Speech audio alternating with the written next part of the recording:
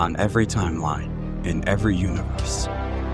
There's one thing that we always talk about. Marvel. Hello, everybody. Welcome to the Goodell Multiverse. I'm Isaiah Goodell. And I'm Sam Goodell. Yeah, we're here today with episode 19, guys. We're retrospective reviewing Black Panther today. We have a great episode for you. Yep. I'm going to go ahead and just get right into let you know what our agenda is real fast. And then we'll talk about that for a second. And we have something we want to talk about before we start. So today's agenda, guys, is we got the news of the week, which is going to be our multiverse minute. And we got X-Men season 2, right? X-Men 97, season 2, episode 5. Interesting one. Got some thoughts on that. And it looks like Marvel may have been listening to our podcast and decided to make that Nova project a movie. Well, that's because that's something you said they should do, and I'm glad it looks like it's happening. And is Marvel going to spoil their whole process for everybody when they get to Hall H? We'll see. And then we're going to go to the rumor mill rundown, guys. And so how grounded is the Batman going to be? Batman 2, Matt Reeves. I mean, is it going to be underground or what? Because it sounds like there's some crazy things they got planned for that. Mm-hmm. And is there a secret movie when it comes down to Secret Wars? I mean, that's a conversation that we're going to have. And maybe we're going to get Darth Magneto. We'll have to talk about that when we get there. Very possible, right? Could be a lot of fun, though. Then after that, guys, we have ourselves our Branchpoint Breakdown this week, which we ventured into different movies again, like we've said. And this was one we weren't sure if we're going to do it on my little channel or my other little show that I have going on that we haven't done in a little while. Or if we do it on here, but because we like doing it with a guest and it seems like it fits, we're going to be talking about Seven today, guys. 1997. Horror, thriller, drama. We're not quite sure where it sets, right? It's got a lot of stuff going on. But we're going to talk about that movie. And then our main event, our March to Doomsday retrospective of Black Panther, first movie. Boy, that's going to be a fun one. What do you think, Sam? Think this is going to be a fun episode, or you got some cool ideas of what's coming, or what? I am very excited to talk about Black Panther. Yeah. 7 was definitely an interesting movie to watch, so I can't wait to do our retrospective with our special guests, of course, for that. Yeah, and then, well, the main thing, I feel like, other than the Black Panther retrospective that I'm excited for, I'm excited to dive into some of these news things, guys, because this is cool. Like you said, we're reviewing the latest X-Men 97 episode, but I really am anticipating talking about the Nova project that's been announced, and, of course, preparation for Hall H, which has just exploded within the past, 72 hours of different things that have been coming out and releasing and all that fun stuff, so I'm excited to dive into that with you guys, and the rumors, of course, are always fun to speculate. So, yeah, I'm excited. I'm excited for that. Yeah, awesome. That's good. That's good. Yeah, me too. I think it's gonna be neat to see what they got planned, and part of me also, like when we get there, you'll see. I'm wondering if telling us too much, but we'll talk about that when we get there. Yeah. So, I think the first thing I want to talk about right off the bat, though, guys, is we try not to be downers on this kind of stuff, but I think it's worth talking about, especially since this actor was an actor that has shown up in the Marvel Universe, or just has been an actor for a long time that we know. The announcement that Sam Neill had passed away recently was pretty sad news. It's pretty interesting. From what I do understand, he did have blood cancer, and he did come in remission for it. And from the reports that have come out in the last couple of days, it sounds like he got a bad case of pneumonia, and he wasn't able to come out of it. And I always thought to myself, after I read that, I thought to myself, oh my, what a thing to basically ward off blood cancer, but then pneumonia gets you. And it's sad. It just reminds you that we're all human beings.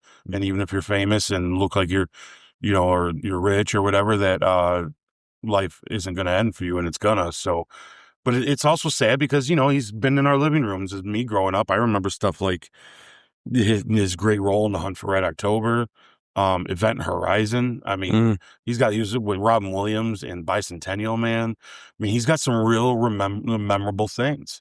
But something I take a lot of comfort in, and I'm sure a lot of fans do, and I see a lot of tributes online, is his role in Jurassic Park, and thankfully he was in that first one. And I think that because of that, he's going to be known and seen by generations of people, because that Jurassic Park is the best of its genre, for sure. I mean, it might be one of the top 10 best movies ever made, but it's definitely the best of that genre anyway. When it comes down to dinosaur mixed with people, right? You put some ninjas and some laser guns in there, it may have been perfect. But, but he's always going to be seen. My kids have seen it. There's kids now that are young with the new Jurassic World stuff coming out who've gone backwards to see the old stuff. And because it is the best of that series as well, or that franchise, it will always be highly regarded. All those people are going to live in infamy in film history. So 50, 60, 100 years from now, he's going to still be on somebody's TV somewhere. Yeah. And that's a cool thing to think about. It's much like Jaws with those guys once they're all gone. Same thing. It's that kind of movie that will be replayed constantly. To this day, our drive-in theater has played it. Yeah. Almost every year they play it once, because the beginning part of the year they are movies that have already played, and that's one of them that they just cycle through. It's amazing, to see, and it is sad to see him gone. I feel bad, a lot of prayers and condolences to his family and all that. So we just wanted to make sure we mention that. He's one of the better actors out there. He's a great method actor. He should have got an Oscar for his role in Hunt for Red October. He's a fantastic actor that is going to be missed. And I'm glad he got to step back into the Jurassic Park stuff there for a brief moment. Even though the movie itself wasn't fantastic, it was nice to see him reprise the role.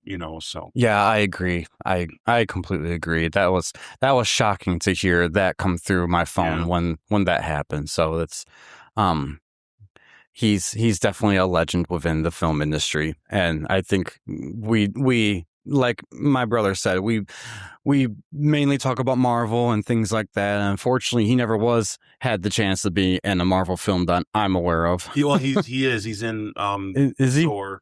Oh, that's right. Yeah. Yes, he played the actor who plays Odin. Yes. Yeah. Oh.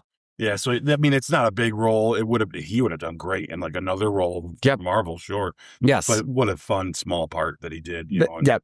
I think he's friends with those people, with a group of people that were all buddies, and and that was a good choice. So he did get to dabble in Marvel. He got his Marvel debut. So no, he'll be greatly missed.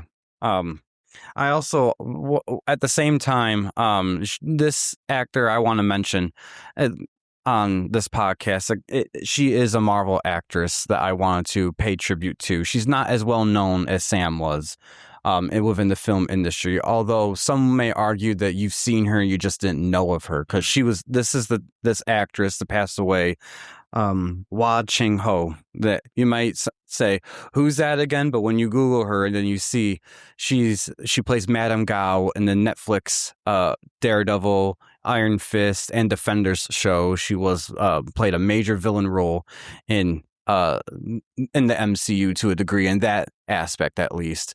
And you see her pop up from time to time. She recently passed away at the age of 82 after suffering a stroke. A couple of days later, she passed away. And I just wanted to make sure we gave an honorable mention at least to her for it's sad, and it's funny that we're talking about this when we're about to talk about Black Panther, because we're not going to talk about too much in this film Chadwick Boseman's unfortunate end. But when we get to Black Panther 2, we really are going to talk about it, because I feel like that event loomed over that whole film. And so this one, we're going to be celebrating him for what he was able to do with this role in his first film here. But we wanted to give these mentions of these actors and actresses that have passed away within this past week in particular. So it's kind of serendipitous that it's a kind of talking about a memorial section here. Yeah. And it happens to be with a movie where we've had an actor pass away in a big role. Yes. And it's sad to see him go too, because he's got a unique story behind him that we're probably not going to get into today, but we will get into in the next one, like you said, for Black Panther 2. But there's a fun story there that involves Denzel Washington, and I want to bring all that up when we get there. So yeah, I mean, in good taste, I was hoping that would be, a proper time to talk about these things. Yep. And we want to celebrate these people and what they've done for us, so yeah, I think it's good to talk about it. So other than that, I think we're ready to get on with this episode and have a good time, have some laughs. Let's enjoy this movie for what it is and talk about it and all the fun stuff in between. Yeah, I completely agree. celebrate life, guys. So sometimes it could be shorter than you think. So, watch Jurassic Park this week, guys, and just remember him. Yeah, I completely agree. And now celebrate with us as we get into the Multiverse Minute.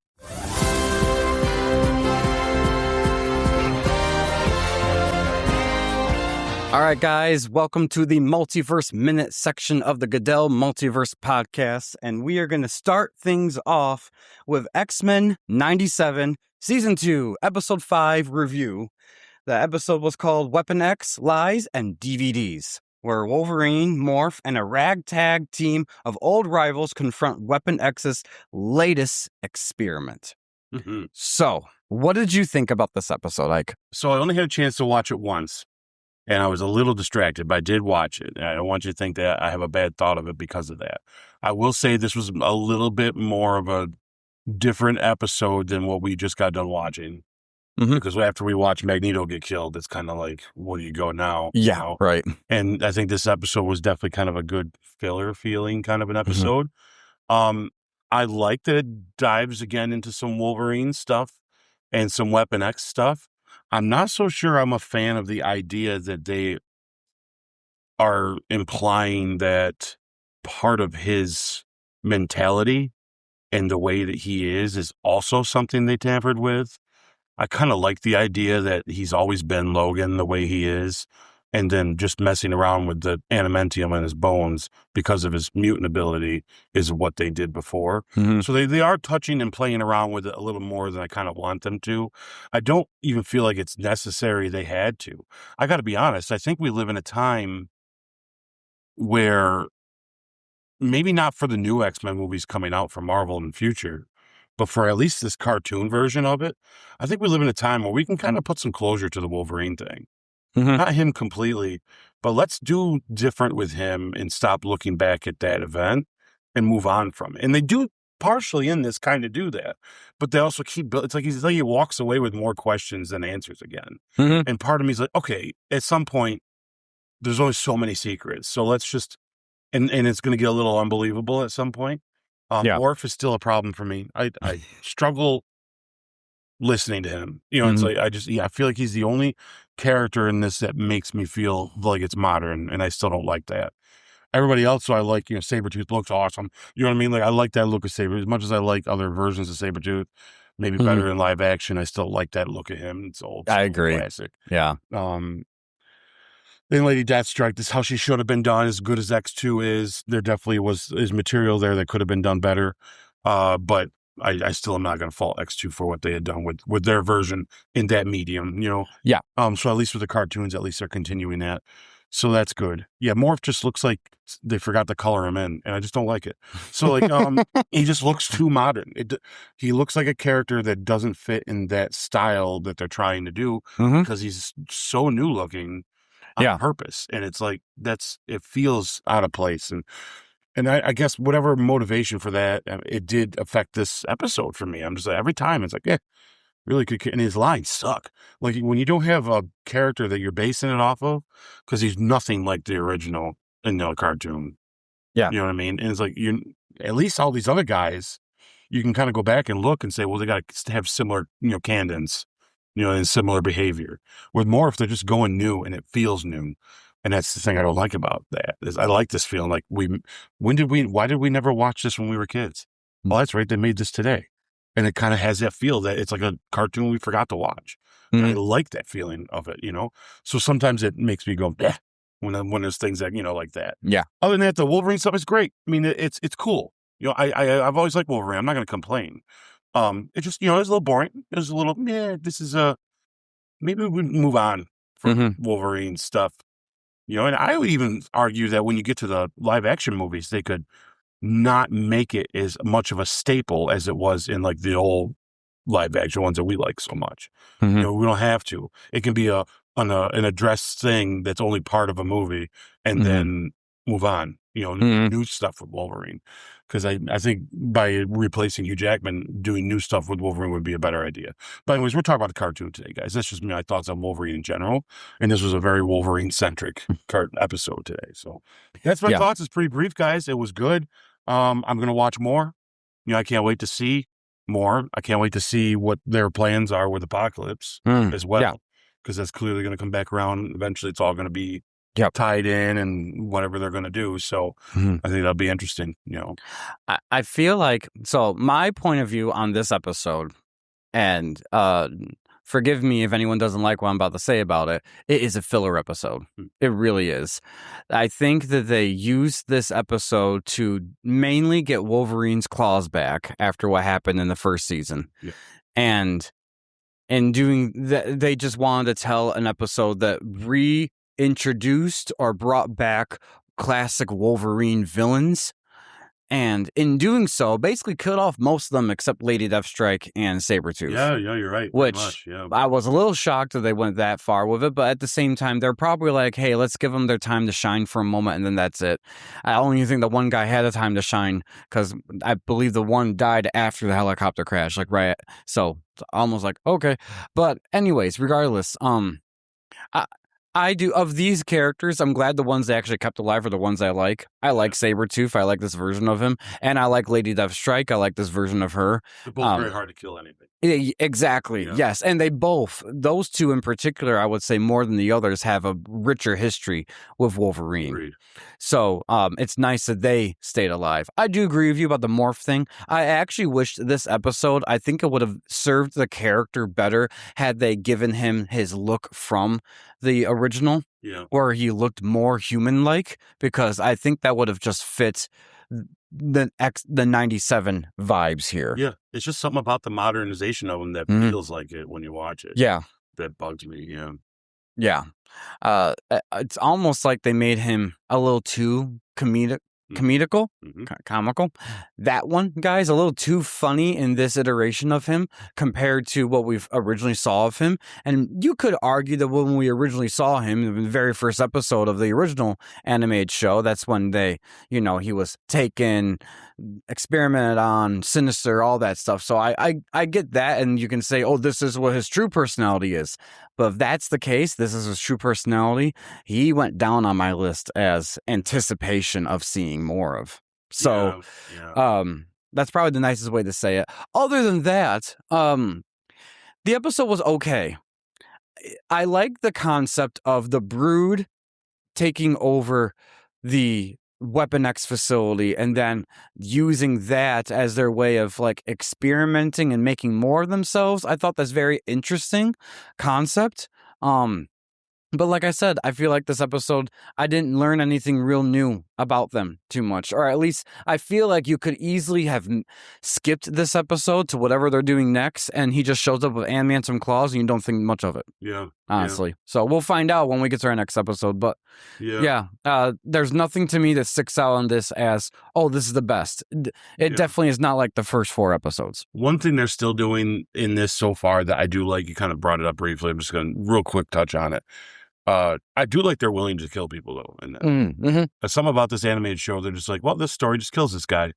And it's like, oh my gosh, and we've seen now, obviously the last one, we never would have thought they'd do that with Magneto. And it happened. It was like, holy moly. You know what I mean? Like, so I like that everybody doesn't feel safe. And I think that's a cool way of doing this. And you can do it in the cartoon like that, And I love that is treated with equal treatment when they killed Apocalypse's horsemen. And they were making a big deal, which Jubilee, get over it. But the rest of your friends are dying too. Anyways, I like that they're going that far because they easily can say, oh, this is a kid's show and we don't want to kill these characters off. Be like, no, I like that them doing it like this means there's stakes to what they're doing. Yeah, it makes me wonder when we do get to the conclusion of the Apocalypse stuff, like who's going to bite it, because you're going to see some wild things go on, I think, and it could be very interesting. Yeah, I agree. Yeah, so that's all I have to say about this episode too. It was okay. It wasn't anything necessary to see. I'll keep watching. Oh, yeah. It wasn't like, oh, I don't like how this is going and we know what's going to happen next because of this episode. This is, like I said, it's more of a filler episode. And TV shows, they have filler episodes. So there you go, guys. So question is for you. What do you think of this episode? What would you rate this episode compared to the other ones? Did you like it? Were you one of those people that thought, oh, I needed more of this? Let us know in the comments below. All right, Ike, take it away over our next topic. All right, guys. Next topic this week is it's confirmed by Deadline. Loki writer Michael Waldron is officially developing a Nova theatrical film for the MCU. Richard Rider of the Nova Corps could be bringing Annihilation to the MCU. So I'm going to be real brief with you. I do not know enough about Nova. And this week I was like, when I knew we were doing this, part of me was like, okay, I'm going to go look a bunch of stuff up, watch a bunch of videos, and get knowledgeable about it. But then the other part of me thought about the dynamic that Sammy and I have. And what I like about that is I don't know a lot about some things, and he does. And it keeps me in a place that might challenge him, and it keeps him in a place that might challenge me. And I think that we're going to keep it that way. So I'm going to be honest with you guys. I do not have a lot of information about the Nova Corps other than what I've known from the movies so far and brief talkings in conversations we've had. And Annihilation, to me, I couldn't tell you almost anything about them. All I can say is you were very excited to say this could have been a better movie than a TV show. And since I'm not a Disney Plus fan, and in the sense of they haven't proven that they're consistently good, I'd rather see this as a movie than a TV show. So yes, this news for me is good because it's another movie, and I think it could be good if they really present this in something that is really neat. Especially in going into the new phase, it's gonna be a whole new MCU. They could be a very big part of this somehow in some way. And so this is good news to me. But that's all I got to say because I got to tell you guys, I don't know a lot about Nova Corps. All I know is that they're out there. So it's there's a little things that we do know from the movies, but that's about it. Yeah. So maybe you can shed some light briefly if you want, sure, or at least your thoughts about it, and we can go on from there because later when we talk about any content that comes out of this, I'm going to be fresh eyes and you're going to be someone looking for what you know of them. Yeah. And that has always been like what we like about this. So yeah, I'll be looking for more specifics to see how they're doing this, but yeah. And this is just going off of one specific line that I feel like Nova shines the most in and he's well known for, and it's actually his origin story. So, like my brother said, I'm not a supernova, pun intended, fan of Nova, but anyone who heard about this news, any comic book fan you ever talked to, I should say, when they heard about this, their brains immediately went to this too. That's why the end of the tagline there was, will he be bringing Annihilation to the MCU? So, Nova, what we know of the MCU so far is in Guardians of the Galaxy, we're introduced to the Nova Corps. That's where Glenn Close shines the best. And I actually was kind of disappointed that we never saw them much past that, because of some of their rich history that, in particular for the character Nova. So Nova is a character, and I know you comic book fans are listening to this and watching this on YouTube. You're going to know, and you're probably going to type into the comments right now all that you know about him too. Cool. Please do. I love reading your comments. So, Nova, Richard Rider, he is the last surviving member of the Nova Corps. The Nova Corps gets wiped out by what they called an annihilation wave. The Annihilation Wave is put on by the supervillain Annihilus, who traditionally is also a Fantastic Four villain, but also he's this big bug guy. I don't know if you ever heard of him or saw pictures of him or anything. Yep. Yes. So he's a cool villain to be putting into live adaptation, but he also can be very powerful too. And he just craves power and absorbs power, and he kills some pretty major characters in this Annihilation one, literally by just absorbing their power. Oh, wow. So in Nova, he's a surviving member of the Nova Corps, the last one on Xandar. And there's like this AI that's of the Nova that's there, and it's in his helmet. And it's telling him our number one thing is to preserve the culture of Xandar, and he and abuse him with these extra powers. Like, it focuses all whatever is left of the energy to give him all these extra powers type things. So he becomes just known as Nova, representing the Nova Corps, things like that. He runs into the Guardians of the Galaxy in his time.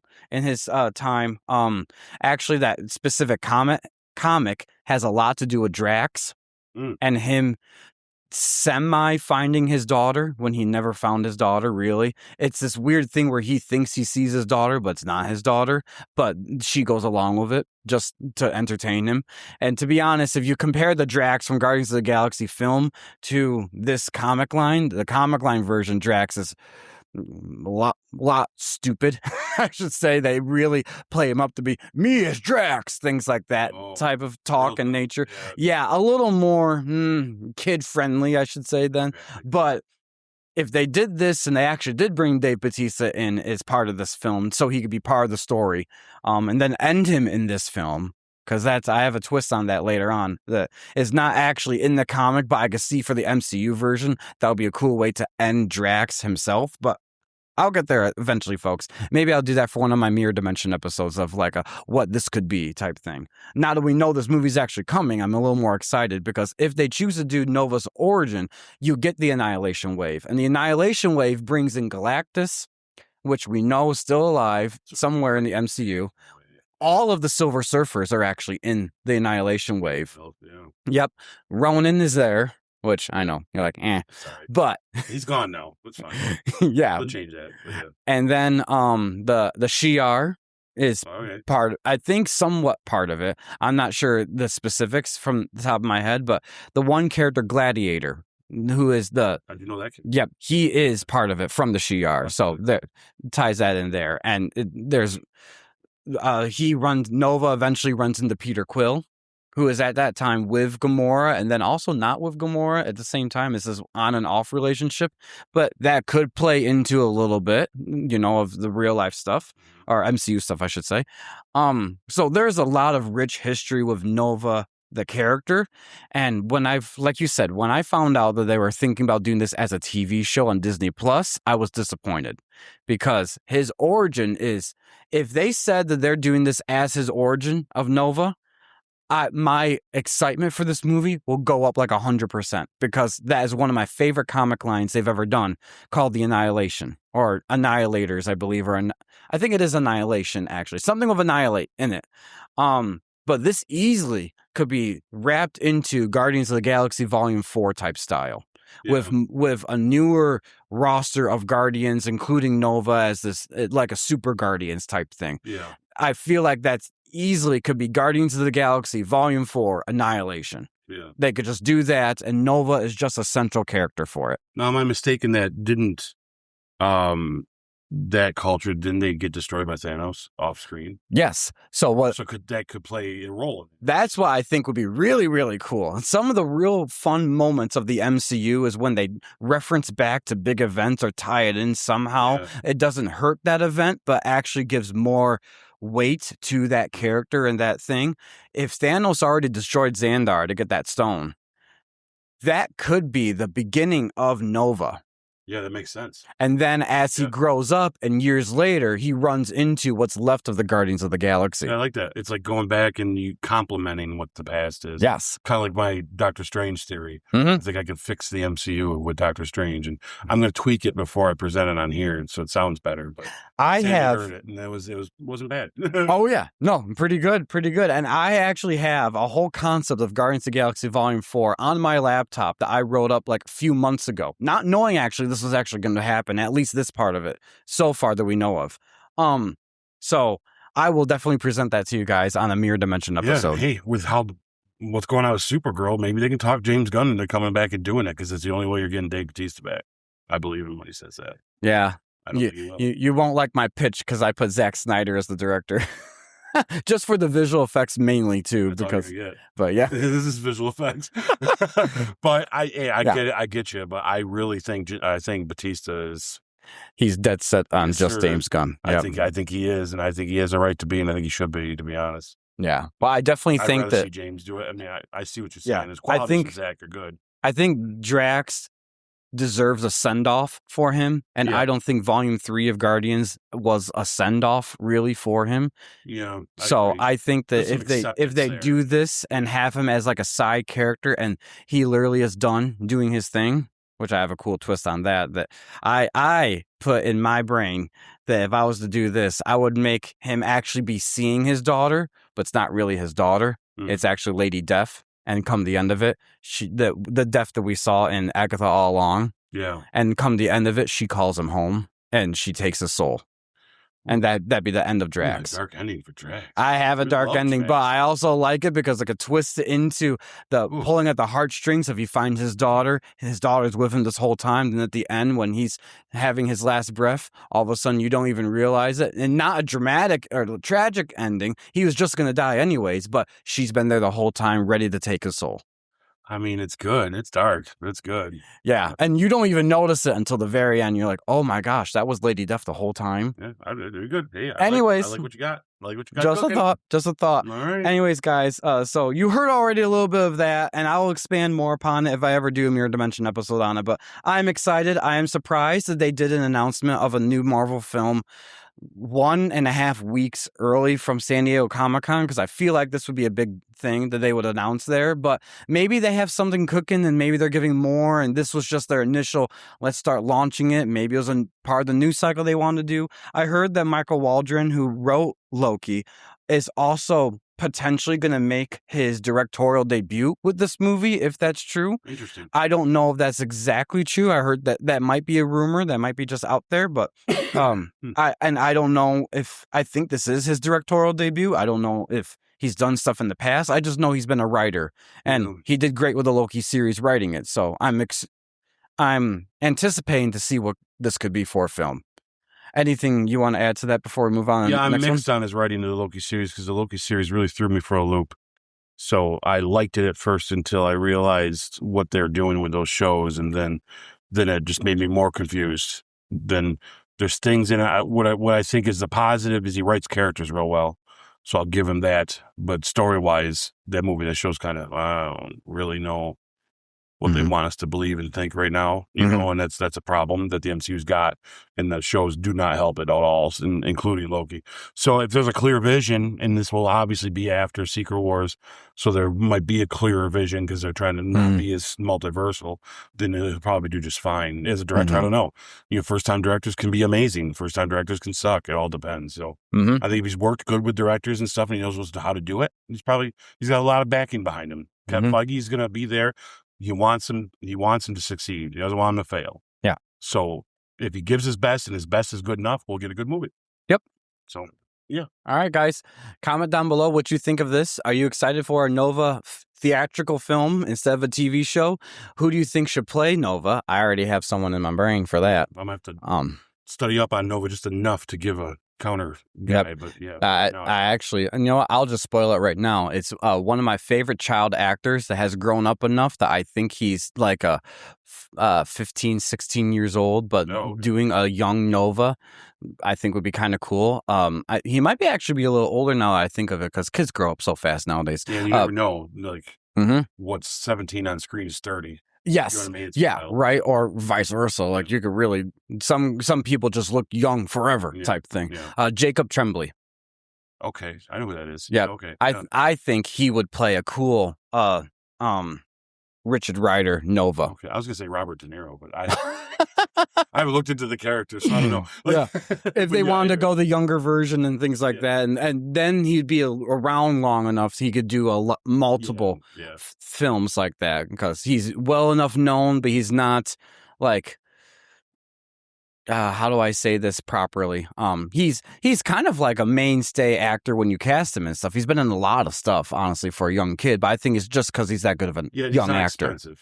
Yes. I think that's the big part. Yes. Not expensive, not famous enough to have a lot of demand, but enough to become something through this universe. Yes, this will definitely heighten his profile and then keep him there for a long period of time. Yeah. So, anyways, guys, what do you think? What do you think of my fan casting? Do you have a fan casting? Are you excited? Do you think this is going to be one of the first movies that comes out? Let us know in the comments below. All right. I'm going to just read to you some Doomsday stuff. Some weird stuff right here. We got a lot that's been released within this past week. This is just leading up to San Diego Comic-Con. Yeah. Which is going to be full on Dr. Doom, we know. So Doomsday promotion has officially begun, and boy, is it with a bang. So Prepare for huge Marvel news at their Hall H panel at San Diego Comic-Con, officially now taking place on Saturday, July 25th, between 8:30 p.m. and 9:30 p.m. Eastern Standard Time. And by the way, that's when we're going to be filming our next episode, guys. So we're going to be doing it not live, well, although we might do it as a YouTube live too at the same time, but we will be filming it and announcing things as it comes out. That's what we're planning on for our Multiverse Minute, is going to be a San Diego reveal. Holy smokes. Yeah, we'll find lots of stuff to talk about in between while we're waiting. Yeah. And then we'll have fun with that for sure. Oh, yeah. Oh, I'm excited. This is going to be really fun. But anyways, guys, this comes as the tickets for the film officially go on sale July 20th. And the runtime is tentatively revealed to be 2 hours and 45 minutes, though it's worth noting that is subject to change. If that is indeed the final runtime, it is the second longest MCU, nay Avengers movie that they've done, with Endgame still beating it out by close to 25-30 minutes. Anyways, let's see here. Also, team posters have been revealed, and the first official concept art by Andy Park has now been released for everyone to see right now what they're going to look like. And also expect what Marvel calls, quote, the future of the MCU, unquote, in San Diego.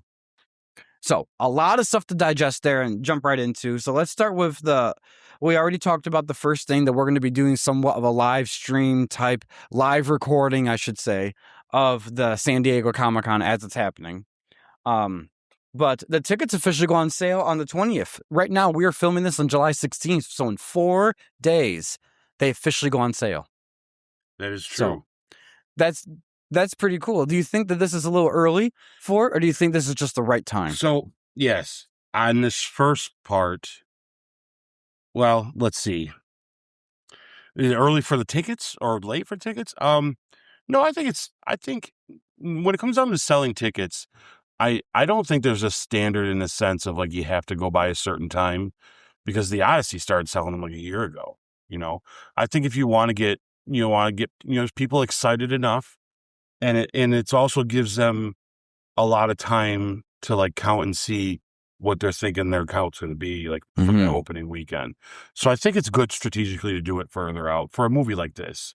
I would say for a movie that's not this anticipated, you might be kind of shooting yourself in the foot, because it's not going to, you might sell a bunch at first, but it's not going to be a huge group. You can kind of guess the majority of the time. But with this, I think they really they're anticipating on the amount of people. And of course, how it's going to be. It's going to be crowds of people. Oh. So I think they're just getting ahead of the curve when it comes down to the estimation of their opening day, an opening weekend. Yeah. In this situation. I will say, because I already made up my mind how I was going to do this last December when I saw the first teaser trailer. I already know when we're getting our tickets. I know what theater. Yeah. I know what seats. I have it pre-planned in my head. Nice. So that's good. If on the 20th that's actually announced, and I have a membership for Cinemark, and I loved what they did with the Avatar Way of Water. Not Way of Water, I'm sorry. What's the last one? Fire and Ash. We saw it in the Real D 3D. You did have to wear the glasses. But it was, so I don't know or would you be okay with that, with the glasses over your glasses type thing? Or I think they make them big enough, right? Yeah. I've watched movies with that like that. Yeah. Because sometimes when you watch a movie like that, that's why for Avatar, I'm not sure, if it's something new format, if I would like it so much. It did not deter me from the movie at all. And actually, when I saw the Doomsday trailer during that, it was in that mode. And Thor was right next to you. It was cool. And oh my gosh. It really is fun. I've seen several movies. I've seen probably it blew me away with how good that trailer was in that. And I literally looked at Mom and I said, I can watch this whole movie like this. And that's when I thought, you know what? Why not? Yeah. So that's what I'm planning on for opening night. Yeah. So I'll find out in 4 days if I can claim the tickets. Yeah.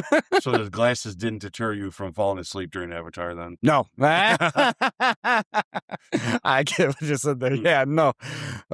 Anyways, sorry. No, I get it. It is a pretty long movie, the Avatar. I feel like you have to be a real hardcore fan to be able to get through most of it without finding those beats that. God bless him. Yeah. So I'm not one of them. Yeah.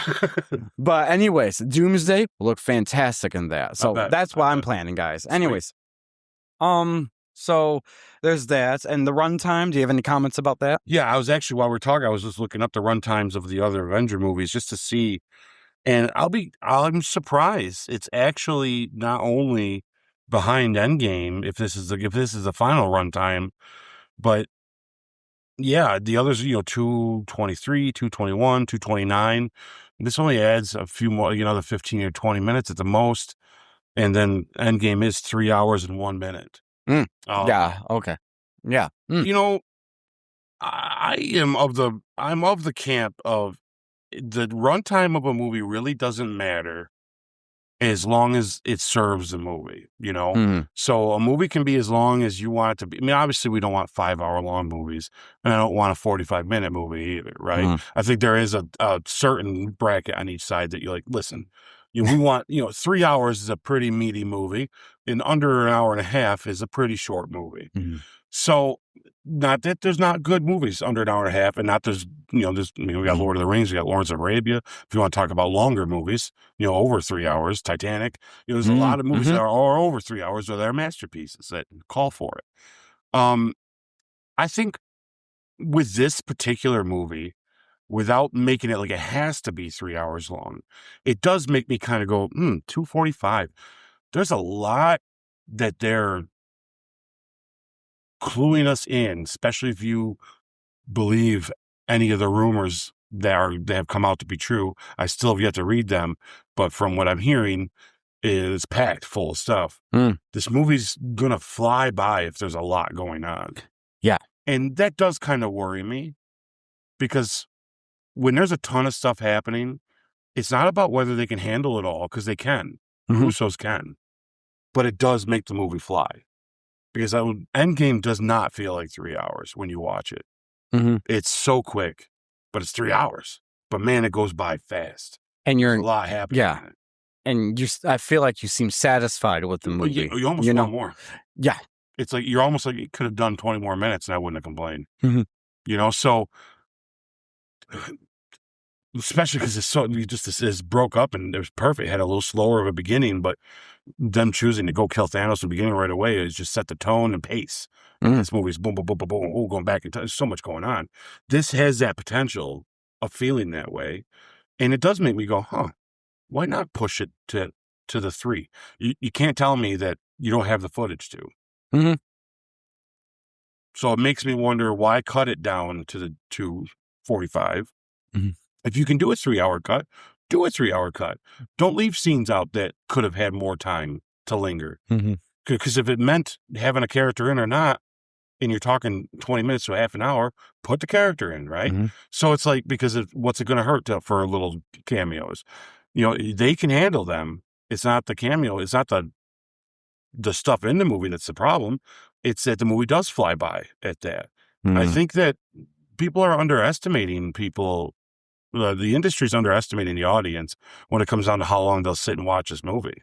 You make it 3 hours, and even if you make it 3 hours and 10 minutes, I wouldn't go much further than that, but at least hit 3. I think if you could find 15 minutes of stuff that you had a hard time cutting that you want to put back in this movie, that you're going to hear nobody complain if it's 3 hours. In fact, you're probably going to hear like what you're hearing from me is, it's not 3 hours. Yeah. Like it's there. I think people are expecting an Avengers movie to be a long movie. Yeah. A big one, and not that we have to be accustomed to it, because there's only one Avengers movie so far that's come to 3 hours long.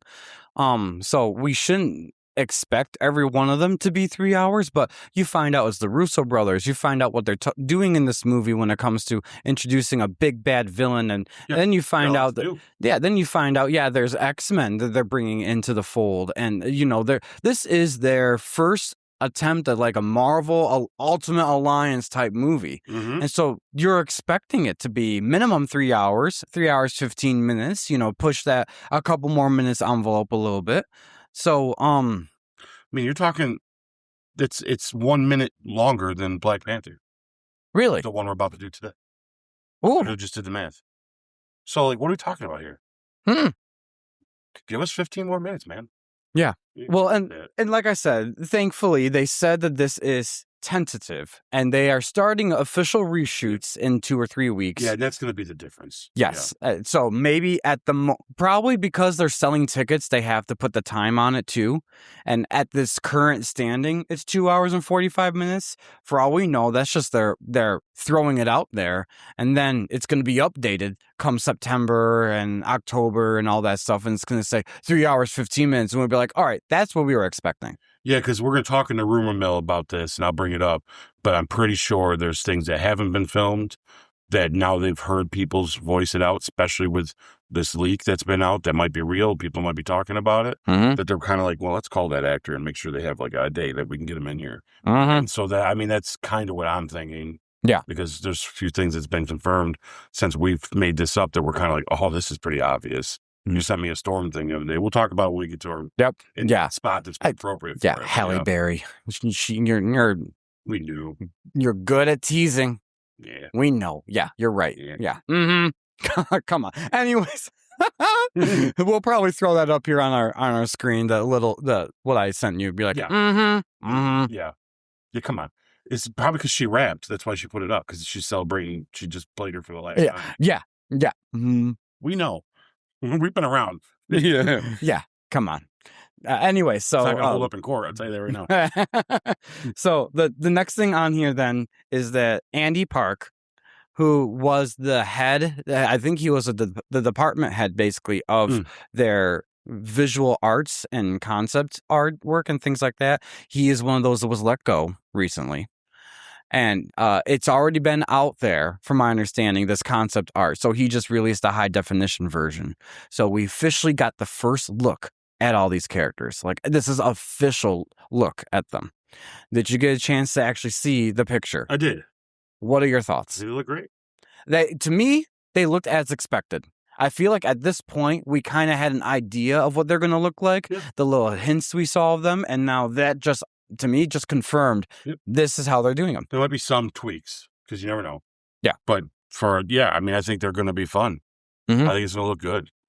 I'm don't have a lot of nerves when it comes down to how well they're going to make them look. The MCU's done very good. And the MCU has successfully done well at making them look good and getting us closer and closer and closer to comic book accurate looks, that when they do kind of go hardcore on it, it's okay. Yeah. I mean, for the longest time, they always thought Wolverine would never do good with the yellow spandex, or at least the yellow suit, because I know it's not spandex in the movie. Yeah. But then when we saw it, we're like, duh, it's awesome, Yeah. So it does come down to they've got the audience used to it, and now these other characters that are a little out there, or why not? They're just going for it, and I think going for it's good. I think that's what's going to make the new Street Fighter movie real well too. Yeah, everyone kind of dumps on it, but I think what it's doing though is taking out that thing of, well, you can't say we don't look like the game.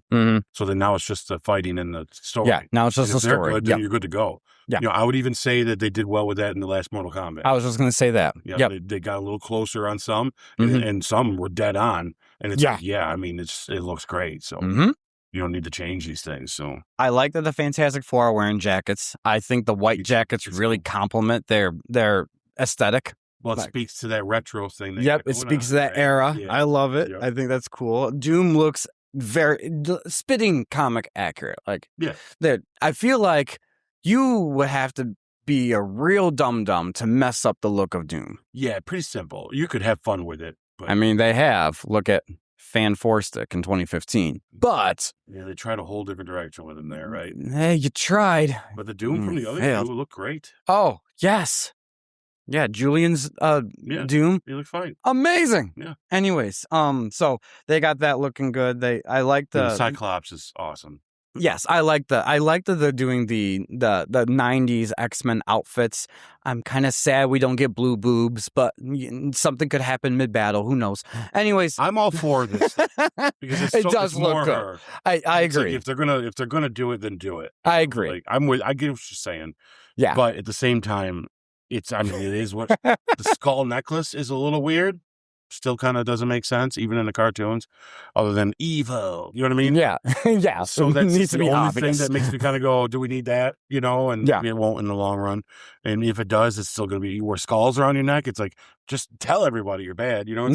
So it's kind of, you know, that other than that, you know. But what I appreciate is they are keeping the scales on her. Oh, that is part of the original Bryan Singer aesthetic of what he wanted to revamp Mystique to be. She's not just blue. She's this is like the perfect complement of the X-Men movies we've gotten so far, and then the 90s cartoon bled together. And I dig the white outfit, honestly. I really do think it's cool. I think she's going to look fantastic regardless of what she's wearing. If she acts the same way she acts in the first X-Men film, she's going to be fantastic. You know, if they were real smart to her character in it, just briefly, would not like Magneto, or at least they wouldn't be friends, and they'd be reuniting because he walked away from her when she got hit with that dart. And then at the end of the movie, it clearly shows that it's possible that cure wears off because he was able to move the chess piece, which means she's going to be like, oh yeah, but you remember when you left me behind? Yep. Because that was very, to me, out of character of him. Yes. Even though she turned human, I could see him walking away from her, but I do have an issue with it's almost unremorseful, and I felt like that was not.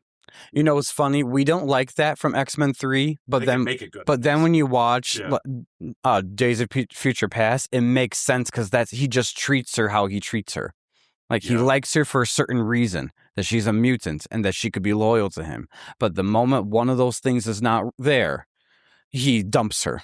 That's true. I still think there's remorse in him when he went to kill her, though.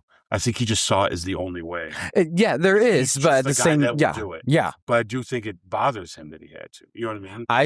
I think this would be kind of cool if this is the complementary of the Jennifer Lawrence and Rebecca Romijn Mystique. Kind of mixed. Yes, where she is her own character. You literally hear her talk.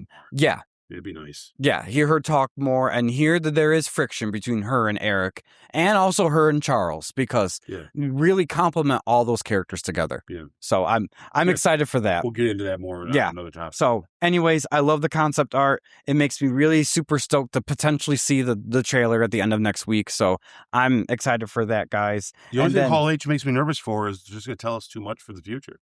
That's the thing. They end this little thing with saying the future of the MCU in San Diego. So what does that mean? Like, I'm assuming it's Phase 7 because they're already announced a Nova movie. X-Men is rumored to be right now in pre-production with casting developments happening, which if the rumors out there are true, they're going to be filming it this fall, starting to. It's making it one of the first movies after Secret Wars. So we've known that for a while. Yeah. I said this a long time ago. Yeah. That after the multiverse, the thing he wants to dive into is X-Men. Yeah. So we knew this was coming. That's not a big spoiler. Yeah. And the fact that we just don't know who they are is kind of the fact that makes it fun. Yeah. When they're listing movies, though, you kind of like, man, I feel like it's a little bit of a jump the gun. To me personally, I feel like they're stealing the thunder of Doomsday. I agree. Maybe they're doing it on purpose to get people to talk about something else other than Doomsday. But at the same time, why? You're promoting your movie. You want us up until the moment we see it, and then months after that, be talking about Doomsday. Yeah. So why steer the ship? That's why I'm surprised this Nova thing was announced already. Be like, you have a week and a half before you have an event. You could announce that. And even then, why announce it right now? Wait next year. It will make sense once you hear my take on one of our rumor mill things. So we'll go from there. All right, guys. Well, then the question is for you. We're going to get right into the rumor mill in a moment. So what do you think of this, all this stuff that's happening? Are you excited for Hall H? Are you going to live stream it with us and just see what we're doing? Tune into the Goodell Multiverse podcast on YouTube. I'm going to figure out a way we could be able to do a live stream while also doing our recording of it because I think that will be fun. You get to hear it when we hear it, and we're going to go there together. What do you think of the Doomsday promotion? What do you think of the outfits? What do you think of the runtime? What do you think of everything? Let us know in the comments below. All right. So we're just going to roll right into the rumor mill rundown. Yeah. Here we go. What they're talking about. Yeah.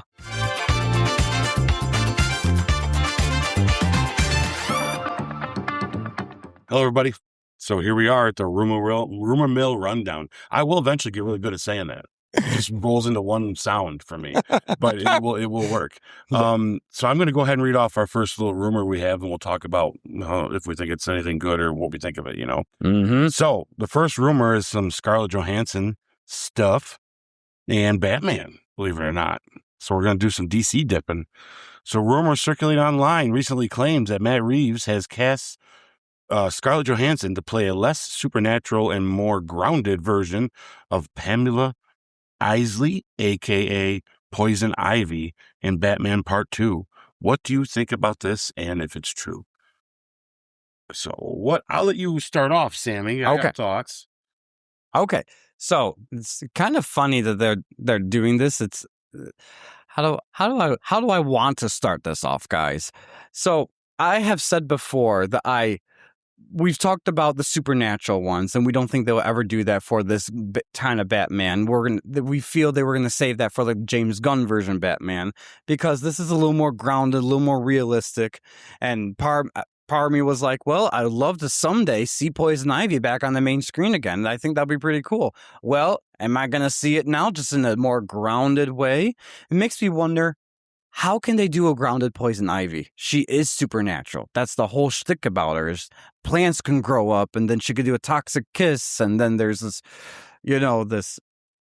I don't know. Scarlett Johansson, perfect to play her. I mean, I would not say no to Scarlett Johansson playing Poison Ivy, but for the Batman Part 2, and that's the direction they're going, and it makes me wonder, what does a grounded version mean? Is she just a plant botanist type thing, and she wants to cause global warming? I don't know what all that means. I'm curious about this. It's funny that this has come up, because in the beginning of all these castings for Batman Part 2, they were all undisclosed roles for Scarlett Johansson, for Sebastian Stan, for all these people thought Sebastian Stan was going to play Harvey Dent. And then now the latest rumor is that he is going to play Scars, something like that. Zaz, yes. So that begged the question, what's Scarlett Johansson playing then? If she's not going to play Harvey Dent's mother or wife, or however they're going to do it, she potentially could be playing Poison Ivy. That'd be very interesting. I don't know. If this turns out to be true, I am a little more intrigued to see what they're going to do. I'm already intrigued if Zaz turns out to be true, because he's really cool, and I'd love to see him on the main screen. But I wonder what story they're going to tell if Scarlett Johansson is playing Pamela Isley and they're doing a grounded version of Poison Ivy. I don't want them to mess up Poison Ivy, but how do you do a supernatural Poison Ivy in a grounded way? Yeah. That's my only skepticism. Other than that, the casting, perfect if that's true. Like, spot on. Love it. Amazing. But yeah, that's my 2 cents. That's really all I have to say about it at the moment. So what do you think, Ike? So I got 3 thoughts. Oh boy. My first thought is, I think it's about a 6% chance that this is true. Mm-hmm. I don't think it's true.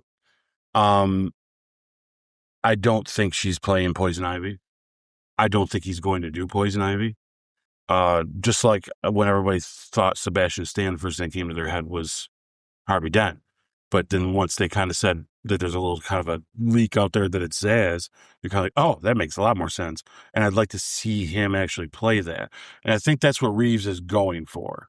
He wants to change your perception of what you're looking at, which I think is why he picked Robert Pattinson as Batman, because it made everybody freak out. And then once it happened, you're like, oh, of course. Mm-hmm. He's awesome. If you look at everyone that he cast in that first one, all of them, everyone's like, this is not sound right at all. None of them sound right. Then you watch it and you're like, oh, it's fantastic. So I think if the 6% comes true, though, with a caveat, I'll say, I think how he makes her grounded will be very similar to how he grounded the Penguin. And you really need to watch the show to get a little more of that. But as in the movie, he's just a guy that's a little disabled, a little deformed. He's got a bad foot. He's got a disease. But it's not like a disease that's going to turn him into a penguin. So, and that's very different from the source material, very different. And the Penguin part of it is they call him that behind his back and he hates it. But then he kind of embraces it for fun because it's like a mobster getting their nickname, and he actually enjoys that in this. So it's like, I can see them. What I don't see is how it relates to a serious story. It's not so much if you can ground her or not, but if she's a bad guy killing people with plant stuff, it's going to be real easy to find her, and there's not going to be a big mystery here, right? And I think that that's kind of the idea, is they want these to still feel like a mystery, which is why Zaz is going to be more of that out-of-control serial killer that's a little more lunatic-ish than what we got with the Riddler, because that Riddler was like kind of like Seven was that guy, it's like we're talking today about Seven. That Riddler, was very inspired by that.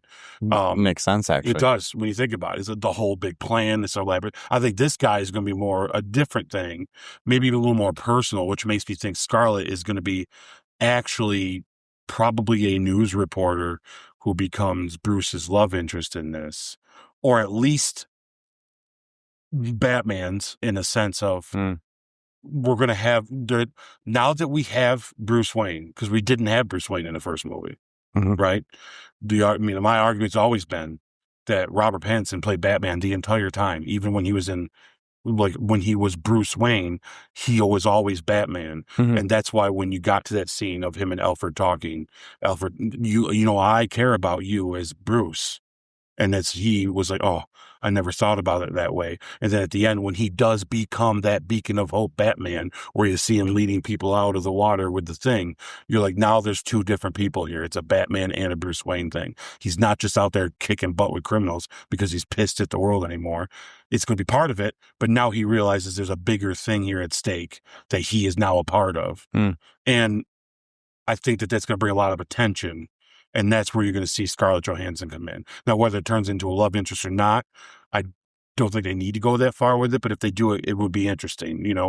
I would rather that than a Poison Ivy, because what are you going to do with her that's going to be secretive? I want this to still feel like a detective movie that he's got something new he's got to figure it out.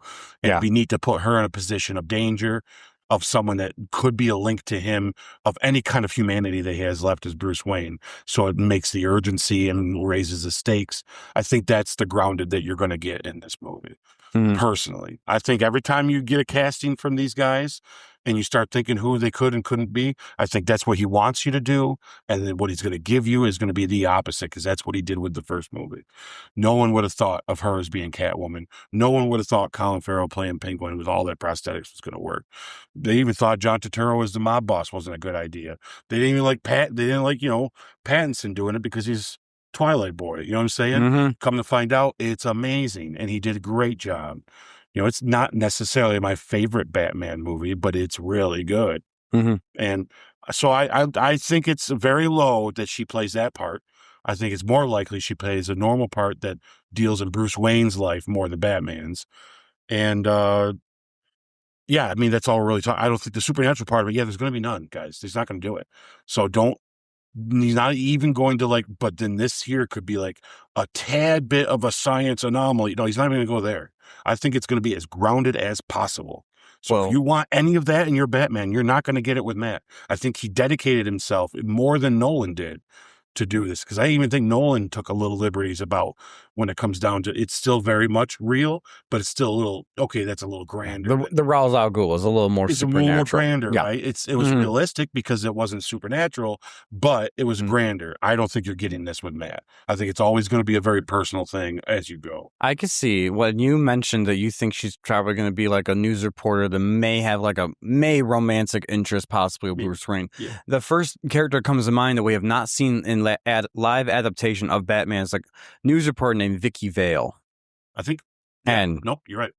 And I think that could be really cool. She's just in the crossfires of Zaz doing his thing. She's trying to figure out kind of like a Seven thing, like a detective trying to figure out who's killing all these people. Yeah. And then in doing so, she's run into Batman or Bruce multiple times. And all of a sudden now he has to save her. Maybe he'll even subvert even expectations even more, because of Scarlett Johansson, she's obviously going to be kind of a love interest. Maybe she's his therapist, and we get to learn Bruce Wayne through him talking to her.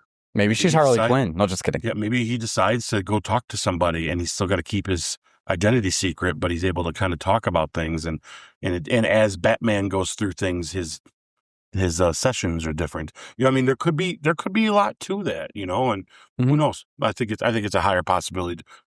Whatever you guys are thinking, probably the opposite, or go in a different direction. All right, guys. I hope he sticks to that, because to me, it's like, I'm interested. I want to see him follow through. What do you guys think? Is Scarlett Johansson playing Poison Ivy? Is she playing somebody else? Let us know about our theories. Do you think this is going to happen in the Matt Reeves movie, or do you think it's more of a James Gunn thing? Let us know in the comments below. Yeah. All right. I'm going to read to you guys this next one. This has been a rumor that's been out there for a while now regarding Avengers Secret Wars, and some other things have come to light a little bit, which has made me a little more suspicious. And I'm like, I think right before San Diego Comic-Con comes out, because we really don't know exactly what they're announcing, but if they are doing this will be very interesting to talk about. So, based on online rumors that the Russo brothers have been in talks to direct and produce another Avengers film, plus with the Phase 7 announcement anticipation at San Diego Comic-Con, with the Secret Wars plot potentially leaked that we mentioned in our last rumor rundown, the one stating that the film ends with the multiverse still intact, could all these rumors add up to the validation of Secret Wars Part 2 that's been rumored and hinted online in splitting up Avengers Secret Wars into a two-parter? And could we be getting another phase of multiversal shenanigans? This is a huge what if. Nothing's confirmed. I see pluses and benefits to this rumor. Pluses and minus, I should say, to this rumor. I feel like, overall statement, I feel like they've dropped the ball on the multiverse stuff more times than they've actually been able to throw it and pick it up. This could be their way of saying, hey, we have some really cool multiverse stories to tell that we feel like we actually can do, but we're going to need a little time to do it.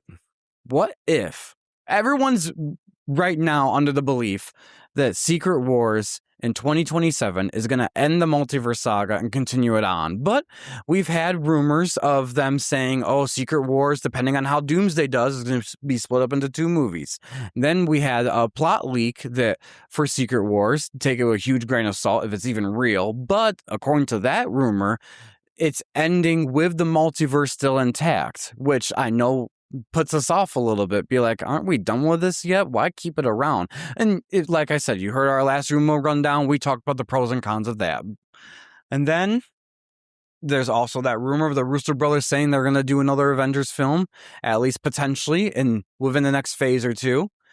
And now with what sounds like to be the future of Marvel being presented in a week and a half from now, guys, could this just be one more phase of multiverse done right, quote unquote, with some of these characters like Nova still being a part of the Infinity War tie-in, and the X-Men being introduced and fully brought in, maybe being able to bring in the other X-Men of the Fox universe.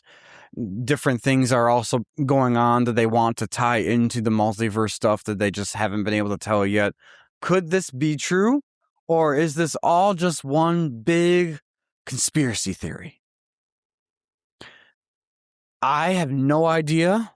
I don't know if I'm going to like it or if I'm going to hate it. I feel like for this podcast, we're just going to be along for the ride no matter what they do. But who knows? I'm at a loss for words for this, Ike.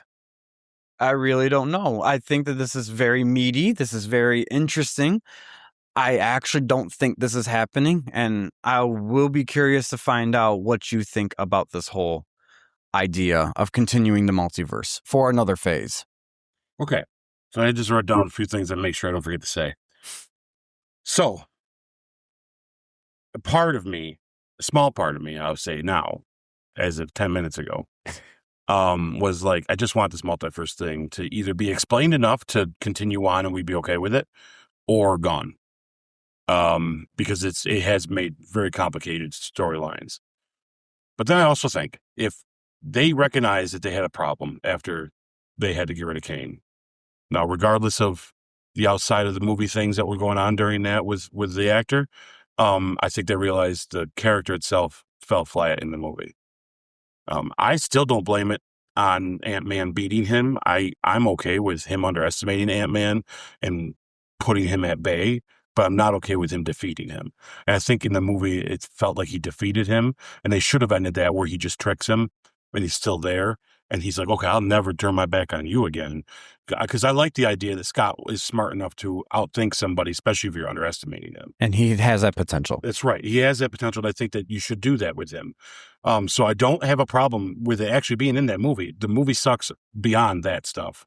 Frankly, the best part about that movie is how he portrayed Kane. Yeah. Yeah, you're right. So, regardless, we'll talk about that when we get there. So hear me out then. I think you and I are thinking along about the same thing, if this is true. If it's true, I think there's stuff to support that it's true.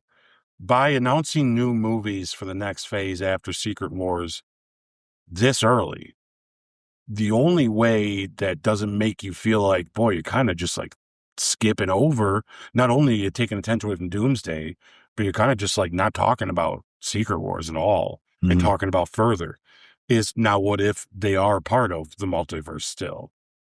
I think a big brain thing would be to them that when we go see Secret Wars and to the end of the movie and it ends abruptly and it says to be continued, Secret Wars Part 2, Avengers, and given a different name or something to make it sound a little cool. More secrets.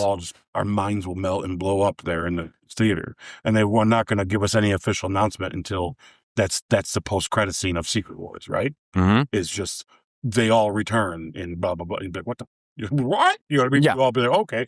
And what supports that is I think that I'm right about the Avengers movies thing that I talked to you about. I don't think that they're dumb enough to think that they're going to do single Avengers movies anymore, because it's not going to work. We are to a point. What Avengers, Infinity War, and Endgame did was prove to you that you can tell the big story in 2 movies, and people are going to like it, and we'll wait longer to get it because we want it. So I think that they're like, you know what? Let's give them that secret third movie, because it's not just going to be a standalone Avengers movie. Because I think they know that they either do it in pairs, or in this case, we're going to do it in 3. And it's going to be a secret because it's Secret Wars. And I think you're going to do a play on that and have fun with that. And I think what you're going to hear Feige announce after Secret Wars comes out, and people are going to be demanding answers of what the hell does this actually mean. I think it'd be smart for him at that point to even acknowledge just a little bit and say, well, just like with any project, there's their ups and downs. And we found some downs in this one. And these guys have found a great way of making this all connect and feel like it and feel like it should for the people. And then he doesn't have to directly say we messed up, but it is kind of saying we understand the direction of it got a little lost. And the Russos are like, we can fix this, but we need like 4 movies to do it. And he's like, can you do 6? And they're like, yes. You know what I mean? And it's kind of not that they're going to do all these movies, but they're going to be overseen up to Secret Wars 2. I think that is genius. You can put the X-Men movie now in there during the multiverse still, especially because we're pretty much going to have to surrender to the fact that Jean Grey's in Spider-Man. And you're going to have to start expecting how you're going to be putting her with the X-Men without using multiverse stuff. So if X-Men comes after Secret Wars and the multiverse is over, then whatever happens in Spider-Man and she's Jean Grey, we're going to be like, wait a minute. How's she not going to be in all these others? She must be in Secret Wars then, right? Yep. So if she's not, and then let's say that's how we do see the X-Men get formed, is through whatever multiversal consequences that's going on at the end of Secret Wars Part 2. That, and then if you wanted to do more with Doom, you have more time to flesh him out. Yes. You do Doom in this new one and not give us a lot. And then do him in Secret Wars and kind of see him fail or them get the better hand of him. And then he can come back with a vengeance for the last part. And maybe we'll get this real cool idea of why he looks like Robert and make it a bigger thing and have this thing happen. Yep. I think that they gave themselves more room than we thought. If this is true. I hope it is. I'm leaning towards do it. I'll take another few years of multiverse stuff if they're going to make sense and fix what was going on. Because now we have a guy to look forward to coming again. We can say between Secret Wars 1 and 2, whatever they do in 1 is just temporary, and they got to get through whatever they got to do through all these other movies in order for when 2 comes and he returns or whatever happens, they're ready to do something and have a final battle. I think that's genius, and it gives them time to make stories help make sense on the ones that didn't before. Yep. That weren't fixed. I agree. It gives them more time to fix all the other stuff from Phase 4, 5, and 6 that they haven't been able to fully flesh out. It gives them more time to flesh out Doctor Doom in particular. Yep. It's a genius move because I've always found it hard that they're banking everyone coming back for these 2 Avengers movies, and how are they going to use that to launch fans' interest in staying with it for all the solo films after that. Yeah. And as we know from Thunderbolts onward, that's where the Russo brothers had their hands in things. They filmed the post-credit scene of Thunderbolts and Fantastic Four. They were there to say, this is what we plan on doing with them in Doomsday. You know, you started getting what we used to get in phases 2 and 3 of Kevin Feige or Russo Bros or whoever the creative geniuses are during those phases. And we definitely are seeing it right now while we're doing a retrospective review in phase 3, where people had their hands on things to make sure things were consistent and cohesive, and people were actually looking forward to the next solo movie. That's how you started getting Black Panther $1 billion, Captain Marvel $1 billion. These solo brand new characters getting $1 billion is because they had something that made it good and made us fans anticipate it. Yeah. I feel like just doing 2 Avengers movies of these creatives, that's going to be great. They're going to make major money on both of them. But to sustain the fan base to go through more solo projects, it's smart if they decide, we're going to have you do Secret Wars Part 2. And that's going to be 7 movies later. That's going to be within the span of 5 years. We're going to do 2 or 3 movies a year. And Russo brothers are going to be doing every post-credit scene of these movies. Behind the scenes. And behind the scenes to make sure you don't F it up. So you're keeping your fans from phase 2 and 3 back to now you got them full swing. The Russo brothers can retire after Secret Wars 2. And no, I know. But you know, I mean, Kevin Feige probably could hang up his hat. Yeah. And you've got everyone back. And now you're anticipating more solo films, thinking the last solo one was actually pretty good, and they're all billion. Who knows? Yeah, and honestly, I mean, guys, you can go a step further. They could, when you're talking story-wise, you could do Doctor Doom in these next 2 and end that version of Doctor Doom in Secret Wars Part 1. And Part 2, everything's new. You go, what if this Doctor Doom inspires the Doctor Doom that we're going to get in the future and from now on? And then when we get the Part 2 Secret Wars, it's our new X-Men because we're saying goodbye to our old and these. And our new Doom. And our new Doom, our new X-Men, our Fantastic Four. Everybody new securing their future in a meta way in an Avengers movie. Yep. You know, ending with Doom in some sort of universal prison, whether it's a raft type of situation. Yep. And they stopped him, and then, or you know what I mean? Like, gosh, if they're smart, they right off the bat, they do the first movies would be X-Men and Fantastic Four. And then in that Fantastic Four movie, show the inspiration to him. And then you kind of are like, that's kind of my future. It's almost like a glimpse into him, and there you go.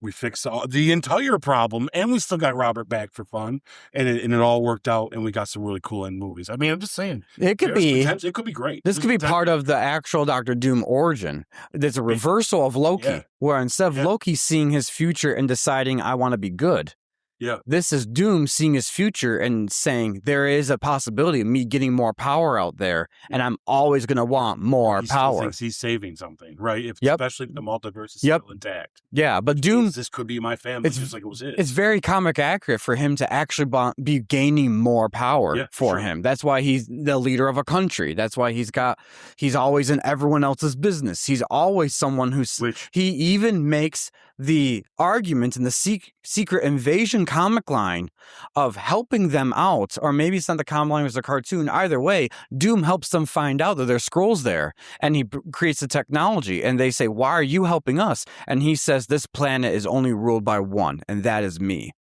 And that gave me chills when I heard it, and I thought, that's Doom. Yeah. That could be cool. This could be part of the Doom we want, or not just want, but the Doom that we need for the MCU version be his origin. And I sent you something a while ago that they did bullet points of a rumor of how many universes are going to be a part of this movie. Yep. And it was the main timeline, the X-Men one, the Fantastic Four one, and then another one that hasn't really been explained. It even said a separate universe that would actually explain it. What if that separate universe is the Doom we're getting in this one, and it's not the one from the Fantastic Four? Could be interesting. I mean, I hope we just hit it. I hope they'll watch this and go, who told those guys? Because like, I mean, that'd be great. Like, I mean, if those credits roll in the post-credit scene, it's just that'd be something to be like, they cracked it. They cracked it. Russo brothers meet the Goodell Brothers. Yeah, watch our chip shut down. Right, it's gone. It's just gone. We're a band. Guys with suits show up. It's like, we'll stay quiet if you let us in. I will wear yellow in the next episode if it's true. No, just kidding. We want to do the Phoenix Saga. And we won't say a word. Exactly. Yes. Give us that. No, I mean, I love it. I hope so. That we just have a lot of cool, fun ideas. That's why speculation is fun. It's probably not even close. Oh, right. But I do hope they don't. The one thing that I do take out of this, though, is I do hope they don't make the mistake of thinking after these two Avengers movies, they make one so quick afterwards, thinking that that's what we want, and just a single movie, because it's not, like we talked before. That's not the problem. It's waiting for the Avengers movie isn't the problem. It's what you do between them that's the problem. Yes. And I think they're smart enough to know that. Yeah. Because if we really know that's true, everybody out there, if you knew you had to wait 6 years for our Avengers movie coming, but trust us, it's going to be epic, you'd wait because you want it to be. And that's what we've gotten. Yeah. And the filler in between just makes you more hyped for what they're doing. You want that feeling again. Yes. And that's what we're feeling in this current saga. That's why we like the MCU. Yeah. We don't need it that fast. We just need good. Yes. And that's what it sounds like they're trying to prioritize now. Sick. Quantity versus quality. Or quality versus quantity. Sorry. Anyways. I'll stick in the multiverse for that ride. What do you guys think? Would you stick in the multiverse too? Are you okay with it? Do you want it to just be over with? Do you think they could be playing to something even bigger? Let us know in the comments below. All right, Ike, take it away for our last topic. Okay, Indie Neverette and Adan Driver coming to the X-Men. Adan Driver, best known as Kylo Ren in Star Wars, is rumored to join the MCU as Magnetos. This comes as the Obsession... This comes as the Obsession actress, Indie Neverette, I think I'm saying the last name correctly, has confirmed in an interview that she has met with Dream director Drake Schreier. Currently, his next project he's been working hard on is the MCU's X-Men film. Could both be joining the film? Which mutant could Indy be playing? And what do we think overall? Yeah. So I want you to touch upon Indie thing because you've seen Obsession.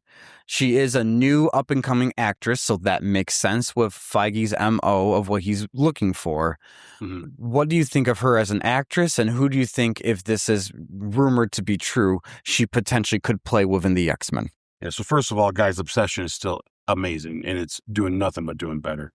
And the biggest praises coming out of it is her. You're hearing. Everyone else still does a great job in it too, but she definitely shines. She does in Obsession what a lot of people do, like on America's Got Talent or The Voice. When you're going to go out, and I don't like those particularly to watch them for fun, but there are times when we watch a clip of it and we have a good time. I don't necessarily subscribe to the whole show itself, but one of the things you notice that these singers do when they come on is they show their range. So when you do a song, they do a different version of it because they want to show their low or their high, or that they can go back and forth during a song. Because if they do a song that's just one kind of style, you can tell they're like, well, yeah, but what else do you got, right? So what she did in Obsession was show her range in this movie.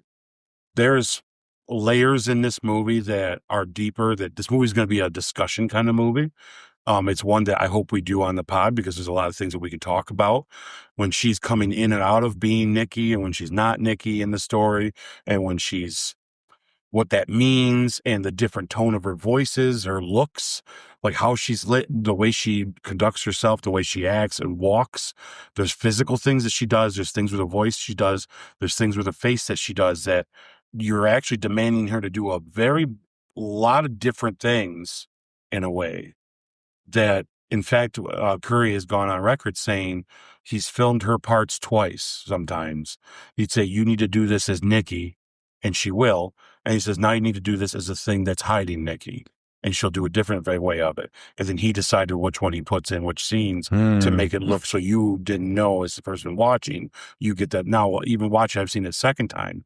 There's things I missed where I'm like, oh, I see where that happened, that even makes deeper and more fun, which is why the movie's such a success. And I think that's why it's making it like, because people are going to watch it again for that reason. And then you're walking out going, man, this was almost better the second time because now you're looking at different stuff. So with that, though, I think that's what got, if this is true and she's talking with him, let's for fun, I think it's 50%. I think if she's talking to him, clearly he's got a project he wants to work on with her. But if he's working on X-Men, I mean, why not? If you're an actress that you're breaking out and your first breakout got you all this money and someone says, you want to join the MCU? If she's looking to make some money, she's going to do it. And it's going to be young and she can do other stuff outside the MCU too. And she could do a character that goes on for a while and that'd be awesome. I would say it's about 50%.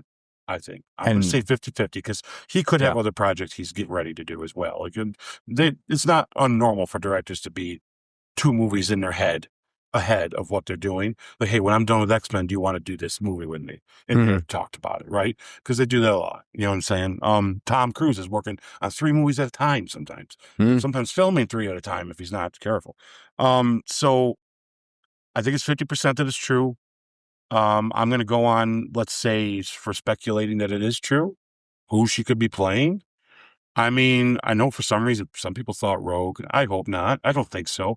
I think that she's going to surprise us. I think that there might be a character that we're unexpectedly seeing come in. Although I think she could be a good, I don't know. It depends. This all comes to the bigger story here with Adam Driver as well. When they announced this Adam Driver thing, I'll tell you how I feel about that in a second. But one thing it did for me, though, is made me realize that if this is even just a rumor that maybe he's just was talking to them about it, which I think is 100% true. Because he's already been kind of talked to about being in the MCU. So I do think that the truth of this is he's talked to about it. I think it's a 96% that he is Magneto. Because I think that it's something he would probably, he's an actor in the spot right now that needs to kind of redefine his career. A resurgence. Yes. And I think this coming into the MCU, doing a big character like this, it's a knowable face. He's not as expensive as an Ian McKellen or a Mike Fassbender. So I think that it'd be like, okay, this is a guy, he can do this for a while, right? Then it made me realize, we need to look at the age range of these people. So our fan picks that we had before, I think Patrick Wilson still works when it comes down to Xavier. And with them too, as this. But I didn't think of thinking that young for Magneto before. Because I think Adam Driver looks young. I know he's not that young, but he's younger than I was imagining in my head on who to. You know what I'm trying to say? After this rumor came out of him potentially being Magneto, I look at him and I'm like, oh, that makes sense. Oh, yeah. I mean, for me, like his facial features, he's a young actor, but he doesn't always look young. He easily could look like that same Magneto for a good 20 years, the exact same way. He has a great acting range. I do think Indy could be the Mystique to his Magneto. Yeah, I was going to say that. Yep. I either thought Mystique or Shadowcat because she's Indy from just what I look of her. I haven't seen her acting, but she looks like she could be picture perfect Shadowcat of the younger version of her from the comics that we know of. But also, if her rumor is coming around the same time as Adam Driver, it's potential that they're trying to recreate the Brotherhood and reimagine them. And her being a little younger than him, than Adam Driver, but also they're not too young with each other, You make it look pretty close. Yes. I think that could be a good compliment to the both of them. Yeah, I think her physicality speaks more to let's utilize that and let's make you Mystique. Because I think there's things that she could mimically do with her face to make it look her transformation. I think they're going to go for a different look than what they did in the old X-Men that we know. Instead of the scales like they're flipping over and she changes, I think they're going to make it look a little different. And I think that she's going to be able to bring a lot to the table when it comes down to what she can do with her face. Because when you watch Obsession, there's moments where you're like, it doesn't even look like the same person in the same shot. She changes her face quick. And I think that it'd be neat to if she could do kind of a little trick, then CGI takes over. It's like, so then the less CGI you use, the more natural it's going to look. I think that that's a direction they could go with that. And she could make that part look real good. Then if you wanted to crawl up a wall backwards, she's got some really weird, she can do some really weird stuff. So you can do that creepy spider shit that she was doing in that if you wanted to. Because she, in the cartoon, she is kind of weird anyway. So let her do some of that weird stuff. And I think that's cool. But as of the Adam Driver, I'm going to repeat what I texted you that I said, this reminds me of Heath Ledger. And why I say that is because he was a good actor in some bad movies. And I think Adam has had the same problem. I think he's a good actor that's been in some bad movies. And the unfortunate thing is he became cannon fodder and a target of one of the absolute worst fan bases ever, which is Star Wars. And they just destroyed his name because they just didn't like him for some reason in that role. And if you don't like him for like the character choices that the writers made, I agree. They didn't do a very good job with his character. Although Adam is not a slouch of an actor. He's fantastic. And I mean, everybody should watch Logan Lucky. Everybody should watch Marriage Story. Everybody should watch, there's one where he's a bus driver in Chicago. I can't remember the name of it. I'm sorry, Adam, but it's fantastic. You know, he is very good. He's very, Black Klansman. He's excellent. I think he could use a new look, and the helmet will help because people will forget they're looking at him, you know. And then if he can physically, with his more voice wise, have a little more fun and figure it out with Magneto, I think he could do it. And I think he's got the intensity. I think he's got him and Patrick Wilson are in that spot where they could almost look about the same age, maybe one a little older than the other. And I guess that wouldn't matter in those two. We're really not sure when you look at them anyway. I think that he could bring a lot to this. And I'm not saying Heath Ledger is in the sense of he's going to transform it into an Oscar-winning performance, but I say it as he will give a performance. Yeah, when you heard Heath, everyone's like, "That's no way, no way, he's going to be Joker. What the hell?" We're all going to look at him and see the guy from this movie, the guy from that. Then you watch it, and it's almost hard to see Heath in it. Right? You're like, "Whoa, whoa," you know what I mean? And even when he has the makeup off, it's wild, right? I think Adam, this could be his way of take me seriously. And even if you don't, I'm going to do a fun movie and have a good time and make some dough and get my name back out there, because he's unfortunately a victim of Star Wars fandom. You really, all of them people are, all those guys. Oscar Isaac's got crap. All of them aren't getting enough of the credit they should because they were in a movie that had a fandom that just destroyed them. You know, that in the last movie wasn't good, you know, but the fandom really just messed it up. So yeah, I like this compliment of the two. I think she'll fit. I think she'd be a great Mystique to his Magneto. The only other character I thought that for some reason, it's funny because as soon as I read that, I submitted to him being Magneto, thinking, yes, I actually see this and I actually want it to happen. Then I immediately thought of another one, and then YouTubers beat me to it. Because I got on John Campia's show, and they also said it on theirs. And I almost was like, damn it, John. Great minds think alike. It was like, damn it, Rob, because Rob's the one that said it first. Oh, yeah. Great minds think alike. Damn you, Rob. I'm not going to be the first one online to say it, but I'm going to echo you, Rob, from the John Campia show. I also immediately thought he could be a good Sinister. I don't know why, but I'm like, I could see that too. So, to be honest with you, I think Adam in the X-Men in general is a good idea. Who he's going to be, though, I prefer Magneto, but if they said he's also going to be Mr. Sinister, that wouldn't be a bad pick either. That'd be fun to, like, really do a Mr. Sinister and it's him. I could see that. Yeah. I think we need to, you know, now it's actually made me start rethinking my casting of the X-Men, which makes me cool. Like, do him as a recognizable guy, but cheap. And then you're going to get, if you get Patrick Wilson for real as Xavier, he's recognizable, but cheap, right? And then all our X-Men core cast can be up-and-comers that are like a Indie Neverette, who is up-and-coming and new, that is still kind of cheap because she's only got the one movie. Yep. But the talent's there. And it's just going to make her a star. And then young enough where you got 9-10 movies out of these people. I think that's smart. But I think that's what they're going for. Which is why it's hard to cast Cyclops, because I got fan castings. But at the same time, I kind of hope it's a nobody that surprises us, because we want it. Because Marsden was a nobody that surprised everybody then, truthfully. I mean, he didn't do a lot before Cyclops. And now everybody loves him. And even this last year, he's in a lot of stuff, let alone coming back as him. We're excited. Like, these people can grow into these. And I think that would be really cool. Patrick Schwarzenegger. Yeah. I don't know. I mean, just a thought. I like it. Yeah. That's a good thought. I like it. I still think Clint Eastwood's son could play Wolverine. There you go. I mean, a little younger, but a little older than the rest. Yeah. Marvel. Great shape. Kevin Feige, we're right here. We figured out your Secret Wars secret. Now bring us in. Yeah. Tell everybody if you don't.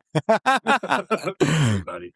All right, guys. What do you think of these two prestigious actors, young, up and coming, or just need a little bit of a career boost actors? Do you think they could be playing Magneto and Raven Darkholm?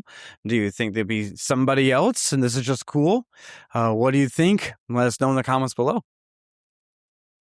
All right. I think that concludes our rumor rundown. It does, yeah. It really does. I like these rumors this week. That was a lot of fun. That was fun. So we had some good ideas right there. Right? Part of me almost wishes they were so true, because now it's like it's gonna be something else. We're like, oh. Yeah, right? Yeah, we have to stuff up. Secret Wars thing, man. That is cool. That could be a genius move. That could be. That could be a genius move, What are we rolling into, I guess, now? Well, now we're going to go into our Branchpoint Breakdown, and we have a special edition today with a guest, which is our mom again. I know you guys are going to see a lot of our mom, but we're going to get other guests on. But these movies in particular are ones that I personally shared with her as a kid, and that we've been sharing with Sammy, or we both have shared with her. So this is going to be a fun one. It's 7. She introduced this to us, so me too when I was young, and I think it'll be a fun movie to talk about. I'm not quite sure. Is it horror? Is it thriller? What is it? It's my first time watching it, where they've been watching it longer than me. Yeah, I actually had a take on it that I talked to you about the other day before I left. And about a half hour before I got here, I had an epiphany. I've changed my mind. So it's already changed. And oh, boy. It actually almost changed I couldn't believe I've seen this movie probably 20 or 30 times. And just this last watch we had when we watched on the deck, I was like, wait a minute. Why did I not recognize this part of it? So we'll talk about it. So, all right, guys, here we go.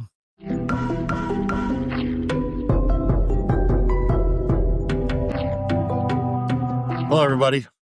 So welcome to our next segment, the Branchpoint Breakdown. We have a special guest today. It's our mom again. She's introduced us to these movies pretty much that we've talked about these last few times. But today we're going to talk about 7. It's an old horror, psychological thriller. We're not sure. It's in a weird category of its own. Kind of started a genre, I think. It made a genre better and started a whole new version of it, I think, as it goes forward, to be honest. So what we're going to do is just going to do a little history behind it and talk about what it's about real fast. And we'll go through our normal bullet points that Sammy and I have always done, and talk about a couple scenes of this and why it's a movie that we like or what we don't like or do like. We'll give a review. You guys excited to do that? Yeah. I don't think Sam liked the movie as much as you and I did. Probably not. And I just, last night when I was leaving, I told Sam, or the night before when we watched it, I can't remember what night it was, but I said, it might not be as good as I thought it was sometimes if I really had to pick it apart. But then today, about a half hour before I came over, I changed my mind again because I had an epiphany about the movie again. It's 20 times I've seen this movie now, and this time we watched it, I saw something in it that I never saw before. So it's one of those kind of things where it's deep. It's got a lot of stuff going on. And so definitely genre defying in a way. So Sammy, why don't you go ahead and give us the history quick, and then we'll have Mom tell us the synopsis, and I'll do a brief little description of the story, and we'll jump right into talking about this movie. You got it. Yes, sir. All right, ladies and gentlemen. History behind the film. The movie is called Seven. Release date was September 22nd, 1995. For some reason, I did a typo, 2,995. Ooh, it's the future.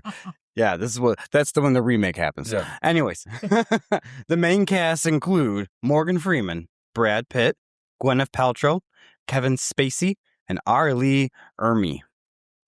So a little bit of a history behind the film, guys. The story of the 1995, let's see, make sure I'm doing it right. The story of the 1995 neo-noir psychological thriller Seven began with screenwriter Andrew Kevin Walker. While living in New York City during the late 1980s, Walker struggled to break into the film industry and found the overwhelming urban crime, bleak atmosphere, and grindy past deeply depressing.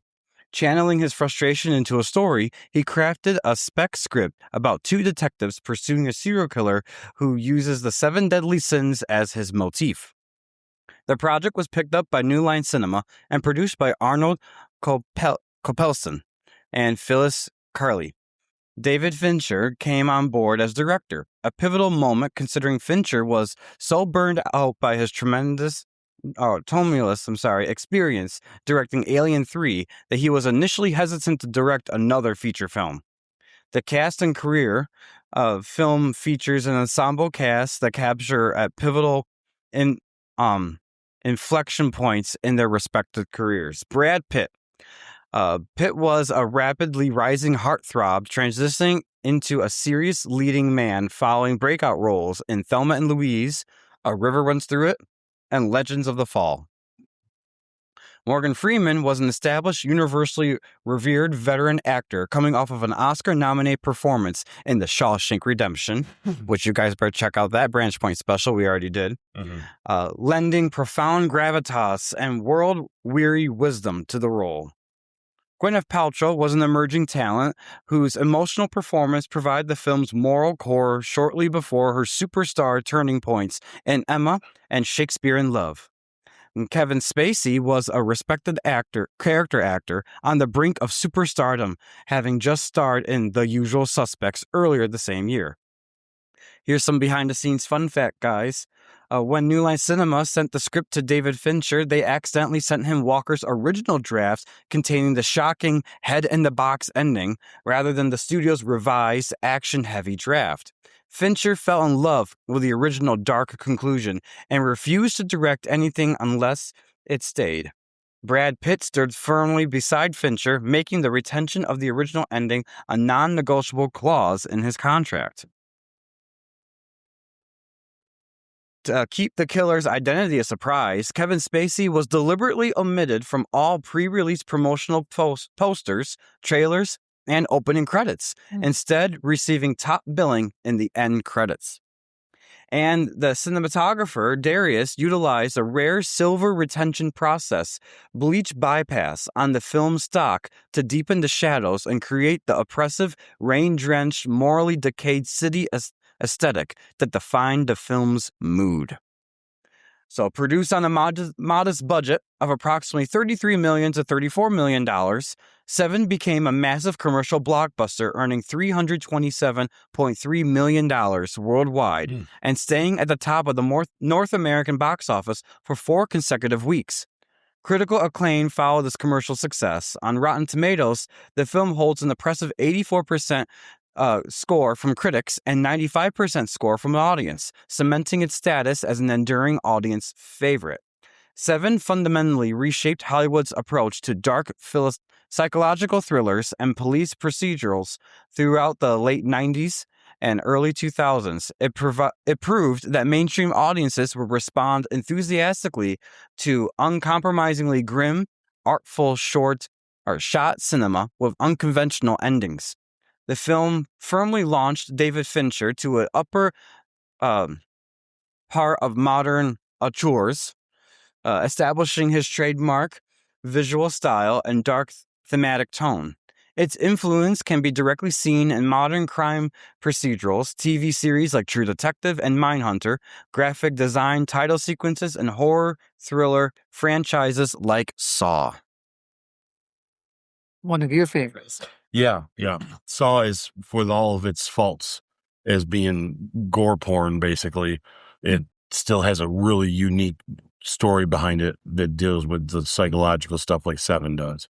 It's just, you got sometimes, to its fault, it gets real gory, and some of that stuff is like, I can go without, I wish the Saw movies would tend to pull back on that stuff, but at the same time, it's thrilling, it's fun, and that's what, It's part of its staple now. Yeah, it kind of started a whole new genre of its own, too. So, All right. So, Mom, would you like to read the official synopsis here? Two detectives try to track down a serial killer who chooses his victims based on the 7 deadly sins. So basically, this is how the story goes, guys. Is Seven is a neo-noir psychological thriller following 2 homicide detectives tracking a sadistic serial killer. The killer meticulously murders his victims based on the 7 deadly sins. The film is celebrated for its grim, rainy, and atmospheric depiction of a decaying, unnamed city. The story unfolds over 7 days as disenchanted and about to retire detective William Somerset, played by Morgan Freeman, is partnered with the young, short-tempered, and idealistic detective David Mills, played by Brad Pitt.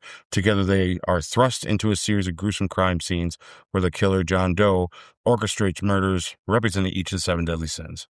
So, yes, twisty-turny, fun kind of movie. You know, spoilers ahead, guys. If you've never seen this movie, you should go watch it, because we're going to tell you things that you don't want to know before you see it. So, just forewarn, if you're watching this for the first time, you've never seen 7, we are going to ruin it for you. So yeah, you've been warned. Yeah. All right, so guys, we're just going to dive right into our favorite part of the podcast. Usually whenever we do these retrospectives, these are deep dives. So, casting and performance, the best performance. What would you say is the best performance for you, Mom?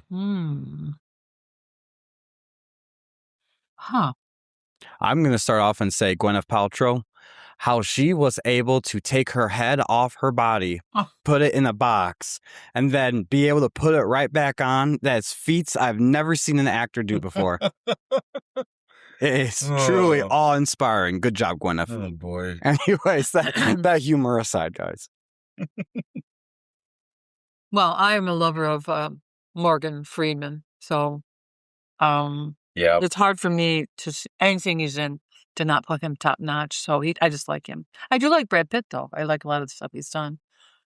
So he's just got it. He plays that guy just trying to settle it all, and yet dividing himself from his job because he wants to be out the door. Yeah, but he really just starts enjoying, as much as he doesn't like this kid, he takes him on as this new detective is. He starts to they get under each other's skin enough to become friends towards the end. Yeah. It was kind of fun to watch that evolve. Well said. I'm going to have to echo that. Morgan Freeman, I struggle because it's like, do I want to say he's his best role in Shawshank? He was the best in that, but he's also the best in this movie. Like once I realized, in my personal opinion, how I take this movie. So I think what's interesting about a movie like 7 is we all could take it a different way, because it could be just very surface and scary and fun, or you really look at some of the deep stuff going on, or it might not be your cup of tea sometimes. But I feel like this movie is more about him than anybody else. And I feel like you're following him. When you get to the end and it looks like Brad Pitt's the target, quote unquote, which we'll talk about a little later. But like, when you really watch this movie, though, you're really watching the story of him. I don't think it's a mistake that the opening scene of this movie is a calm, quiet moment in his apartment before we see him at a first crime scene, and then we see him with Brad Pitt. It's like we tend to be more through the eyes of Morgan than everybody else. We really don't see a lot of Mills's apartment and through their eyes and what their normal day life is. But we see his. They take the time to show us that he throws a knife at the dartboard when he's thinking, that he sleeps with a certain thing. Like little oddities that you get to know someone because he's living alone, there's no one to interact with. But the stuff you see of Brad's is they keep that so minute because they want you to feel that pressure and that maybe anger, and even that the scariness of what happened to her at the end, right? So I think they wanted to keep that mysterious, and for that reason, And I think that is speaking more to Morgan. As we go through the favorite scenes and stuff, I do think this is more of a tale of him and someone that's cynical, that he's very much like John Doe, if you think about it. Sometimes I think the conversation they have in the car when John's spouting out, how can you call these people innocent? You know, one's a whore and this and that. I think Morgan feels the same way. I think he actually would have agreed with him. Maybe not, but the thing is he's seeing a mirror there. And I think that that's why at the end he stays as a cop, because he realizes he's looking at it wrong, you know. And there's another scene we'll talk about that kind of enforces this. But I think Morgan Freeman himself, though, just, man, what nuance he can do. Yeah. Like, there's times I've watched movies of his. I don't know about you guys, but we've seen a lot of movies of Morgan, right? You've probably seen quite a few. Yeah. He's got a good handful of movies where he just goes the distance as an actor. Yeah, all the time. It's so good. Then there's times where you watch a movie and he's just playing Morgan Freeman, you know? And you're like, okay, you just the voice and the guy. You know, that's cool. But it's more towards the end of it, more towards now. But, man, when he puts it on, like back, there's a handful of movies in a row that you're just like, this guy, you can learn stuff from this dude, watching him act. Yeah. So he's gonna be the best performance for me, for sure. I mean, this movie doesn't have any bad performances. I was just gonna say, it's hard to say that. And Brad Pitt, I feel you could definitely tell he's very young in his career in doing this, and I could tell how serious of a role he's trying to take this. So I will give him some props there. He does a really good job at his part. This is before he became the superstar that we know of him now. Really, this kind of was probably the stepping stone to that. Yep. Yeah. All right, most surprising performance for you guys. Surprising performance? Is there any of them that you're like, oh, wow, that was actually really cool, what they did there and things like that? I don't know. I'm going to give this to Brad Pitt. Because for as much as I loved Seven back when we saw it, I always thought, my first few watches of the movie, I always thought that Brad was that actor that wasn't quite good enough yet. I got the same feeling at Brad that I got from Leonardo DiCaprio in Titanic, where I do think there are other actors that could have played Jack. And I thought there was other actors that could play Brad's part in this. But then I got thinking about it, and Leo is perfect for Jack if you think about it. And then, especially after you see it a bunch of times, you kind of realize who else could have done some of the stuff he's doing. And then with Brad, I kind of also realized that and I saw an interview about him talking about this too, and I think it was kind of what changed my mind. And so when I watched Seven since then, those several times, I realized what he was doing. He made it very clear, him and Fincher talked about it. He made it very, very clear that he wanted to play this role like James Dean was playing the role. So then when you start looking at the mannerisms or like some of the word choicing of when he says things, you're kind of like, oh, if James Dean was around and was to make this movie, that's how he'd be. Very physical, you know, doing a lot of things, always moving, slouching a lot, making odd jokes, kind of like swearing in a weird way. Like sometimes he uses swear words like, I mean, that's not how you use that word. You know what I mean? Like, and that's if you go look at old James Dean stuff, that's how he always was. He was always kind of, you know, with a cigarette. And so he kind of brought that to it with this character. And he says, because he feels like that's the only way someone's going to believe him from the Midwest and that I'm a good guy is if I come across as someone that's very nonchalant about the place I live. And then the character was built around that. Because if you notice in this movie, like in the very beginning, when they're walking down the street talking and he's saying to Morgan, or Morgan says to him, why are you here? Like, why'd you choose here? Why here?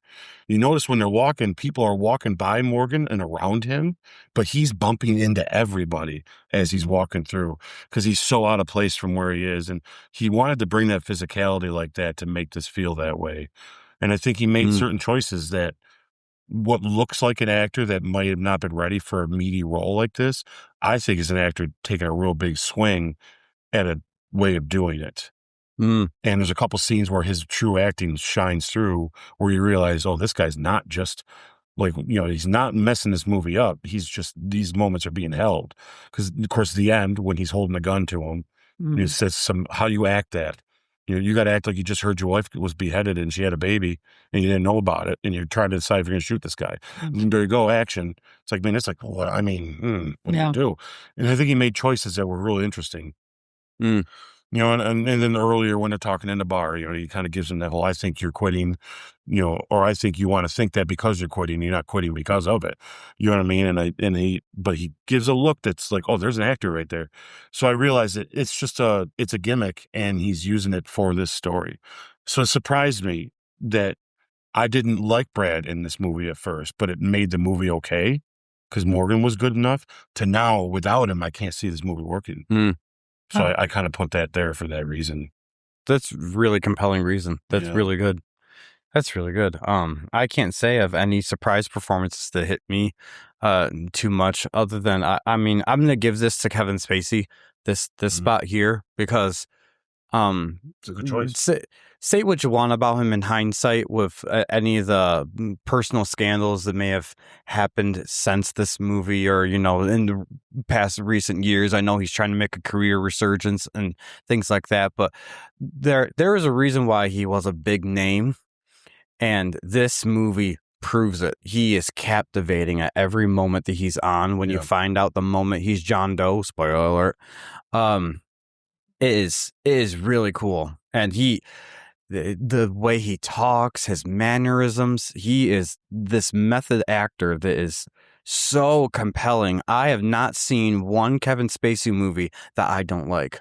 Oh yeah, he's a great actor. And if it wasn't for the blacklisting of any personal scandals that allegedly happened, I will say as a legal side note here, he has not been found guilty in the could of law. He's 13 actually times found not guilty. Actually. Yes, 13 times not found guilty. So guys, even though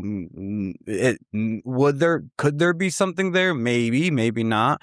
The point is, by either a jury of his peers or a judge, they did not find any evidence was compelling enough to say this guy did something so egregious it was unlawful type thing. So whatever you personally think of him aside, his acting ability, his talent, that's uncomparable. That is amazing. It's in this movie is really good because of it.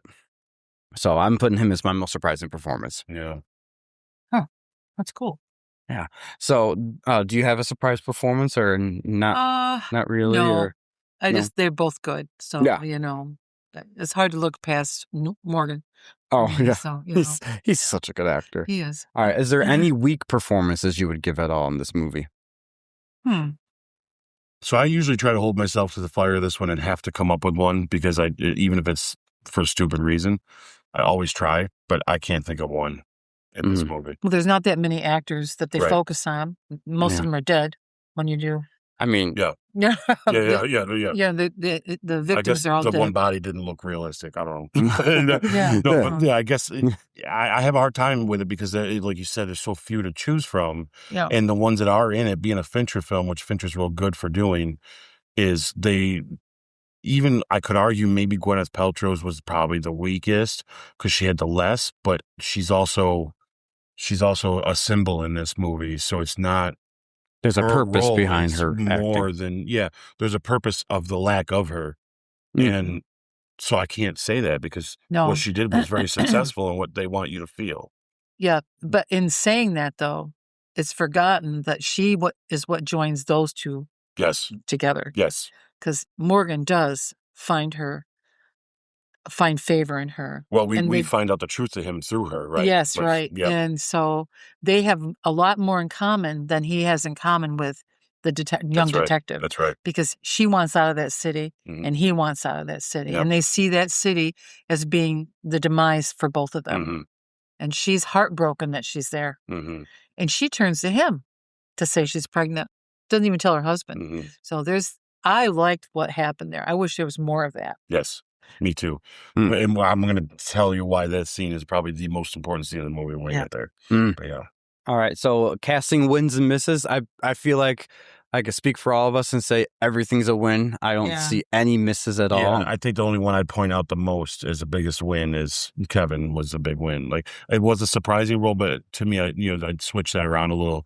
I think the win in this was not having him in the marketing stuff. Yeah. Was keeping him quiet. Surprise at the end. Yep. Where it's not a movie where you've met the killer until you meet him. Mm-hmm. Like it's when you see him, it's a whole different guy. And I like that. And then when you do see him, it's someone you recognize. So, oh, that's cool. You know, I didn't even know he was in this movie. So it adds that level. It's that jaw-dropping movie. Yeah. Oh, yes. That he brings it in. Yep. Yeah. And then everything since him showing up at the precinct, turn himself in to the end is like, whoa. Yeah. It's a whole different, it's like another movie on Yeah. It's so good. Yeah. Any missed opportunities or wasted potential, you guys would think? No. There was 24 hours ago, I had a different answer, but now I have none. Not a thing. Yeah, No, they followed through on every one of those deadly sins all the way to, so you understood exactly what that was all about. What that means, too. Yeah. So if you miss that and you watch the movie and you're missing it, you need to rewatch and really focus because it is right there. Yeah, this is a movie where if you got to go pee, pause it. Because you got it. Even little nuanced scenes mean a lot. Yeah. Yeah. All right, so direction and production. What do you guys think of the directing style, the cinematography and visual effects? Whenever they had action scenes, how was the quality for you? You know, things like that. I think there was too much rain, but it's really wet in that city. One of the things I didn't like about the movie when I watched it the very first time was I couldn't tell where it was happening. But now that I've watched it a few more times, that is part of the game of the movie. Is it could be anywhere. And it just happened to be could be in any city. It just happened to be nowhere. Make you feel not safe. In any city. Yeah. You know, I'm glad you mentioned that because I remember before this movie started and even in reading the history behind the film and everything and the full story, you guys were talking about how, is this New York City? Is this LA? There are times it looks like California. Sometimes it looks like New York. You really are not sure. But they purposely, intentionally left this as undisclosed city. It's just a city. It wasn't important to know, like what you said, this could happen anywhere. It wasn't important to know, oh, this is what New York City's like, guys. This is what LA's like. This is just what's out there. This could be anywhere. This could be any city. There's a part at the very beginning of the show where they show, I think it's Morgan, when behind him is a bunch of newspapers, or maybe it's Pitt. And the next time I watch it, I'm going to pause it to see if there is a name. Ooh, yeah, that'd be nice. Because there's 3 or 4 different newspapers. I'm thinking there's got to be a name, and there's badges on people where they're standing at doors. I want to pause it and see if it says like Seattle, like Washington, the state of Washington. That's where there's a lot of rain. Because even the cops, they have their PD thing. Sometimes it says like NY. Yeah. They just say PD. Yeah. It's like, it doesn't say. I'm just wondering if somebody has it on and we're missing it. Yeah. You know? So. Yeah, because I specifically remember hearing on here that it said that in an undisclosed city. Like that's pretty cool. That means you don't get distracted by where you're at. You know what I mean? Yes.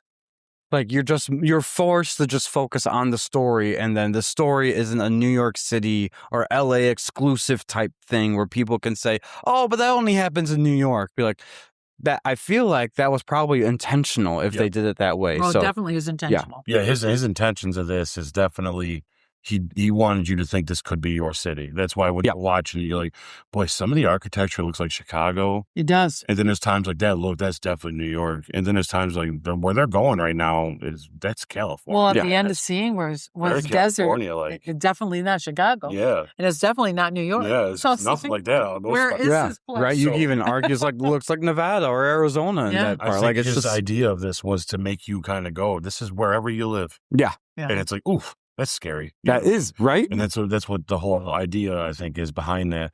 And it's very interesting because the city is like a character of its own in this, and it doesn't even have a name. Yeah, it's an unknown name. But you feel like, and that's how he structured this movie, which comes down, he even tells this story in the production of it.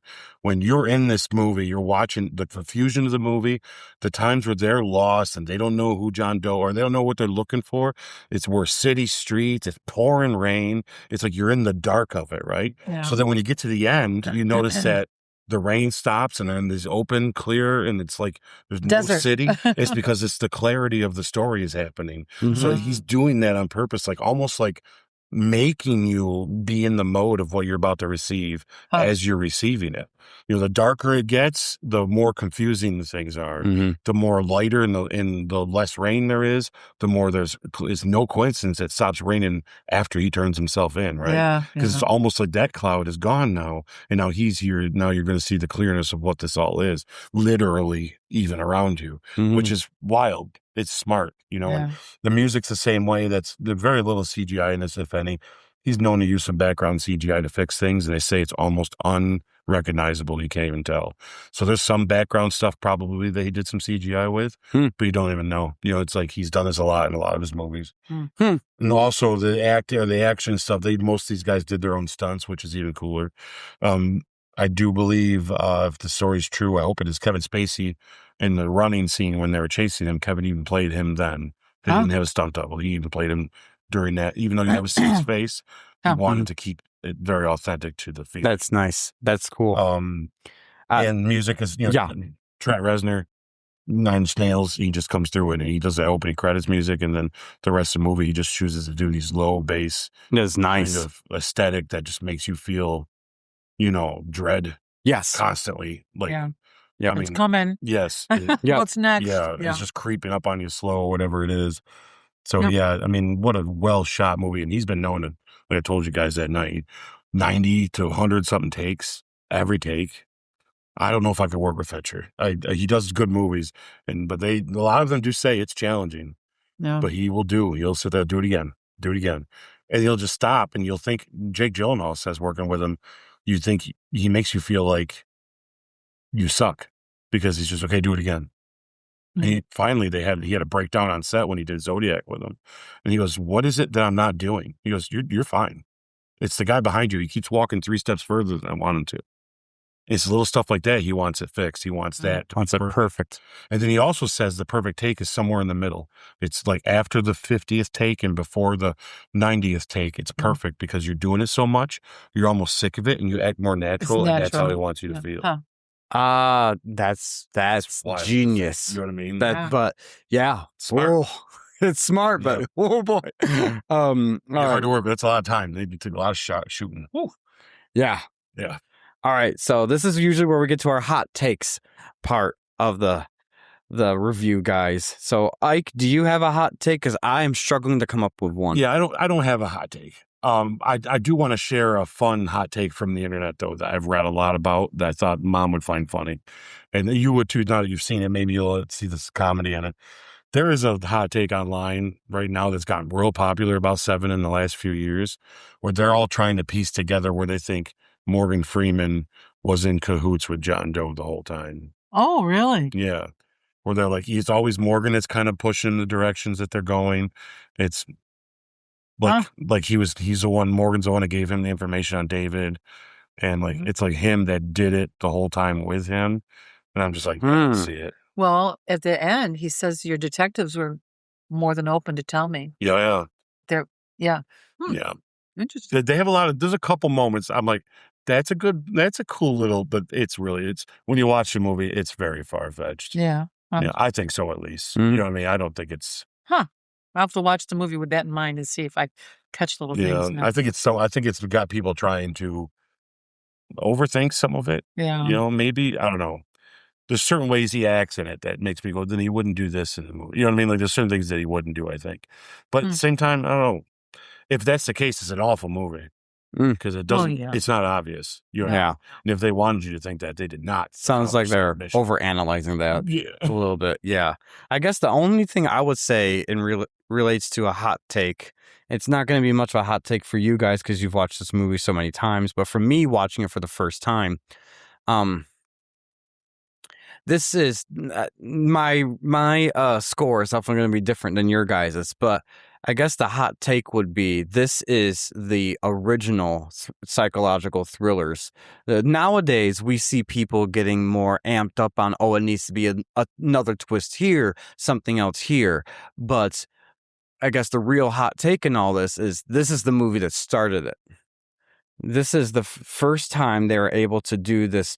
Is this thriller? Is this horror? We're not really sure. It's somewhere in the middle.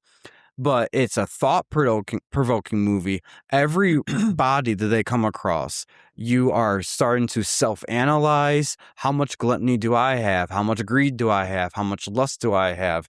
They take it to the extreme in what they do in this movie. Gee, just watch and enjoy. All right. Poor kid.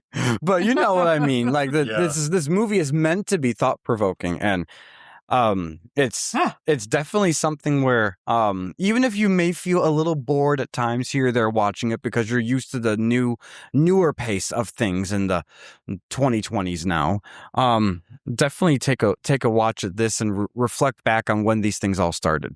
Yeah, so when you said that, I think we talked about this a tad bit the one other night, but like, yeah, it's the first of its kind in the sense of what they decided to do with the film.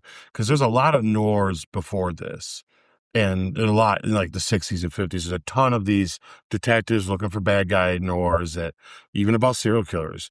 And then the horror side of it, there's a ton of like, slashers and killer movies that are gory and stuff. This was the first movie, though, to take that noir feeling and try to put you in the front seat of it by giving you a look into like what the stuff really looks like. Because before the noirs, you wouldn't see the dead body. It'd always be, it happened, right? Mm-hmm. This time, he kind of is, this was the most realistic to real life than any of them had been before.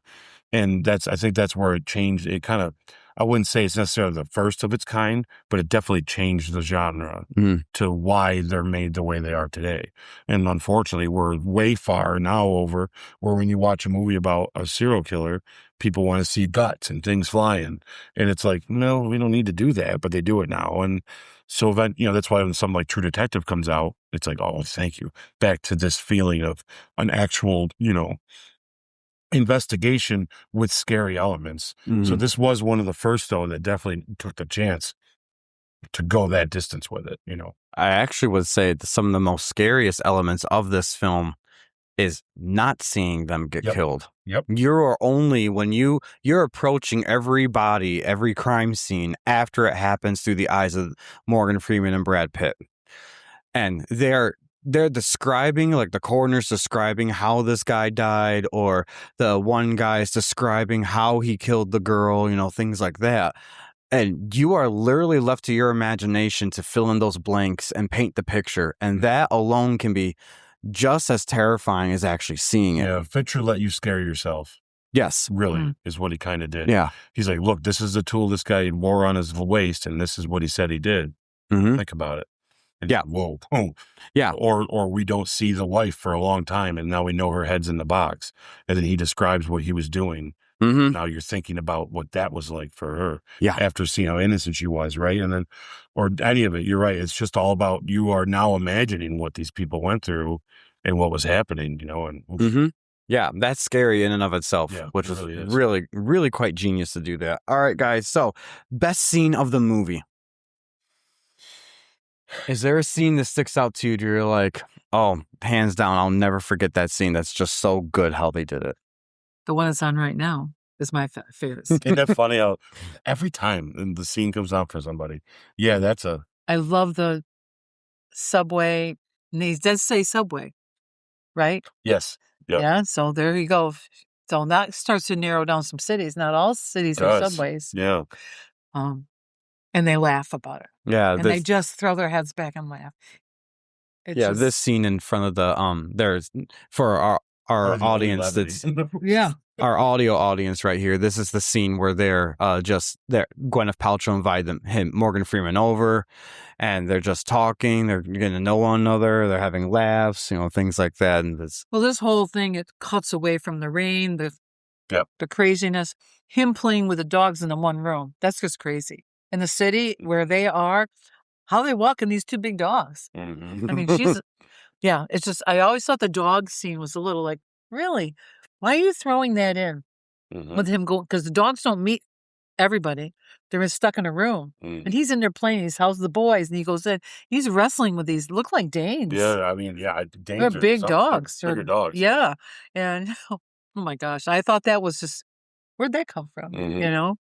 Well, throwing that coming from the Midwest, they're really putting it in your face. Like they're coming from a whole different life. Yeah. That's true. Yeah. It's normal to have dogs like that. And then you come here and it's like, oh, man. Yeah. Which plays into one of the themes of this for Gwyneth Paltrow is that she doesn't like this city and she misses what she had before. But he is very ambitious in his career and there's an opening and he picked this place because there's more action, there's more stuff going on. He wants to make a difference. Yes, and it's the same reason why Morgan Freeman wants out. He's seen enough action. He has no more hope for the city. It's lost. He doesn't even want to live there anymore. So it's quite the yin and yang there. Since we're on that topic, I'll tell you, I have 3 scenes specifically that I think are essential for this film that are all 3 of the best. The dinner scene, which is the one we're watching right now. Yep. And then the diner scene where he's talking with her about the pregnancy. And then I also think the bar scene towards the end after the lust thing, and they're sitting there and they have the little argument about good and bad and, like, you know, whether it's worth trying, and they get into each other's face about it. I think this film, when I say it's more about Morgan, I touched on this with you. One of my problems with this movie is I always wondered why, when they interrupted John Doe and they found his apartment and he had to call them and tell them that, no, my plans have changed because of what you've done. You know, there's a version of this movie where they don't find him, and let's say Mills never shows up. There is a version? No, there isn't. I'm just saying, have you ever thought about what would have happened if, like, what was the original plan? Because it wasn't taking Mills' wife. You know what I mean? Like, it's because he started this a year ago. Like, he started putting this in motion a year ago when he tied that guy to the bed. Yeah. So he knew what he was going to do that long ago, at least. If you think about when he started this plan, the first thing he did was capture that guy, put him in his bed, and start setting up that apartment the way it was. Because everything else subsequently started happening. And it's not a coincidence that it happens. It's 7 deadly sins, and it's the last 7 days of Morgan's job. Yeah. So I think he's preaching to him specifically. I think he wants to preach to everybody. But if there's anyone that he knows that they don't tell us in the film, that they don't make obvious to us, it's not that he knows him personally, but I think he knows him as, because Morgan comes off as that guy that gets the job done. Yep. Remember what he said to the guy? He says, hey, you haven't even finished all your cases before. They went to as close to possible being finished. Yep. Which means he has closed some cases, big ones. Yeah. And then he's very well regarded, or he wouldn't want him to stay. Yep. I just think that I think he was choosing him to preach to, which is why later on in the car, when they're having their conversation and he leans up and he's kind of talking to Mills and egging him on, there's a moment where while he's talking to him, he, out of the corner of his eye, he looks at Morgan through the thing because he wants him to pay attention, not Mills. He wants Morgan to pay attention to what he's saying because he knows Morgan knows what he's talking about. And Morgan, at some point, agrees with him because that's basically what he says throughout this whole movie is people do awful things to each other. They're awful people. People don't deserve this kind of crap. You know, it's like he's giving up on it. He's willing to walk away, and whatever his gifts are or his ability to make a difference, he's just completely given up on. When you watch how he tells his boss in the beginning about the guy that got his eyes stabbed out, he's just like, how can you, like, you want me to stay here? This just happened 2 blocks away from where we are. Like, this place sucks. You know what I mean? Like, and he's not wrong, but Mills isn't wrong either. You know, Mills is a guy who he represents good, the manifestation of someone that's going to make a difference. And she represents the innocence that he protects, which is why he is that so much. So Mills is an incorruptible good guy, really. You know, he's a hothead, but it's all out of passion. He's not a mean person. He's passionate. And so he is that spot. And I think when they interrupt Kevin Spacey or John Doe's plan, whatever plan he had before they had started and put in motion, he throws out the window because he sees this dynamic between them two. And he wants to see who Mills is. And that's the decision that he makes is when he sees her. It's like, oh yeah, this will prove my point more to him because it's more personal. So instead of whatever I was going to do before, which we have no idea, if you think about it, they probably saved a couple of people's lives and didn't even know it. You know what I mean? Yeah. Really? Right. Because he was putting whatever he had put into motion. What was he going to do? Yeah. You know, who was going to be wrath and envy? Was it always going to be him and someone else? I don't think so. I think his plans went right up until they kicked in his door. Mm. Huh. And then after that, it was like, And what used to bother me, because I'm thinking, how do you just bounce back like that? It feels unrealistic. But now I realize it's the more genius of him to do it. Yep. Because it's now he's smart enough to know I can come at this guy in a more personal level. And that's what he does, And I kind of wrote a thing down, not a big thing, but it was like the apartment scene, I think, is very essential because it's, showing Mills' life. It showcases how brutally innocent she is. You know what I mean? Like, she's so innocent, you almost want to step on her. Like, but it's like the characters, they kind of see each other as fellow humans at some point. You know what I mean? There's a strange bond. The answer to the whole moral question in this movie is like when they're talking in the bar and they're talking about how, there's people that are good and that people, will treat each other nice and it's worth protecting. And that's why I'm here, because I am going to make a difference. And he's just like, no, that's not my experience. But through the movie itself, their actions alone is showing exactly how he's wrong. Because just him having these personal conversations with him, having to work with him and forcing himself to work with him, and her making them see each other in a different light than just at work and in that confrontation, makes it personal and adds that feeling to it, that he feels bad for him at the end. And that's when he realized he literally makes a friend, really, kind of, with this guy in a way. Mm-hmm. And like, so through their actions of just, that's the answer. If you think the world is shitty, it's because people aren't taking the time enough to get to know each other. And they're forced to get to know each other. And it's opened his mind up to that. And then he also, partway through this movie, she helped him with that because she made him expose out loud to her and made him say, why he threw the thing across the room and he didn't want to sleep with that, what's that called, the little palindrome or whatever it is, or he threw it across the room and he's throwing the dart knife at the board. That's all after all that stuff happened and after the argument they had. It also has a lot to do with what she said to him at the diner. And he had to admit to her that he talked his ex into having an abortion. And he's admitting that he's part of the problem that he's even sick of. He is one of these deadly sins as well. And it's made him realize that. So if anything, them two bonding and having to work together completely worked against John Doe's idea of what he wanted him to understand. Because Pitt proved to him that something is worth fighting for. And it's really, she was the manifestation of that. So when you get to the end and he shoots her, it's kind of like, yeah, I mean, John Doe won. I just like the movie. I don't know. Oh, I know. I go deep. John Doe won, but it really kind of saved his life. And the cynicalness of him is leaving, because he even says at the end, what do you say? The whole Hemingway quote where it's like, the world is a fine place and it's worth fighting for. He says, I believe the second part. See, the beginning of the movie, he didn't believe the second part. That's why he's leaving. Do you think he retired? No, I think he stayed. He said, I'm around. I think he realized Mills is right. There is something to live for and fight for, which Mills was, in his mind, someone that he felt bad for, and they got to know each other.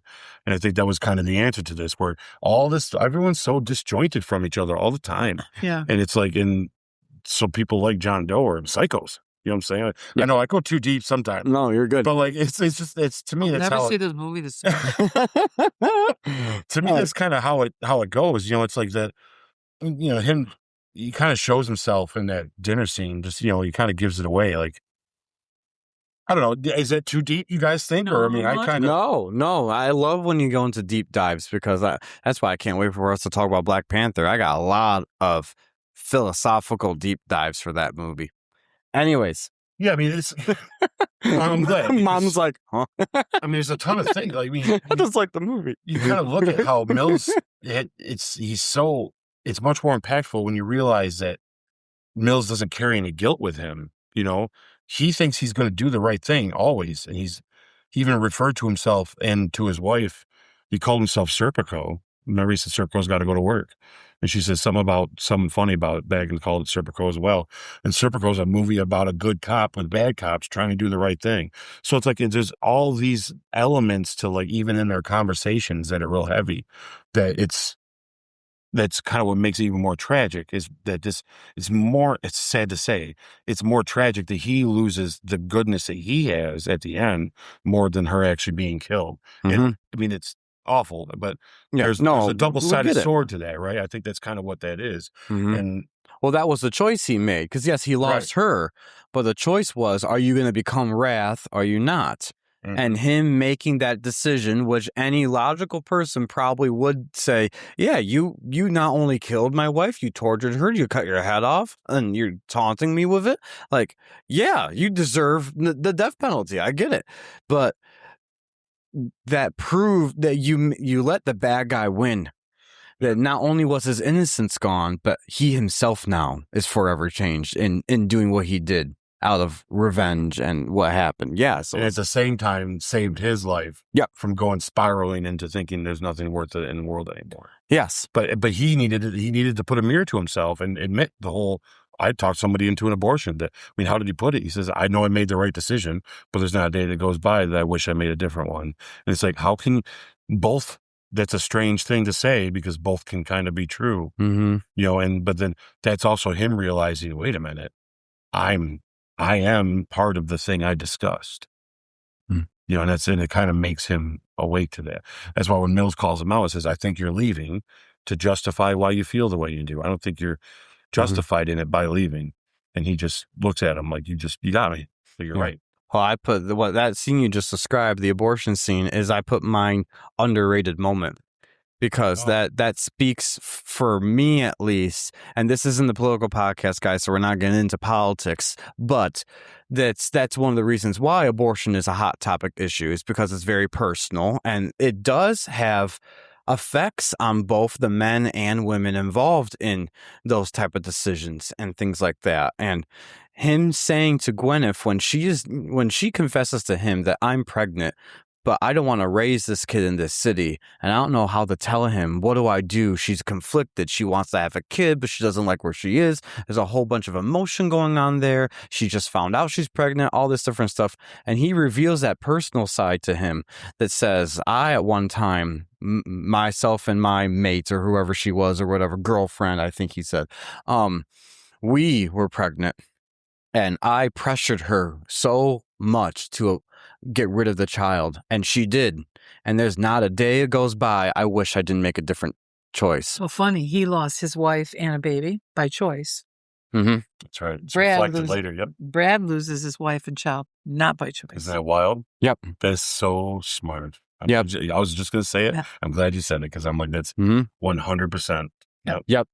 Yeah, and that's to me, that's just a profound moment that even back in 1995, when it's not as hotly debated still as I mean, it was hotly debated, not saying it's not, but that whole abortion thing and what's the man's role in it, what's the woman's role in it, and all that stuff, it shows that that is not always as rosy as some people make it sound to be. The empowerment is not always there, because even when you don't think the man has any choice in the matter, when he made the choice to pressure her to do it, and then after it's done, you can't take it back.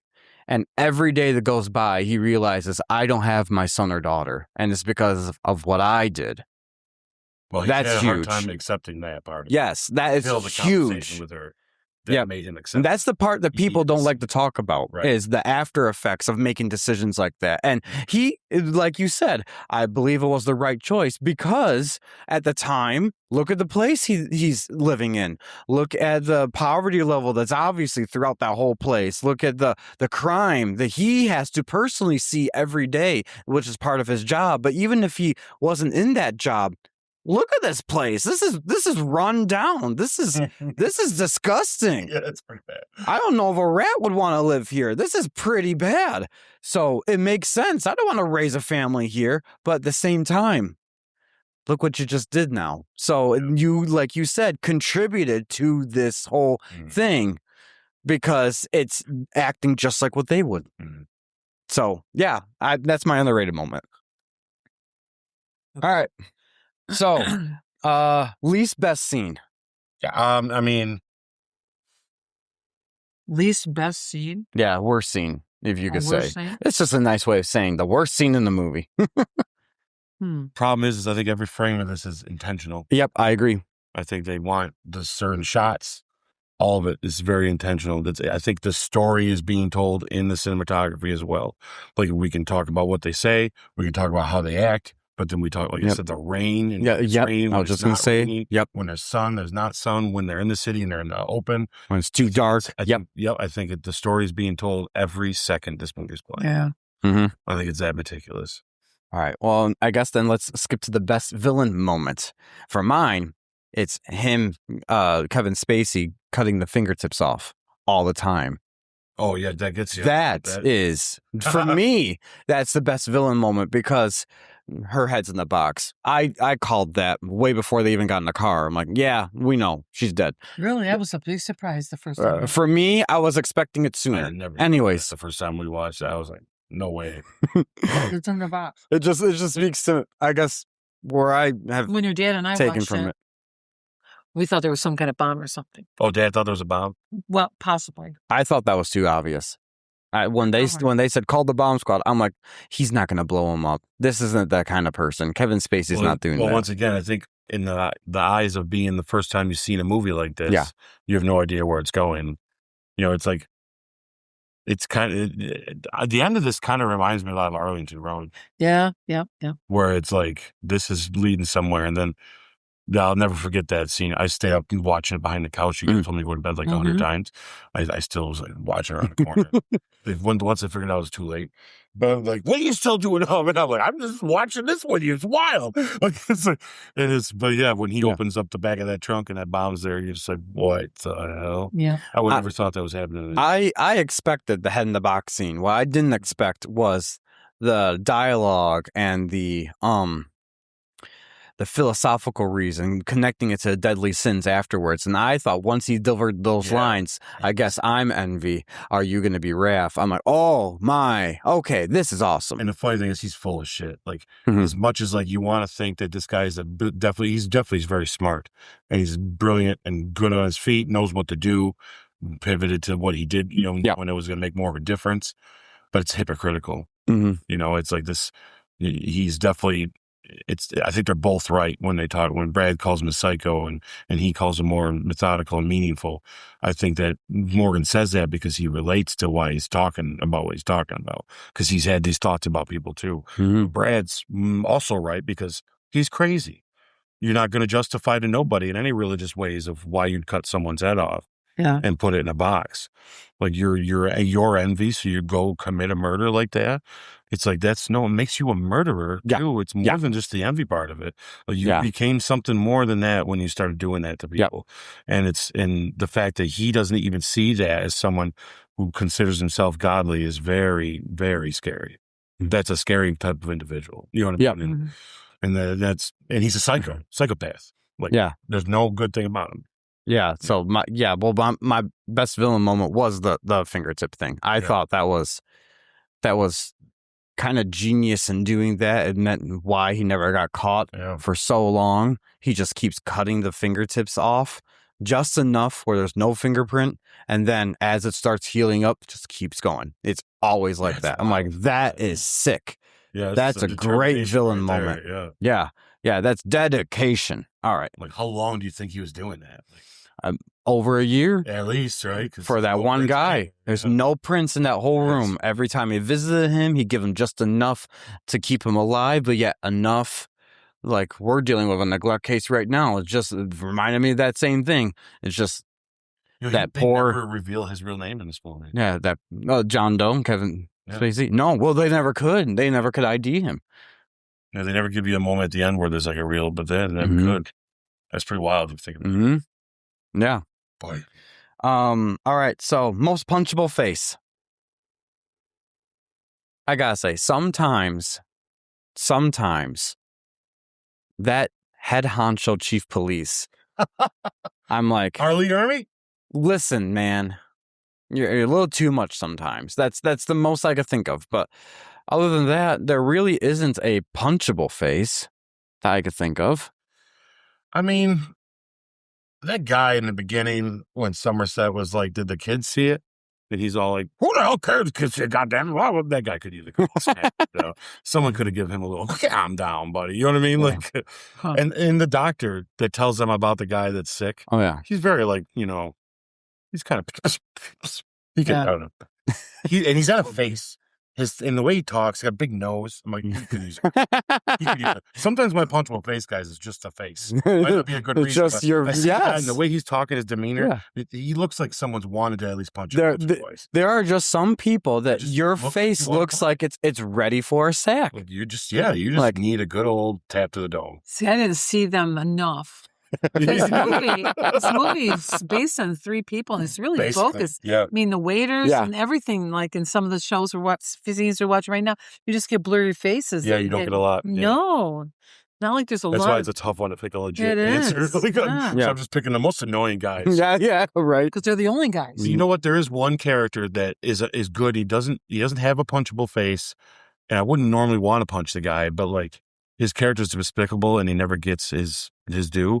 And that's the owner or not the owner, but the guy that runs that sex place. Yeah. Someone knocked him in the face. Like this woman just got brutally murdered in your establishment, and you're acting kind of like a jerk there. Tons of guys come in, but sometimes they got suitcases. Yes. It's like you should be like, yeah, dude, seriously, like, did you see it, dude? I mean, obviously, in the last 24 hours, it's give him a little more than that. Like, you just acted so nonchalant about. Yeah, like someone just died brutally. Yeah. My at you. Yeah. That guy could use a good punch to the face. I agree. He more so than the chief. I agree. All right. So, one prop you take home. Boy. A prop? Yep. Any prop in that movie. Anyone calling that strap on? No, just kidding. Just kidding. That is awful. I mean, it is. Yeah. It's that's a little model of it would be a unique. That's terrifying. For a thing to say, look, this is from 7, but I wouldn't want to see anything. I wouldn't want that on my. I wouldn't want to like. That's not a prop. I'd be like, I'm leaving that here. That and the guys that made that, like, what that? Yeah, what are you doing with this, by the way? Like, yeah. And then he said he's made weirder things. Like, are you sure? What? That's got a knife on it, bro. Like, what other killers have you helped? Man. Like that? Yeah. That guy should be a suspect in something. There's another punchable face. That is a punchable face. Who the heck says, let me sketch what you want? Oh, you want the knives? Oh, you want them sharp? Oh, you want them there? Here you go, bud. Have a nice day. Yeah. Oh, thank you. What the heck? It's like, okay. Yeah, no, that is the punchable face of the movie. If anything is going to do with it that's safe, nothing. Like, it's like, anyway. Yeah. Anyways, so you watch the news later, like, oh shit. Like, right. You're like, whoa. Anyways, the one prop you take home. I actually have a prop from 7. Oh, okay. Yeah. I have it. It's not necessarily the real prop itself, or it's not like an actual thing either. But I bought the special edition of this movie that's got 2 discs and a third one for the music score. And the disc case of it looks like one of the notebooks that he writes in, that the killer writes in. It's in a black case, and he pulls it out, and it looks like the notebook. So I'm like, that's kind of cool. So to me, it'd be having one of those kind of props. I guess 2 of the notebooks, Kevin Spacey sat down and actually wrote a whole bunch of stuff in it about, like, and put himself in that mind space and wrote a whole bunch of stuff out. So when Morgan was actually reading through it, he literally opened it to a random spot and read one of the things that he wrote. So that scene where he tells the story about puking on the guy in the subway was a random line that Kevin had already wrote for them to find when he opened the book. That's a cool fun fact. So he could have said anything else on that page. That's when he chose. He just opened it up and started reading the spot. Yep. So, but those exist. There's 2 of them full of just random, awkward, crazy things of the mind of John Doe. Kind of want them to publish it as a book. In a sick way, I would read it just because it's unique. Yes, unique is the best way to say that. Yeah. Yeah, I can't think of a prop personally for myself. I didn't pay that close attention this time when I was watching my first time watching it, guys. I'm like, I don't know what prop would be kind of cool. His hat is dope. Yep. So I like the thing. Yes, that's a cool one. I wouldn't mind the one he throws. Yeah, the one he throws. And the picture in the apartment that he goes up and looks at in their apartment. I liked. Yeah, yes. What is that of? Oh, but I like that. And the thing sticks out, after I watched that movie, I could never look at those pine trees that you hang in The your... same, yeah. Oh, the air freshen things? Yeah, because that one scene where they've got thousands of them hanging because of the smell of the And then guy's you know breath. what? Yeah, oh my God. So every time I hang one, I think of that movie. Yeah, well, I don't think No. Oh, wow. Those are good. I wouldn't mind like a cool... like the pictures that he took of them on the stairs. Yep. That'd be a cool thing in a frame. Yeah. The one of Brad Pitt like this. Yeah, that'd be cool because it's I could see that. unique to the moment. Because that's how they found out. Oh my gosh, that was him the whole time. Yeah. Yeah. That'd be cool. That'd be a cool project. Yeah. That is cool. All right. I already said my most underrated moment. What are your guys' most underrated? Yeah, I got nothing for both of these. Underrated, overrated, none of it. Like I said, it's so precise. 24 hours ago, I thought of some things, but now I realize when I've made a decision that I know this movie's about him more, it changed my whole perspective of this movie again. So yeah, I don't have anything. Overrated is the head in the box. No, just kidding. No. I'm going to get these guys to be like, look. No. I love that scene where the van's coming. Oh yeah, because you just all of a sudden there's a van coming. Yeah, out of the delivery guy. Oh, that I felt bad. That dude's crapped his pants. Yeah, yeah. He gave me $500 to deliver this box. Yeah, and they said, "Get out of here!" And he doesn't get in the van. He just runs. Yeah, in the middle of the desert. I always thought that was funny. This guy's got a gun. I'm out of here. Yeah. It's a sketchy spot to be sent out to do that anyway. You know, right? Be like, what's going on here? Yeah. Funniest moment. I'll tell you what my funniest moment is when I'm trying to remember the specific scene, but I remember the beginning of the line. When the Morgan Freeman is trying to explain to Brad Pitt's character there, like the meaning behind these deadly sins or something like that, and this is why he thinks that way. And Brad just yells out, "'Cause he's a nut job." Yeah. Then he just continues on. I'm laughing. I'm like, yeah, that's what I'm thinking too. Job. Yeah. He really does. It's just like, no. You're thinking too much. Yes. He's just crazy. Yes, he's just a nut job. And I'm like, that's true. They are both right. Yeah. Do you guys have a moment that stuck out to you that was like, oh, that's funny? This isn't a funny movie, but there's not a lot of funny. Yeah. Yeah. But it's those little things like that that's... No, I just liked it when they're laughing at the table. I was going to say, it's hard not to have a smile on your face when that scene happens. Yeah. And Morgan's laugh is contagious. Yeah. And it looks like it's very genuine. Like it was nice. Makes me wonder when they laughed, they were really, I bet they were just having like, I bet. Oh my gosh, let's just laugh. Yeah. You know? Yeah. The 90 takes in. Yeah. They're probably like, I'm tired. Then I always kind of smirked at that thing at the end when they get out and he's like, what do you got? He was a dead dog. And John Doe's just like, I didn't do that. Yes. I'm like, that's freaking psycho. Like when you kind of smirk, like it could have funny. It's like Kevin Spacey saying. Like, almost like, well, I wouldn't dare do that. And be like, now you draw a line somewhere. That's funny. Kevin Spacey has, for some reason, in a lot of his movies, it's something that deals with a dead dog. There's like a weird correlation between, he's got a movie, The Margin Call starts out with him burying his dead dog that just died. And the House of Cards starts out with him killing his dog. That's right. And he's burying it. Oh my gosh. And then he runs over a dog in the beginning of Usual Suspects. There's a dead dog in this movie. There's a lot of dead dogs in Kevin's life in these movies. It's really weird. It's really weird. I don't know.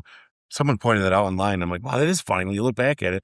And in American Beauty, he accidentally runs over his dog in the garage. Like, there's a lot of dead dogs in Kevin's movies. That's cool. Yeah, it's wild to think that. Why is it like that? But anyway. Yeah. All right. I thought that was a funny scene, though. That is. Most emotional moment. I'm gonna give that to Gwyneth Paltrow in the coffee shop there. Yeah, I would say so too. Because that's like a life crisis that she's going through, and she feels comfort in Morgan Freeman. I would feel comfort in Morgan Freeman too. I mean, when you just hear him talk, he's just so soothing. Anyways. Oh, I think when he was trying to get him to not kill him. Yeah. That was you wanted him to kill him, but you didn't want. But you didn't want him to be right. So it was like, whoa. Yeah. To me, that was this intense, emotional. Blah. Yeah, the diner's a close one, but that end with Brad there, that's where, like I kind of alluded to earlier, how do you act that? You know, it's like and then you have to, for the first time, you're finding out she's pregnant. by the way. So it's not just that he killed her and there's your baby, but you're also learning that now, knowing she's dead. You got all the power in your hand right now. And it's like the way he did the blinking, the looking down, like the trying to not look at him. But also, like I told you, like you kind of said before too, this idea of not seeing what he really did to her, but knowing what he did to her, how horrific that is. That's got to be going through his head too. So we were watching it. Of course, we knew she was pregnant because she had admitted to him, to Morgan, that she was pregnant.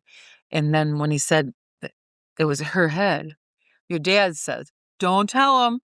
Don't tell him. And then he has to continue to say, she pled for herself and the life of her baby. And your dad goes, that's it. He's going to shoot him. And it was only a minute later. I knew that too at that point too. And your dad was so vocal about it. That's it. That's it. I can see that. I can see that being there. Yeah. Yeah, no, because like, how do you mean at that point? It's like, and John Doe knew that right there. He knew. Like, I think he thought he was trying to talk him into it. But as soon as then once he realized he didn't know, and that's what he says to Morgan. Oh, he didn't know. And notice he says that to Morgan because once again, he's showing him, see, buddy, no matter what, I'm going to win this crap.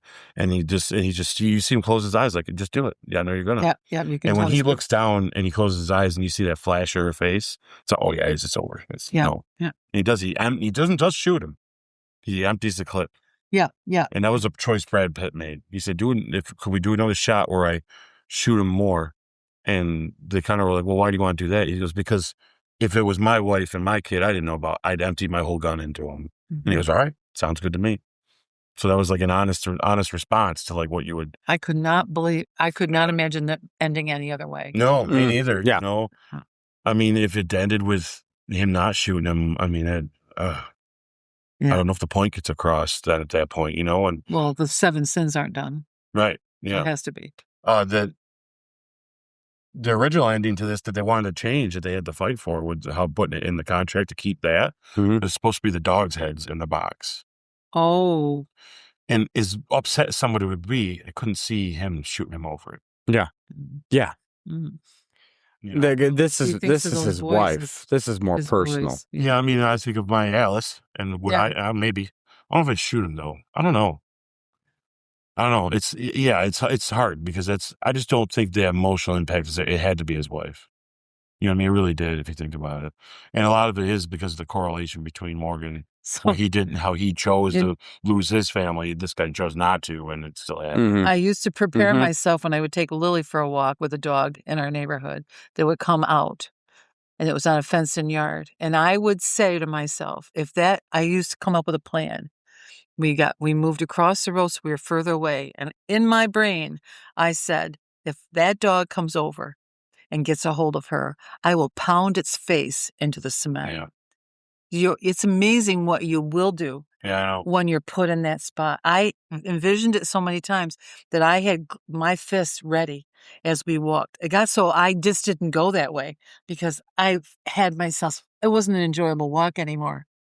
Yeah, we had a neighbor at the lake that when the person first met Alice, he was like, oh, this is your dog. You guys remember how Alice was? She didn't really trust people at first. You had to gain Alice's trust. She's a good dog, rescue dog, but she had been treated bad. And whatever, it always in her head is like, you just approach her, let her decide. And 99% of the time, you guys are good friends and she's sitting in your lap anyway. But there are some people she just wasn't going to tolerate. And I had a neighbor that walked over, was talking to me, and she growled at him just right. And I said, oh, just leave her alone, just ignore her. She won't do nothing. And this was in front of Morgan and the kids and everything. And he's just like, well, I'm not too worried. Dogs don't scare me. If she goes to bite me, I'll just kick her. And I turned to him, I said, it's the last damn thing you'll do. And it's like, hey, dogs fall or not, you're going to hurt her, and. I get it. I got myself right, so I had to stop walking that way because got myself so amped up. But I would and I think, what would I do if I would pound that face of that dog right into the pavement. Yeah. And then this is an awful thing to say. I love dogs, but it's also the life of your dog too. Yeah. Maybe he would have done it anyways if they'd been the dog of the heads of the dog. Yeah. He had 2 dogs. Yeah. So called them his boys. Yeah, I think he probably would have hurt him. I don't know if he'd have killed him.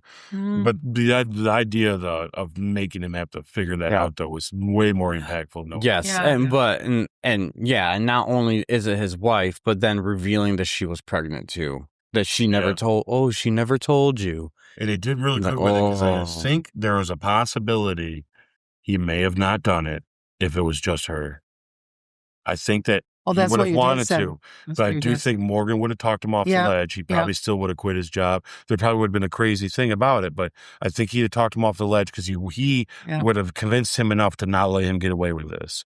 Yeah. But as soon as the baby got brought up, how close they were. Yeah. Because you almost, in this movie, they want you to kind of think there's problems between them.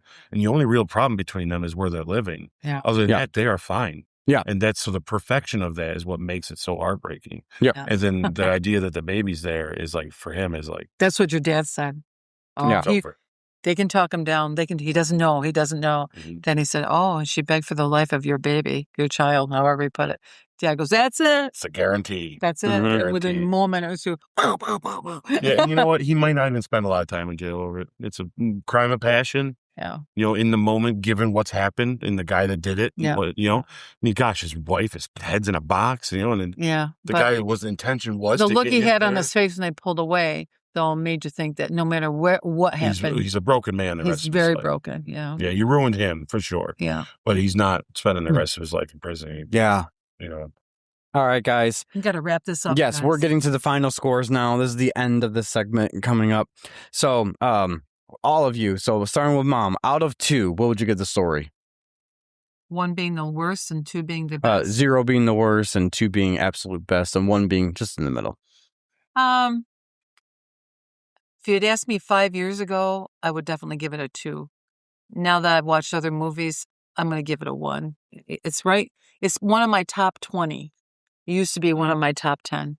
I don't know if that makes any sense, but and it's not the newer movies. It's just I've changed my perspective, my appetite towards movies.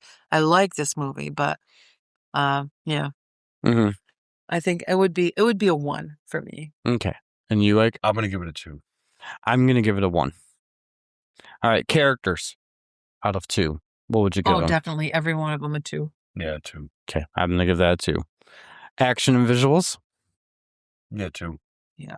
I'm going to give that a 2. Emotion and stakes. Yeah. 2. There definitely was high emotion and definitely was high stakes towards that end. Rewatchability and the industry impact, you would say. So this will probably be my 10th time watching it. So I'm going to have to give it a 2, only because I've done it. And I probably will watch it again. Yeah. Now that we can't find it on our DVD, but you found it on another. Yep, it's on Peacock right now as of this filming. I might even put it back in tomorrow night and watch it again now that I know I can watch it. I just can't. I know we have the DVD. I just haven't gone looking for it. So, I'll give it a 2 for watchability. You too? Oh, yeah. I mean, the industry impact, it changed the genre. Mm-hmm. Without this, we wouldn't get what we wouldn't have Mr. Brooks. There's a lot of things we wouldn't have without this movie being done. And rewatchability, like I said, this has got to be almost 30 times I've seen it. Really? So, okay. Yeah. Yep, so two for you. My 4th or 5th most watched movie. Huh. Okay. Yeah. So for me, industry impact is definitely there. I completely agree with everything you just said. If it wasn't for this movie, we wouldn't have some of the other Brooks, like 88 Minutes I used to love, things like that. We wouldn't have those type of psychological thrillers the way that we have them now. But for rewatchability for me, I could go without watching this. It's I got you. It's okay, but it's not like it's just too young. Yeah. I think that is part of it, and I think it's the time, because I'm in the time period where, because this was so good back in the 90s, there's a whole bunch of other movies that came out after this that just tried to amp it up even more, and when I get the amp up stuff. Yes, well, when I got more aware of movies, that was more accessible than this. So for you guys, it definitely would be one of those like, this is the OG. Like Bridges Over Madison County. He's going to yawn through. He's going to be, what are you guys talking about? Yeah. Maybe. I mean, Sammy's he's got a good span of some movies, but this is definitely that has nothing to do with Thriller. This is not, yeah. We'll get there, guys. His reaction to this movie, though, the way he's talking, makes me want to watch Silence of the Lambs. Oh, there you go. Yeah, because it does have that same. It's very similar. Yeah, but yeah, it's not right. It's not. Yeah. Like it's not this, but it is like that is definitely that kind of movie that what a classic. And Anthony Hopkins at his peak. Only person could do that. Oh my, so good. All right, guys, final scores. Buffalo Bill. So, out of 10. I'll give it a 10. Definitely. Okay. Yeah. 10 for Mom. How about for you? I got a 10. Was going to be a 9, but now it's a 10. Okay. And you're like a 5, right? I'm a 6. Wow. Oh, okay. Okay. I'm surprised. I thought it'd be lower. I kind of thought it. It's right in there. Yeah. Yeah, I thought about half you'd go. I get it. Yeah.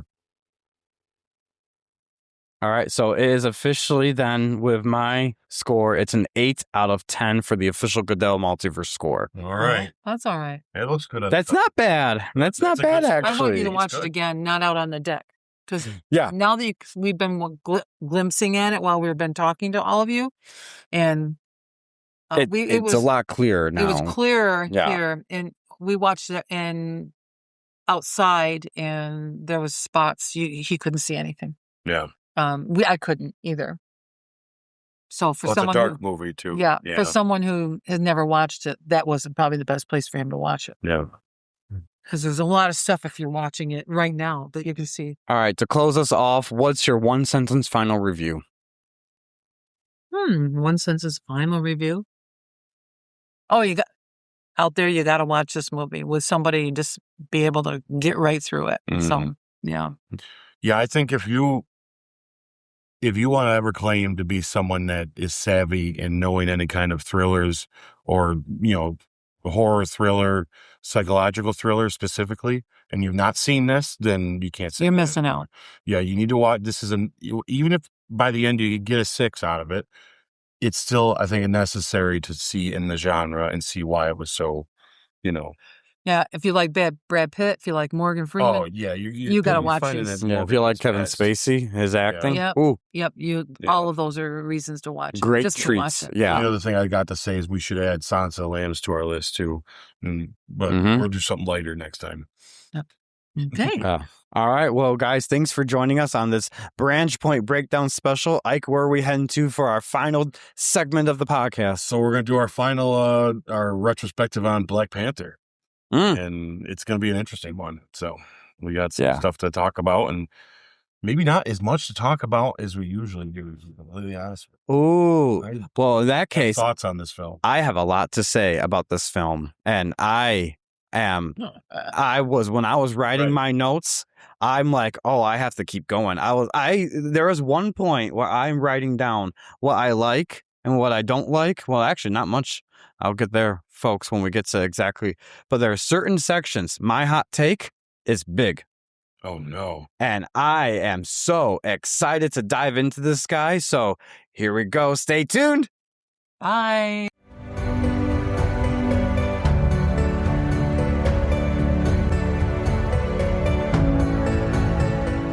Okay, ladies and gentlemen, we are on to our main event now. We're doing our retrospective review of Black Panther 1.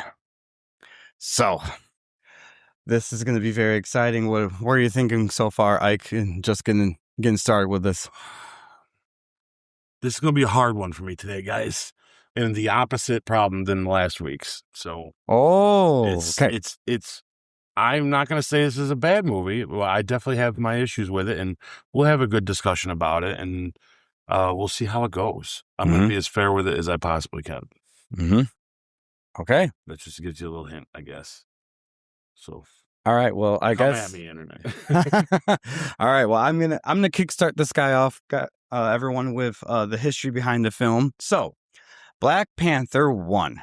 It was released February 16th, 2018. The main cast include Chadwick Boseman, Michael B. Jordan, Lupita Nyong'o, Danae Gurira.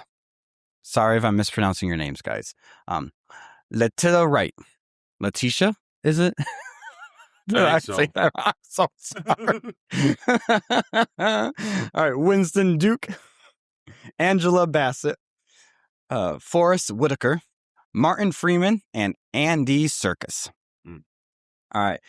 So, the development of Marvel Studios' first Black Panther film was one of the most culturally significant projects in the MCU and represented a major step forward in expanding the universe's diversity and global storytelling.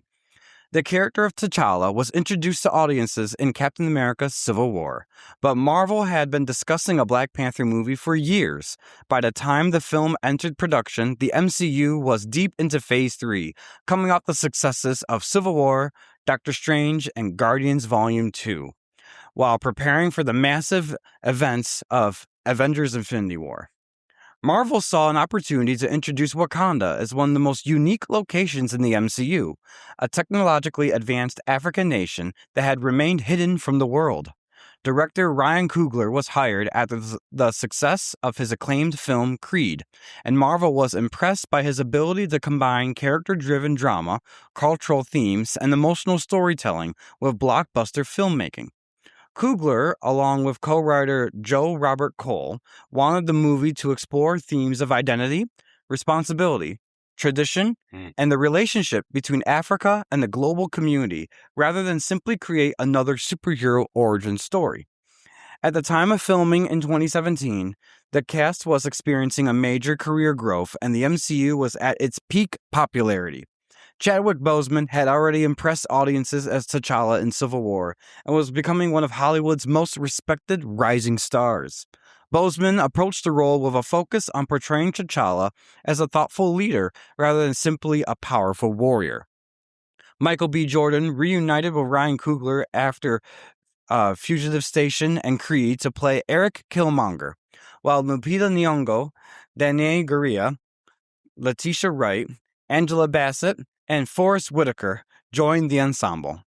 The film featured one of Marvel's strongest supporting casts, with many of the women of Wakanda, Okoye, Shuri, and Akia, playing central roles rather than being secondary characters.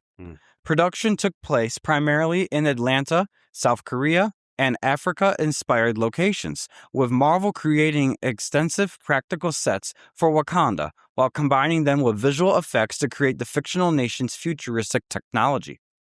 Behind the scenes, Marvel and Coogler worked extensively to ensure Wakanda felt like a fully developed civilization rather than a fictionalized version of one specific African culture. The production hired cultural consultants, historians, designers, and experts to incorporate influences from multiple African regions, languages, clothing styles, and traditions. The Dora Milaje, Wakanda's elite female warriors, drew inspiration from various real-world African warrior traditions while being reimagined for the MCU. One of the film's biggest creative decisions was making Killmonger the villain. Rather than creating a traditional villain seeking world domination, Coogler wanted an antagonist whose beliefs challenged T'Challa's worldview. Killmonger's argument that Wakanda had the resources and power to help oppressed people around the world but chose isolation created conflict where both sides had understandable motivations. Maybe. Marvel viewed him as a reflection of T'Challa's own strengths with leadership and the responsibilities of power. Some fun production facts include the creation of Shuri's Advanced Wakandan Technology Lab, which became one of Marvel's most visual creative environments, the use of real South African locations and landscapes, and intense training required for the cast to perform the film's large-scale action sequences. The film's famous Challenge Day combat scenes were designed to combine superhero spectacle with traditional ritual and cultural storytelling. When Black Panther was released in 2018, it became a phenomenon far beyond typical superhero films. Critics praised its world-building performances, themes, visual style, and cultural significance.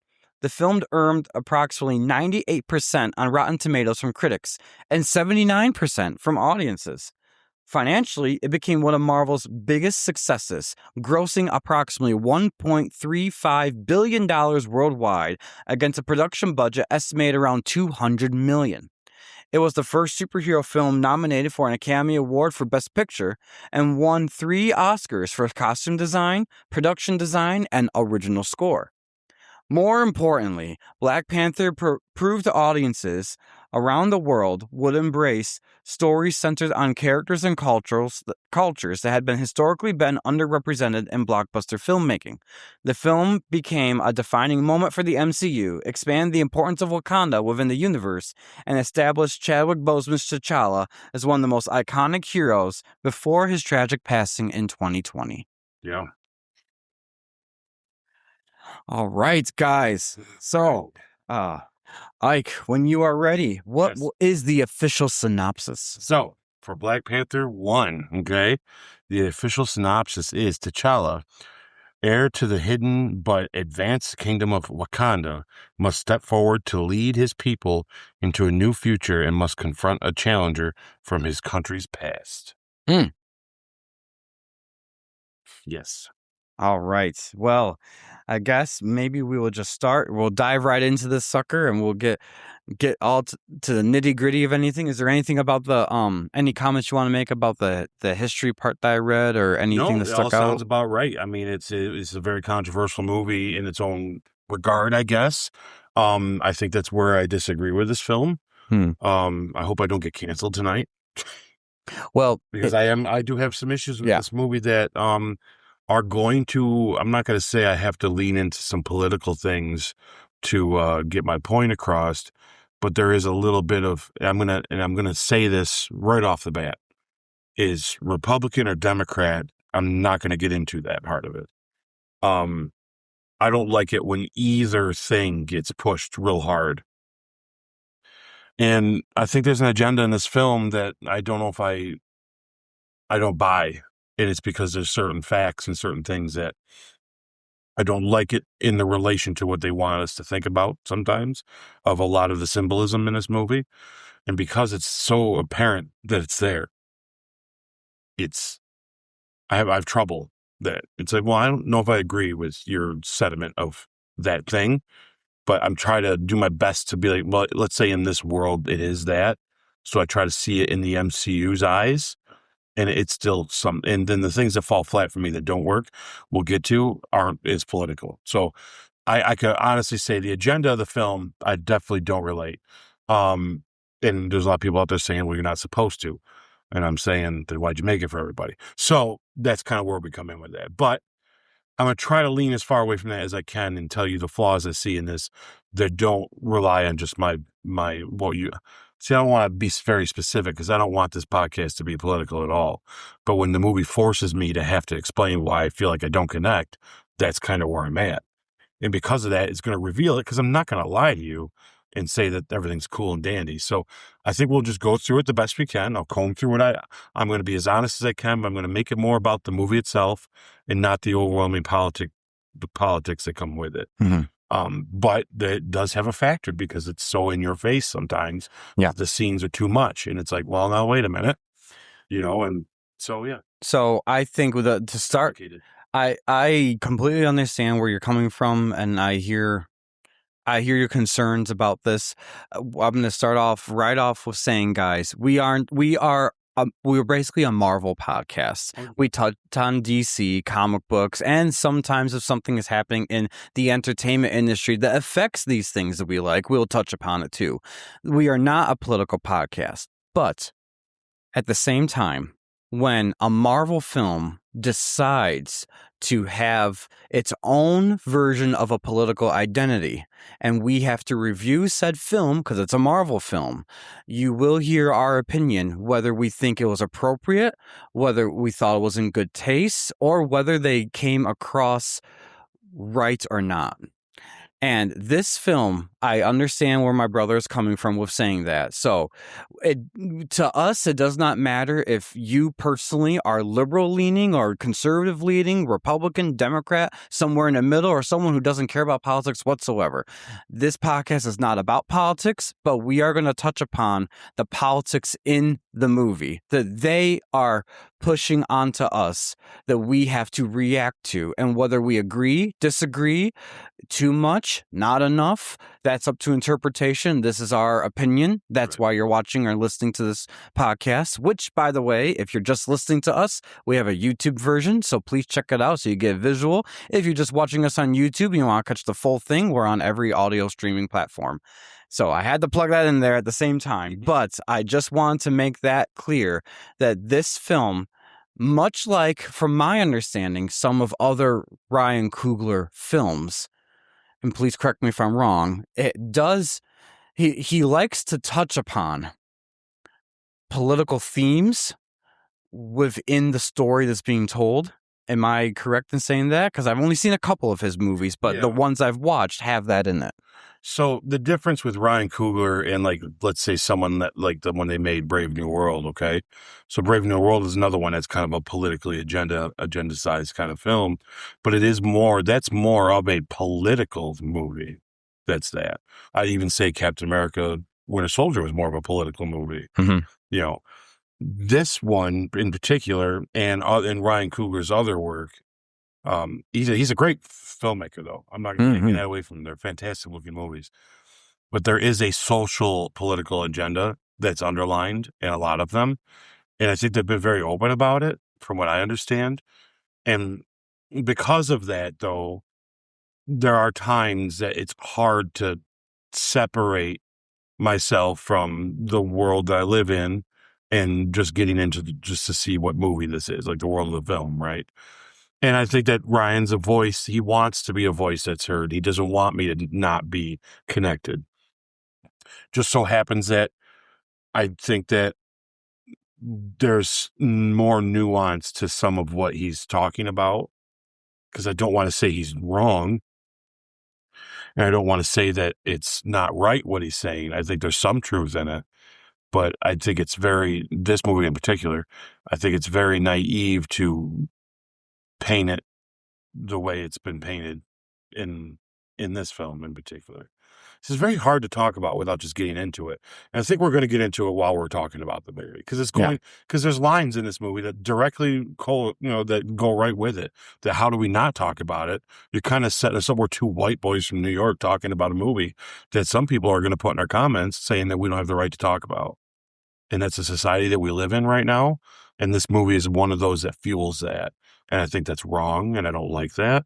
And I'm not saying this movie says that that's right. I think they agree that we got the right to talk about any of this stuff, but I do think that my opinions of some of the moments in this film, I think the social political agenda was more than this film being good to these people then I think that was more important. And because of that, that's what I see when I watch it. And so it's hard to not have an opinion about something I'm going to be told I'm not allowed to have an opinion for, but yet it's in a medium that everyone should enjoy. So I struggle. And it's not the only movie. There's plenty of other movies that are on the opposite end of this political situation that I would say the same thing about. So I don't think either side should be pushing what they think. I agree.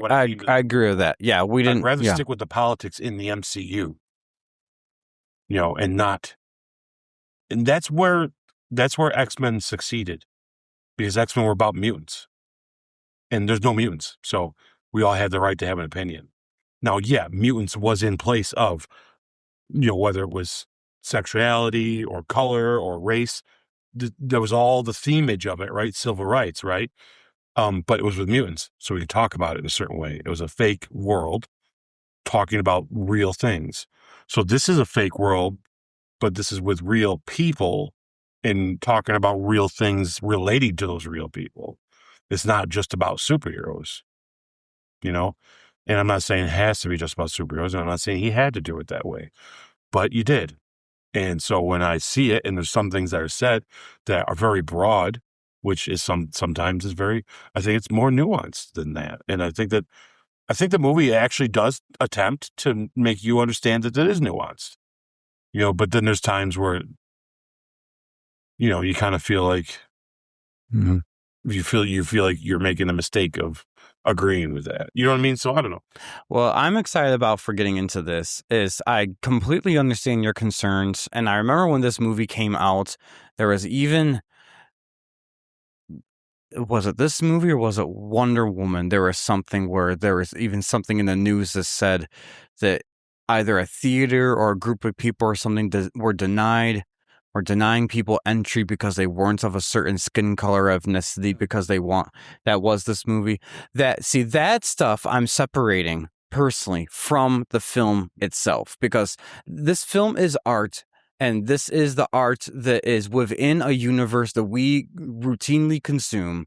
And I do think it has its place in the MCU. I think it has its place for Marvel at large, but we have a right, no matter what our political opinions are, social opinions are, or skin color, to talk about this. And so, and if there are anybody that goes into the comments, there is anyone that goes into the comments and wants to say you don't have any right to say an opinion about this thing, you put it in our movie. We do have a right to this opinion, like you have the right of an opinion on any of these other movies too. So whether we get to that point or not in this, because I actually feel like I have a little bit more of a difference of opinion with this film, and I hope as we go on that, yeah, it might have some political, social implications of the good, the bad, and the ugly of this film, but I hope I could, like, in our debate about certain scenes or certain characters or certain things, I can enlighten you as to my perspective, at least, on what I took away from this movie. And maybe you as an audience watching will get a different taste of this too. I will be honest.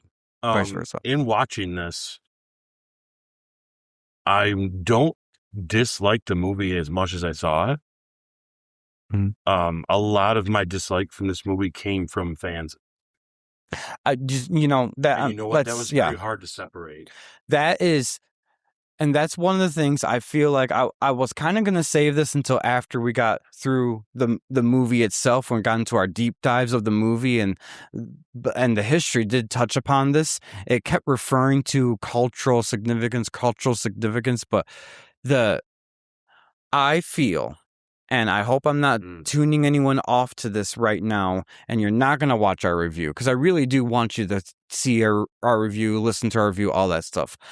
But the things surrounding the movie when it was coming out, when it was being promoted, were overhyped. They were overblown. Oh, yeah.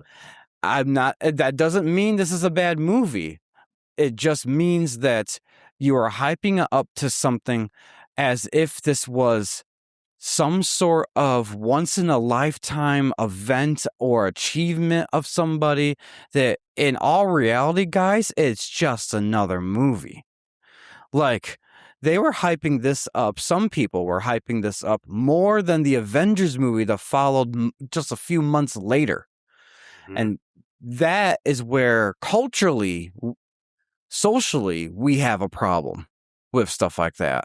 Because yes, representation matters. And this is great that this is Marvel MCU's, I should say, first black solo superhero film. That's fantastic. I'm happy for it. I believe that this comics is made for everyone, so therefore it should have some representation for everyone. And I love that. I love that we got Shang-Chi later, and it represented that part of culture and that region of the world and things like that. But when you overhype a certain culture as it's blowing it way out of proportion, it tends to cause a recoil of your casual fans, or just your normal average MCU fans. That's like, okay, was it that good, really? Because honestly, what I want to point out to real quick, and I know we haven't gotten to the movie yet, but we're going to jump right into that in a moment. One of the things that was part of the history that I thought was actually very interesting was the reception. Critics were giving it a 96%. That's huge. That's big. That means critics, for majority of the report, overwhelmingly, except for that 4%, had high praise and enjoy it. And we saw that in the promotional material that was on billboards, that was on the ads, that was in the news, that was literally everywhere. The audience only gave it a 79%. Now, 79 is not some small number, not, oh, holy smokes, this really was a bad movie. I think that 79%, though, why it wasn't like 85 or wasn't 92 or something that you would expect to be a little more fair and balanced, because most of our Marvel movies, for the most part, have had maybe a 5-point difference between critics and audience, where this one is a much more significant point difference. What is it? Over just under 20 points, I think. 18, 17-point difference, I think, was because of the hype around it on what they did with it for the promotional wise. Yeah. It was a great movie. Was it a cultural phenomenon? No, it wasn't. But they treated it like it was. And therefore, to anyone who disagreed with them, that's when you got the online trolls, we would say, that would say, you don't have a right to disagree with us on this film. Actually, we do. You are being welcomed into our space as comic book lovers and MCU lovers and film lovers, not the other way around. So when you try to assimilate with us and trying to bridge a gap between what they're trying to say of the cultural implications or social implications of this film and this promotion versus what you've entered into, this arena, this genre, you have to be able to blend them together and not have this social political divide that they decided to make in doing this. With them blowing this film out of proportion to what it actually was, and it's a good film, but the problem with that is now how do I say this? You've made that become the story and not letting the film just be the story. Yeah. And if you didn't do that, you would have seen that 79% easily been a 92%. Well, I'm 100% on board with everything you said. I think the only nuance to it I would add, if I could add anything to it, would be that also it was kind of gimmicky to make it come out as this cultural, mm-hmm. It is a big deal. It's the first very, first heavily led or majority led, and definitely first black superhero in the Marvel Cinematic Universe. Yes. I think it's great. I love it. I mean, actually, there's a lot of things about it I like because of that, to be honest with you. Uh-huh. And I don't even think that that's really the problem that I'm even with. Yeah. It's not. For me, it's not. It is how it was sold. Doesn't help. Yes. And the problem is I feel like that I'm going to do my best to not let that be what I rate this movie with, mm-hmm. even though it's very hard because it's just a bad taste in my mouth. Mm-hmm. But I will also say that I'm going to call out a lot of YouTubers and a lot of people that are in our thing that do this. And what I'm going to say is, I think there's a lot of people out there afraid to say what we're saying right now because it sounds, that they can be construed to, oh, look at these racist guys saying this stuff. And that's what I feel like it's going to be turned into. And I mean, thank God we're not quite big enough yet, but someday we'll be. And this will probably be our most controversial video because I'm going to tell you, beneath all that hype of, go out there and support your first Black Marvel movie. And it turned into this really wild ride of whether, all of a sudden, if I think it's a bad movie, but I'm white, I got no say anymore. And that tends to be what's happened. So despite what culturally it means to you, and to some young Black kids in the country, it might mean a lot to them. And I do not want to take that from them because it does mean a lot to them because it is their first understanding of it. So I take that very seriously. I think that's a real thing, just like with Shang-Chi, just like with all of them mm-hmm. that are like this. But what I will say, though, is I'm not going to let it blind me to flaws in your movie. Yes. So I'm going to do my best to tell you why there's things in it I don't like that aren't that, but then that on top of it definitely helped the feeling of it feeling worse because it's mm-hmm. like, wait a minute, if your movie was like pitch perfect, then it would be, okay, yeah, man, I just got to get over the message and be happy with this movie. But that's not my case. I can get over your message enough, but to still be honest with you and say your movie's got some problems. And that's where I'm going to be coming from, the best I can. Yeah, because at the end of the day, it's about the movie. It's not about the characters, the actors, their skin color, the cultural significance. That's not about that. You're trying to tell us a story through a movie. And if there are any flaws, we will point them out, in our opinion. And guys, we might get into a little bit of a debate on something where he would say this is a flaw, and I would say, let me tell you why I don't think so, or vice versa. And that's okay. That's what we do this on every podcast. Yeah. It doesn't matter the color of our skin as your host of the podcast. We should not have to feel afraid to talk about a Marvel movie because of the toxic hype that went around this movie. And that's the best way to say it. So we're going to jump right in to this film. Yeah, I think we're going to find that most of our differences are going to be taste. But we might have a couple fun discussions there. But when it does come down to taste, it's hard because it might just be something. And I'm going to be completely honest with you. When it gets to some of those social political implications that they want you to take away from this movie, I might have a more nuanced approach to it than maybe you do, or maybe our audience does. And you're going to hear my point of view of it. Whether you like it or not, I don't care. This is a Marvel podcast. These are our opinions. You don't like it, find somebody else. And with all that love I'm going to give you, we're going to dive right in. And I will just start off with reading the first act and we'll break it down. Sounds good. All right. Act 1. The film opens with the history of Wakanda, followed by T'Challa's coronation as the new king. Or wait, actually, yes, it is. It's the fight. It's the ritual fight before his eventual coronation as the new king. This centers around a mission later on to Busan, South Korea, where T'Challa, Nakia, and Okoye attempt to apprehend the black market arms dealer Ulysses Claw, who is stealing vibranium. This act introduces also the mysterious accomplice, Claw's mysterious accomplice, Eric Killmonger. Okay, sorry, I kind of butchered that as I was reading it, guys. But anyways, so I will start off when it comes to the what worked part. Sure. With, I like this history explanation in the beginning. I thought the animation was really well done. I love that they gave a history, not specifically just of Wakanda, but of vibranium at large, because they've already introduced us the idea of vibranium since Age of Ultron, and we've been able to, I would say Age of Ultron played around with it a lot more, and then we finally were able to, that's what I loved about Black Panther's introduction as his whole corner of the MCU is that slowly through different movies, you get a glimpse of something, whether it's vibranium, the mentioning of Wakanda, and then you get right to Civil War where you just are introduced to some of these characters. And now we're finally diving deep into this film and into this culture there that they have in Africa. And I think this is really cool. So I like that.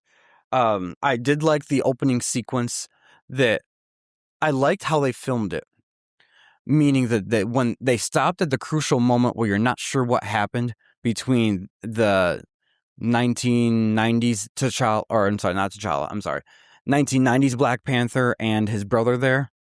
You weren't exactly sure what happened, and I loved that throughout this movie, especially once you get to the end and you get closer to your climax and resolution, that's where you find out truly what was going on and what happened. I love storytelling like that because it leaves you guessing throughout the whole movie of, is this guy really right? Is this guy really right? Who did wrong here? Blah, blah, blah.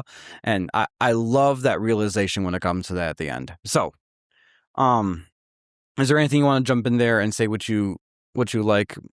If stop me at any point if there's something you want to jump I'll throw into. you a couple things I really like. I agree with you about the animation in the beginning. It's real creative. I think it's really cool.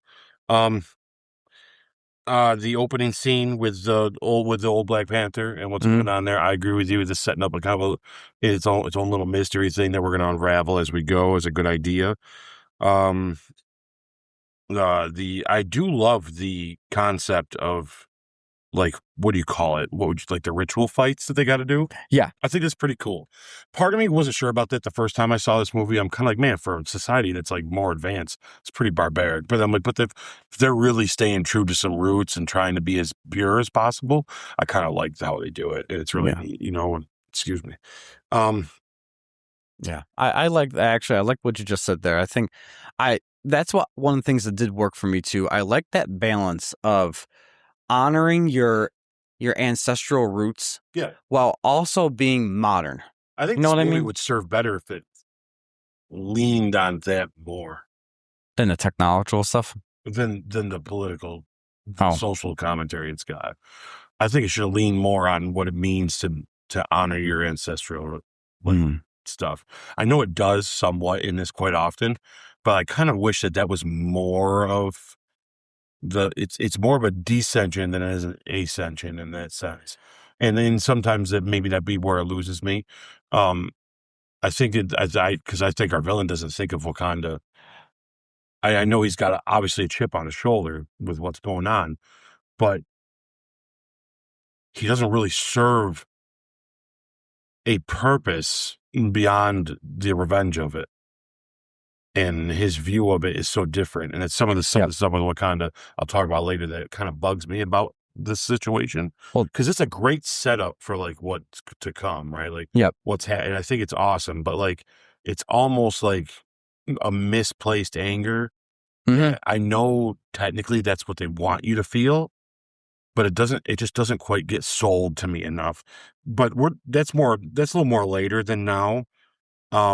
Because I do love the introduction of Killmonger is good. I think, I mean. Well, I think since you already touched upon that, and this is his introduction, when you were talking about the social political implications of this, I don't think any of that is within Wakanda. That is all through the eyes of Killmonger. He introduces that to Wakanda. I agree. And I think then that's something that, as we get into this deep dive of the whole movie and everything in each act, this is the part where I am personally going to say, for the brilliance of this movie, in my opinion, is that this oppressive worldview is your villain of the movie. And whether people are taking it this way or not, there's a reason why they gave that worldview to Killmonger and not to T'Challa. You are seeing two different people from ideological differences in their background, from where they were raised, where they were brought up, what they were taught, and what they believe, come together. And ultimately, at the end, with Killmonger's death, that ideological part of him died with it for T'Challa. Now, that doesn't mean, and we're going to get to that in Act 3, that T'Challa doesn't try to move forward in a more progressive way, but there is a clear distinction in this movie when it comes to the social political implications of people with brown skin and where they come from and what their cultures are like. The culture of brown people in America versus brown people in Africa are different. And this movie, T'Challa honors his people and his land, where Killmonger has nothing but resentment. And he feels like he was abandoned by a culture because, let's face it, when we get there about what happened in this early part, we'll definitely talk about it. So there's a hint of validity, but there's not. I'm dancing around what I actually want to say because we're just in Act 1 and I don't want to just dive into every single bit of it in the first act. But this is definitely just the introduction of Killmonger also introduces to us as the audience. You have a viewpoint now that's completely different. And it's very obvious to me why they made him and that viewpoint the villain of the movie. And I know some people would go into the movie, and we hear this when they come out of the movie. Killmonger was one of the best villains, blah, blah, blah. Honestly, guys, they gave him the best treatment in this movie. They let him flesh out his view. They let him be menacing. They let all that social political implications of him bleed out and go on to others, whether they accept it or not. But at the end of the day, he did not survive this movie. And that, I feel like, is more of a meta storytelling of this type of ideology will not survive because there's nothing for it to feed on. You can't live in anger all the time and expect things to get better in that way. And I think that Killmonger is a great example of this for this film. So whether you agree with me or not, that literally is what this film is telling you. And we're going to get into every bit of when you see him and what his actions are and how he's trying to prove his point here or there, that why what I just said has more validity to it. So I see right where you're coming from. I do think for right now, I'm still convinced that where I think the movie, for the sake of not trying to say that this is right. They have it set that way to be that way, where yes, his ideological thing is the problem, is kind of the villain of this, and he's the conduit for it. Yes. So that's why the failure of him ultimately is the failure of that ideology. Mm-hmm. I think that's 100% the meaning of the film. Mm-hmm. I don't think they succeed without glorifying it, though, and I think that's a problem. So I think that's what when we get to that act, we'll probably get more into it. But I do think that I agree with you. It's just the question is to what means of getting to it, right? And I think that's where we'll talk about it, you know, because I think that was the intention, really, ultimately. But let's do this other stuff though before we get to that, because that's going to be part of that whole act. So okay. So all right. I'm sorry if I jumped into whatever you're saying worked for you or not. Oh no, that was it. I'll quickly tell you what didn't work for me. Okay. Two things specifically. It's in some of this is just taste as someone that writes and dabbles with it and listens and reads other people's stuff. Claw is just kind of a whimsical, weird, why is he here thing, you know, and I wish he didn't feel that way, because I love the actor and I think the character is unique. Yeah, don't get me wrong, there's aspects of his character I like a lot more in this one than they did with Age of Ultron. But it's just a coincidence that it happens to be Wakanda's looking for him and the CIA is trying to set him up. And it happens to be on the same night to one of those ridiculous, obvious, and nonchalant arms dealers that, how have you not found this man? You know what I mean? Like, I'm not convinced that it's like, we got him. Oh, but now it's a conflicting of interest. And now we're all I'm like, how convenient. And it rolled out the carpet for me. And the performance of Claw, as much as I like him, it just was so over. There's no nuance to him. I wish he was in the movie longer, and I wish we could have seen some cleverness out of him and not just this sparky, I'm a guy that does things and I'm cool. And he just really comes off as he's the most active, flamboyantly, like huge, like off the top dramatic arms dealer ever.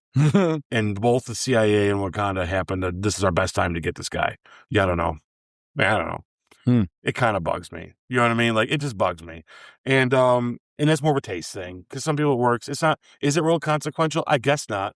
But when I rate these films, all these Marvel movies, I look at how are they getting from point A to point B in their storytelling. And when you have little things like this that happen, it just makes me go, this isn't the only time it's a very convenient situation that happens in this movie.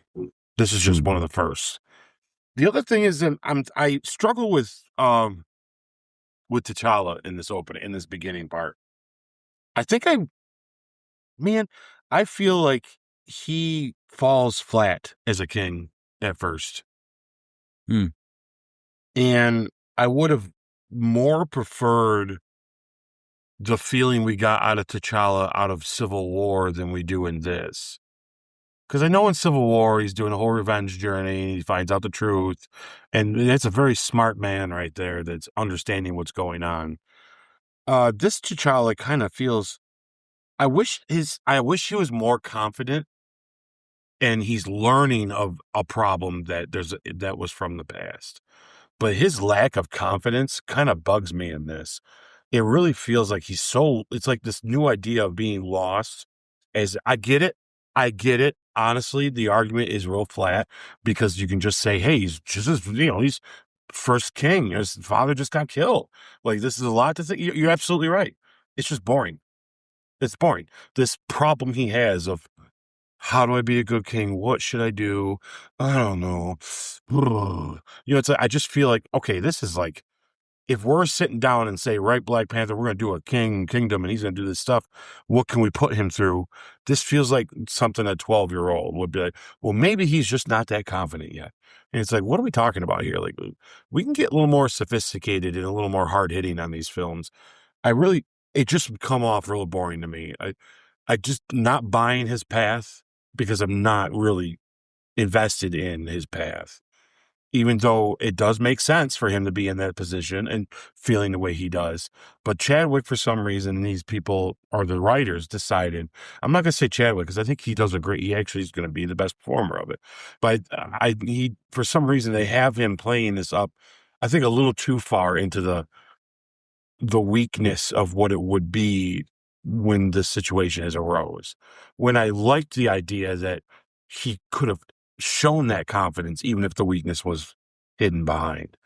And I didn't feel that out of him in the beginning.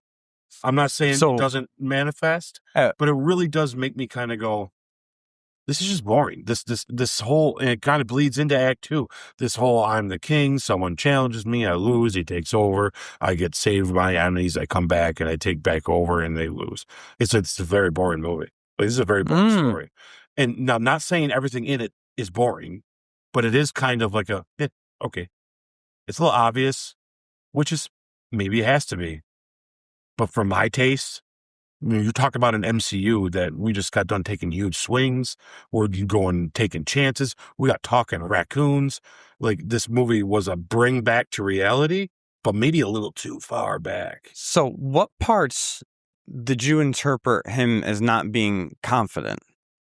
I think it's the feel of just him just discussing things, especially with Sherry. Like, just, and then when he goes and talks with his dad, like trying to get the whole, what should I do as king and all that. And I don't know. I really felt, I don't know. I just feel like there was a regalness about him when we first met him in Civil War that I don't feel here. And maybe it's because we're in Wakanda now. Maybe that's what it is. And it's my problem and not the movie's problem. All I know is I think it's more just the storyline itself, because he really is kind of questioning, he's really trying to figure out how to be the right kind of king, right? That's his big deal in this whole thing, ultimately. From what I get, for me, I didn't see any of the not confidence stuff. Yes, he is trying to find his footing as a king, what he does. He's used to being a little more of a tactical type role as the prince, because he is the Black Panther. His dad couldn't be the Black Panther. He is the king's, yada, yada, yada type thing. The honoring tradition by doing the combat ritual, right. And then that is supposed to prove he is the ultimate guy that's supposed to be king, blah blah blah. I never saw him not espouse that confidence. When he walked around, he was talking with Nakia and he had his soldiers around him. He actually seemed more relaxed in this film than he did in Civil War. But of course, all you saw him in Civil War is he lost his dad and he's just mad most of the time, and we get it. Yeah. Like, valid, we understand. But at the same time, I think one of the things that this film does, and we're going to get into that when we get into the third act mostly, is, dare I say it right now? Maybe I shouldn't say that for the third act. No. I'm going to say it for the third act. But what I'm going to say is, I didn't see that lack of confidence, personally, myself. I see him as a little more ambitious of a young king, and he's trying to live up to ideals that he feels his father had. I agree. And then in the third act, you see how that crumbles. I agree. I think this is where the taste part of it comes. I'm a little bored with it. So it's not, that's why I said I'm more, I don't want to take points off of it for this reason. I'm going to take a little bit of a point, somewhat of a point about the claw stuff, because I do think it's underutilized. Okay. And I do think I can see that. I needed to do something better there. I don't like movies that use convenience this much. This is only once so far, but trust me, I got a few other ones. The convenience of a few things really bugs me, but I just am not invested in him right off the bat. And I really wanted to be. And I just kind of wish this movie took a little more chances on, like, maybe on when it was being told and the pacing of what's happening, but once again, like I said, I don't want to, because I can't give you a specific moment off the top of my head right now where he alludes to a certain weakness that shows, but it's just there's something about him that just doesn't feel. I kind of wish we had a T'Challa that was a more in touch with the reality of he's more confident about serving that purpose from his ancestors. Because I would have liked the revelation of the stuff that was being hidden later to have more weight of a surprise to him than of a discovery. Does that make sense? I would have liked him to be overconfident from the start and be humbled to realizing it rather than him slowly coming into it. Because he's got many moments in this movie where he kind of, his emotions take over, you know, and then the times where his emotions would take over, it doesn't. It feels very inconsistent with me sometimes. You know, and it feels inconsistent with them, even with the introduction of him in Civil War.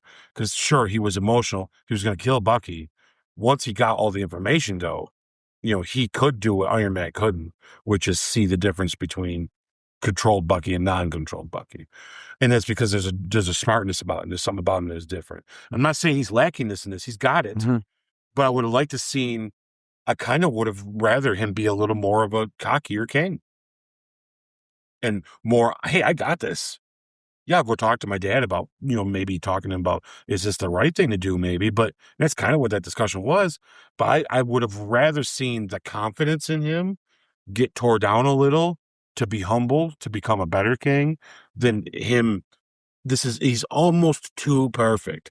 Look how humble he is. He's being slow. He's taking his time. He's figuring it out. He's still being a king. He's still doing, but then he finds out the dark secrets. And like, it just is kind of, I don't know. I wanted to see more of a journey out of the spectacle of what it is to be a king in Wakanda. You know what I'm saying? And I got problems with Wakanda later. Like, in general, the people there, for a place that's so proud about hiding and doing the best that they can, that never mind. We'll talk about what you think. To me, it's like no one's gonna be like, listen. Anyway, hold on. We'll get to it. I'm sorry, but anyways. So that my biggest issue that I am gonna hang my hat on though is the claw thing. Was just this is a guy. You guys didn't find this dude. Like I'm not buying it. I'm not buying the situation. I do love the casino fight though. It's awesome. Yeah. This is some of the best choreography in the MCU. Is that my standout moment, maybe? It's mine. Yeah, I put both. I put the ritual combat scene and the South Korea mission to me are my standout moments. Awesome. Yeah, but yeah, that love the action. Well, in particular, chasing everything. I was gonna say the South Korea mission. Where is that? Okay, there it is. Let me make sure I'm saying it right. Oh, I wrote down my funniest moment on this part too. Anyways, sorry guys, I'm going through my notes here that I made. The standout moment for the South Korea mission for me was the car chase scene. Everything inside the Korea thing, it was cool. But to me, it was just a cool action sequence. It wasn't. I like watching what these women can do with them staff. Yeah, holy Lord! I love the one that was just on her screen when what I love about the car chase scene in particular is they're using their technology as an advancement. And even this one part where she says guns so primitive, it's because they're shooting a vibranium car that is just, it literally just looks like sparks are flying off it, which is kind of cool. But I love how she gets on top of the car and she's like aiming her spear and she throws it goes through the car, and it was not meant to, the spear going through the car was not meant to stop it. It was where it landed that was meant to stop it. Yeah. That stuff is genius.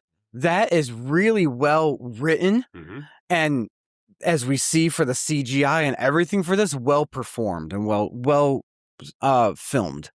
Everything about the car sequences is probably, I would dare say, this is I can't say it's my favorite car sequence, but it's almost on par with what we saw in Civil War car sequence. That I loved that car sequence fight. But this one, I feel like because it was isolated to just Black Panther, and they used every bit of his technology, his suit, the female warrior's staff, and what Shuri's able to do, remote control the car type thing, is really well done, and it highlighted every character, I feel like. Yeah, I agree. This is excellent filmmaking right here. They do a great job with this. Some of the stunts are good.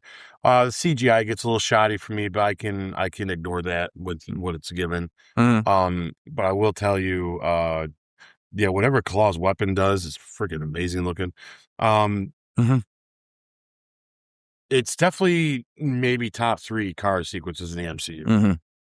You still haven't beat Nick Fury's in Winter Soldier for me yet. I agree. That's right. That is like, that's just, wow. He pulls a gun up out of the middle of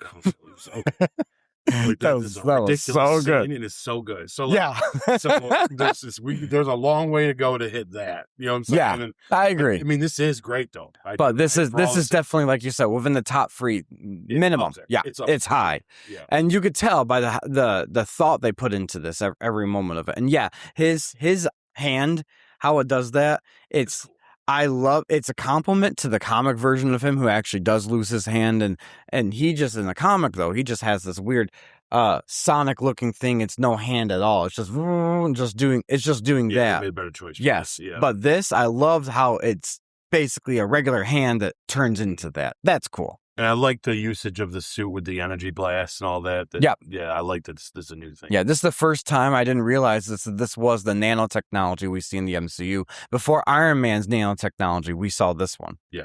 I thought that was really interesting, and I thought that was really cool. Yeah, I agree. Anyways, so yeah, that one. And I'm going to back up for a little bit, and my other standout moment, the ritual combat thing. I do like that scene. I liked where they used the technology to make that spot in the waterfall. So I thought that was pretty cool looking. I loved seeing the different tribes, and they're represented by different colors. And some of them that one guy with that big thing in his lips. Yeah, what's going ouch. on? Yeah. Like, calm down. Right? You know what? It's a cultural thing. I know it's a cultural thing, but hey, come on, we could comment on that stuff. You comment on ours. Yeah. That I literally wrote on one of my things. Come on, man. Yeah, seriously. Like, why? But why? Anyways, so the specific thing. Soup. You know what I mean? Like, I'm just like this. There's things that you're not doing. Yeah, straw. He has to eat everything through a straw, and now that's by choice. Like, yikes, dude. Anyways, but I will say, at least there are people actually in Africa that do look like that. Yeah. So it is very, very culturally appropriate, accurate, I should say. So congratulations. But still, just for us that aren't used to that or aren't accustomed to that, ouch, just looking at it hurts. I agree. That's it. That's it. It's not being mean. Like it's my lips on my face. Yes. Yeah. This is not being mean. This is just saying that's not for us. Yeah. So, I did love the representation of the different colors and all that stuff. And I love Shuri's line when they're like, does anyone from the royal blood want to challenge him? And she says, this corset is really tight, so can we all go home now? Yeah. I'm like, that's hilarious. I love Shuri in this movie. Oh, yeah. Yeah, like, amazing. She's just really cool. I love her whole thing. I called them sneakers. Like, I can't do a Wakanda accent to save my life, and I'm not gonna attempt it really because it'll be bad. Movie can either. Yeah, I think they're all kind of just like, it's gonna try. Yes, like, it's very distinct. Like, I feel like T'Challa is the one that really nails it, but all the rest of them, it's kind of like it's a mixture. Yeah.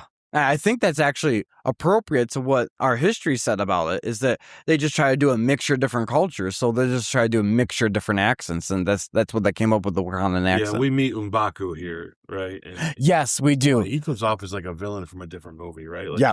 I like M'Baku. Yeah. When his the Jabari tribe, that's what they are. They were, and they're all walking out. I'm like, oh my gosh, what's going on here? Very and intimidating. I do like his speaking. Mm-hmm. I'm trying to remember one or two of the lines of how he delivers them. Your own father, and I'm like, it's father, okay, but whatever. It's just really cool and very creative, I would say. But it definitely is something that sticks out to me. Like, oh, okay. But I liked that scene of them fighting and him showing that he has to prove himself without the Black Panther powers, which is that's probably the one thing I will say I really do have a little bit of a issue with the movie, is the what juice is that gets rid of the Black Panther power? Is it the same thing as what gives it to him? I don't know. Is it one of those things of it either give it to you or take it away by the same heart-shaped herb? Convenient though, isn't it? It looks just like the heart-shaped herb juice because it's this purple stuff he drinks, but like, I don't know.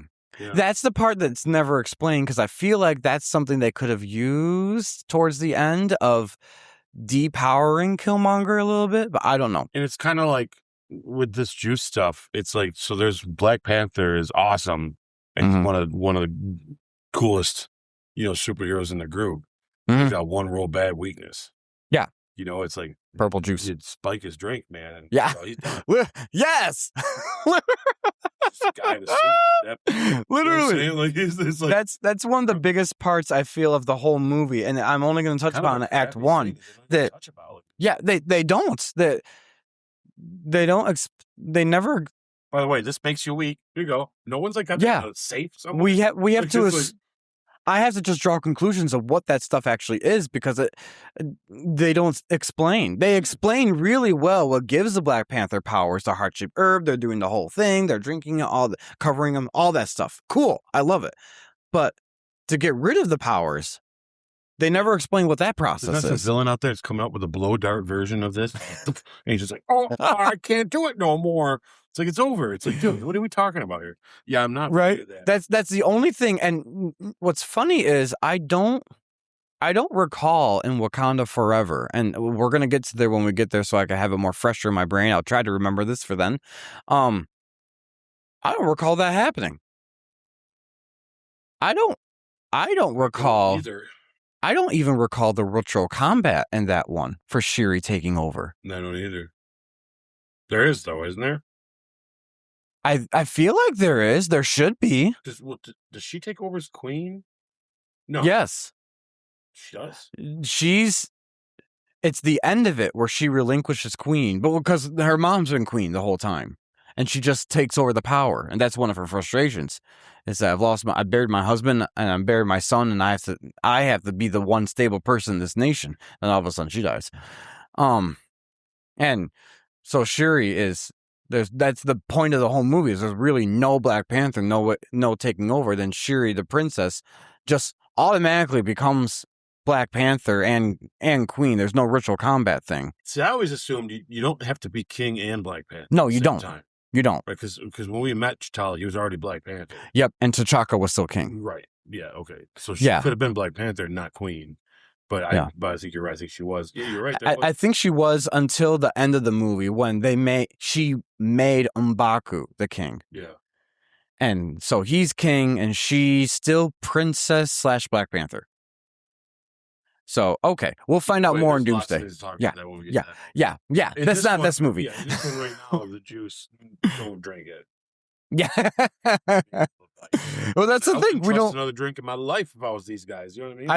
I don't know. So that's my only thing I would say that didn't work for me is they never explained what that juice is, and I feel like in doing that could be technically considered later on the wasted potential of this film. To me, it's a big missed opportunity just to have an awesome scene.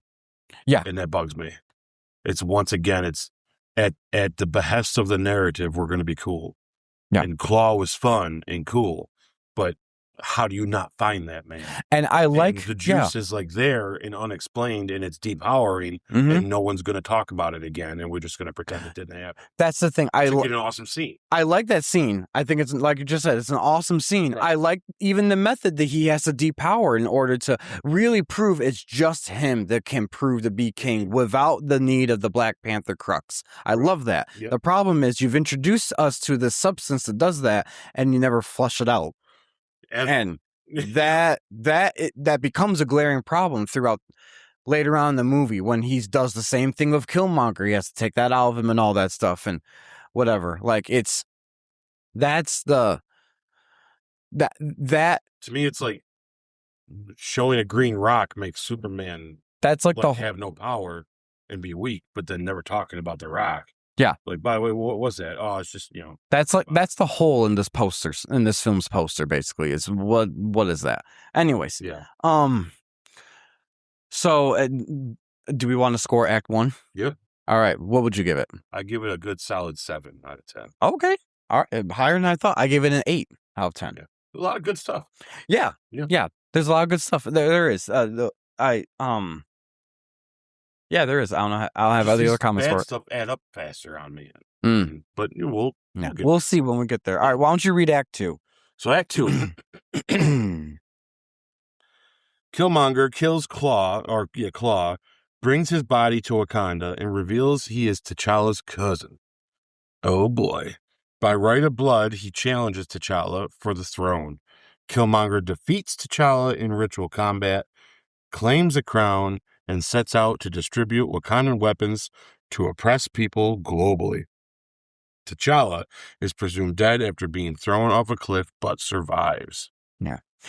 In my notes, I purposely crossed off the and I should have done it for years when I was doing this form of the survive part, because I thought, all right, I probably shouldn't spoil that at that point, because this really is. Yeah, but nobody in the world thought he died. I was just going to say, I agree. Yeah, they weren't just going to kill this guy. It's not going to happen. Yeah. To me, that's boring. This has Lion King vibes. It does have Lion King. You know what? But I like that more now. I don't. For that reason.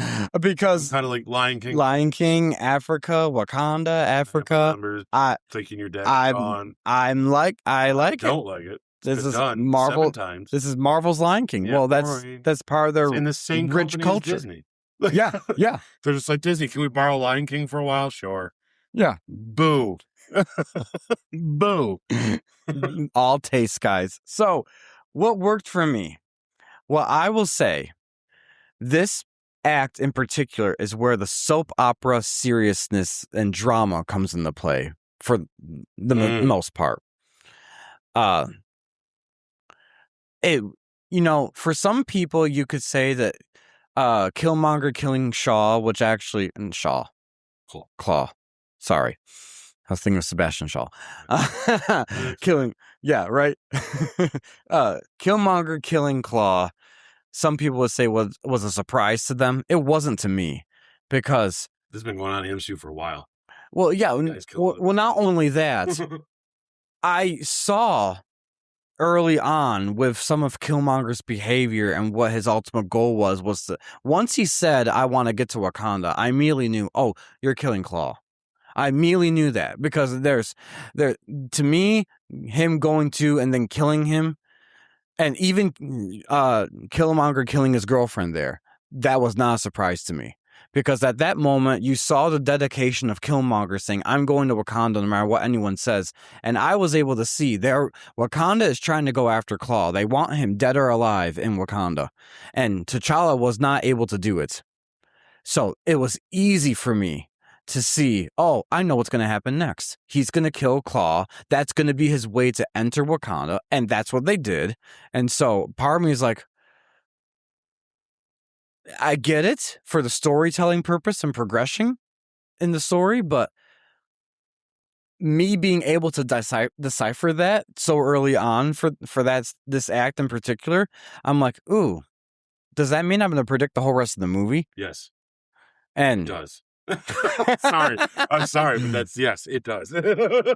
Well, for me, the ending, when we get there, I did not see it coming, and I'm happy for it. But anyways, I will say they make some good attempts, but it's still that honestly is the one part of this whole act I say, for me personally, that I put under the doesn't work, is that they took away from me the element of surprise. So far, we got the juice and the element of surprise by doing that. Yes. I like that. Yeah. I like that. Good. Yep. See, I do have slowly to the dark side. I do have some qualms, we just said about this movie, but overall, I don't think that took away from the story that I like they're telling, though. That's me. Anyways, what else did I put for what I liked? His introduction is the museum, though, right? Yes, in the first act, yeah. Yeah, we didn't touch on that. I'm just going to say real quick. Okay, yeah. I do like his introduction, though. Yes. It's very good. Yeah. Because it isn't just killing, Maybe there's some, but like it's not. You know what I mean? I do like that he seems like a put together person. Yep. You can tell this is a smart villain. He's not a dumb guy. You know what I mean? Yeah, he leaves the killing the claw. Yeah. He just is there to point out the vibranium. Yeah, and I will tell you the claw thing is kind of I mean, not only that, but it also proves that they really had no intentions of doing anything with that character either, other than putting him in this movie and in the connection to the vibranium in Wakanda, which is to me kind of bugs me because it makes it even more like, what a plot device, and that's all that character was, and I just didn't like that. And I guess you could argue everything has that, right? But you can be done better than that, in my opinion. But that's just me. So I'm agree with this claw thing. Took a lot of surprise out of stuff, but then once again, I'm not surprised. Bad guys killing other bad guys. Oh yeah, do it all the time. All the time. Yeah. Now, and for this bad guy in particular, I feel like you saw his drive and motivation so early on that it made some of his future actions very predictable. Yeah. Agreed. And did he need Claw to find Wakanda, or he just used it to make it like he looked like he... see, I get shit done, right? Is basically what he did it for. He didn't need Claw to find Wakanda, right? Am I mistaken on that? Let me think about that for a moment, because... No, I don't think so. He just used the claw as the way to show that he did. Yep. And actually, we have it in the back of our screen right now, guys. But it wasn't that claw showing him how to get there. Right? No, I think he always knew how to get to Wakanda. Because I got questions. Because actually, there's that scene. I don't think it's in this one. Maybe it's in the last act. Honestly, that he reads his father's stuff, so he knows all about Wakanda. He probably knows where it's located and its cloaking device and all that different stuff. He knows a lot about Wakanda for someone that's not his been there. Yes, and I think that's revealed in that dream sequence of him seeing his dad again. Because it is. I don't care for the feeling of, even then, is it that detailed? Because it seems like he walks in like he's owned the place for a while. Those notes that notebook looked pretty thick and detailed on his times in Wakanda. I just don't feel like they sold it to me. To me, that didn't bother me because I understood that he explains it in his ritual in the third act. I'm sorry we're jumping along to that. Yeah. But well, it all relates. So he does. He explains no, this isn't this act. I'm sorry. This isn't this act when he's challenging T'Challa and they do the ritual combat. So I'm on the right page here. He explains to him that he's waited his whole life to do this. He's prepared the thousands of people he's killed, trying to better himself. So he's ready to take on the king of Wakanda. So I always assumed that was him becoming a warrior, but I didn't think he knew where all these rooms were. He knew what everything that was doing. I feel like there's a lot of things he knows about that they kind of just glossed over. Like he's just. But I can chalk that up to maybe that was in that book. Yep, because it just kind of feels when he's doing that dream. Yeah, he's doing that dream sequence, that little thing. The book thing just kind of feels it's convenient. He immediately His dad wrote down the code to the chair to make it more comfortable. I mean, I'm not saying it happens in the movie, but he's so lived in already. It's like Wakanda's nothing there that makes him feel out of place or that is a challenge to him, and it really makes me kind of go. It's like he's been there many times. Well, in his head, he was. In his head, he has, because when he knows exactly when he goes into that dream sequence as a kid, he knows where the books are hidden. He takes the thing off. He opens up the panel of their kitchen area there, whatever, in the apartment. He starts reading and looking through the books, and that's when his deceased father in his vision comes to him and says, "What have I told you about going through my books?" And he's explained here in this act that ever since he was a child, he's been told stories of Wakanda. He's been wanting to do nothing but he has hatred in his heart for what happened to his father, and he doesn't want to go to Wakanda until he can make a change. All right, I can dismiss it then. It was the first thing that stuck out to me. It's like, you're pretty comfortable for someone that's not been here before.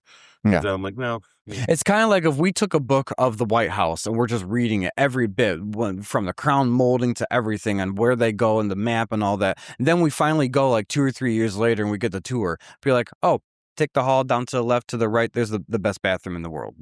Something like that. To me, that's how I would equate it. Yeah. So anyways, because his dad was not just any old Wakandan. His dad was royal bloodline. That's why, So he would know all the intimate parts of it. Yeah. All right.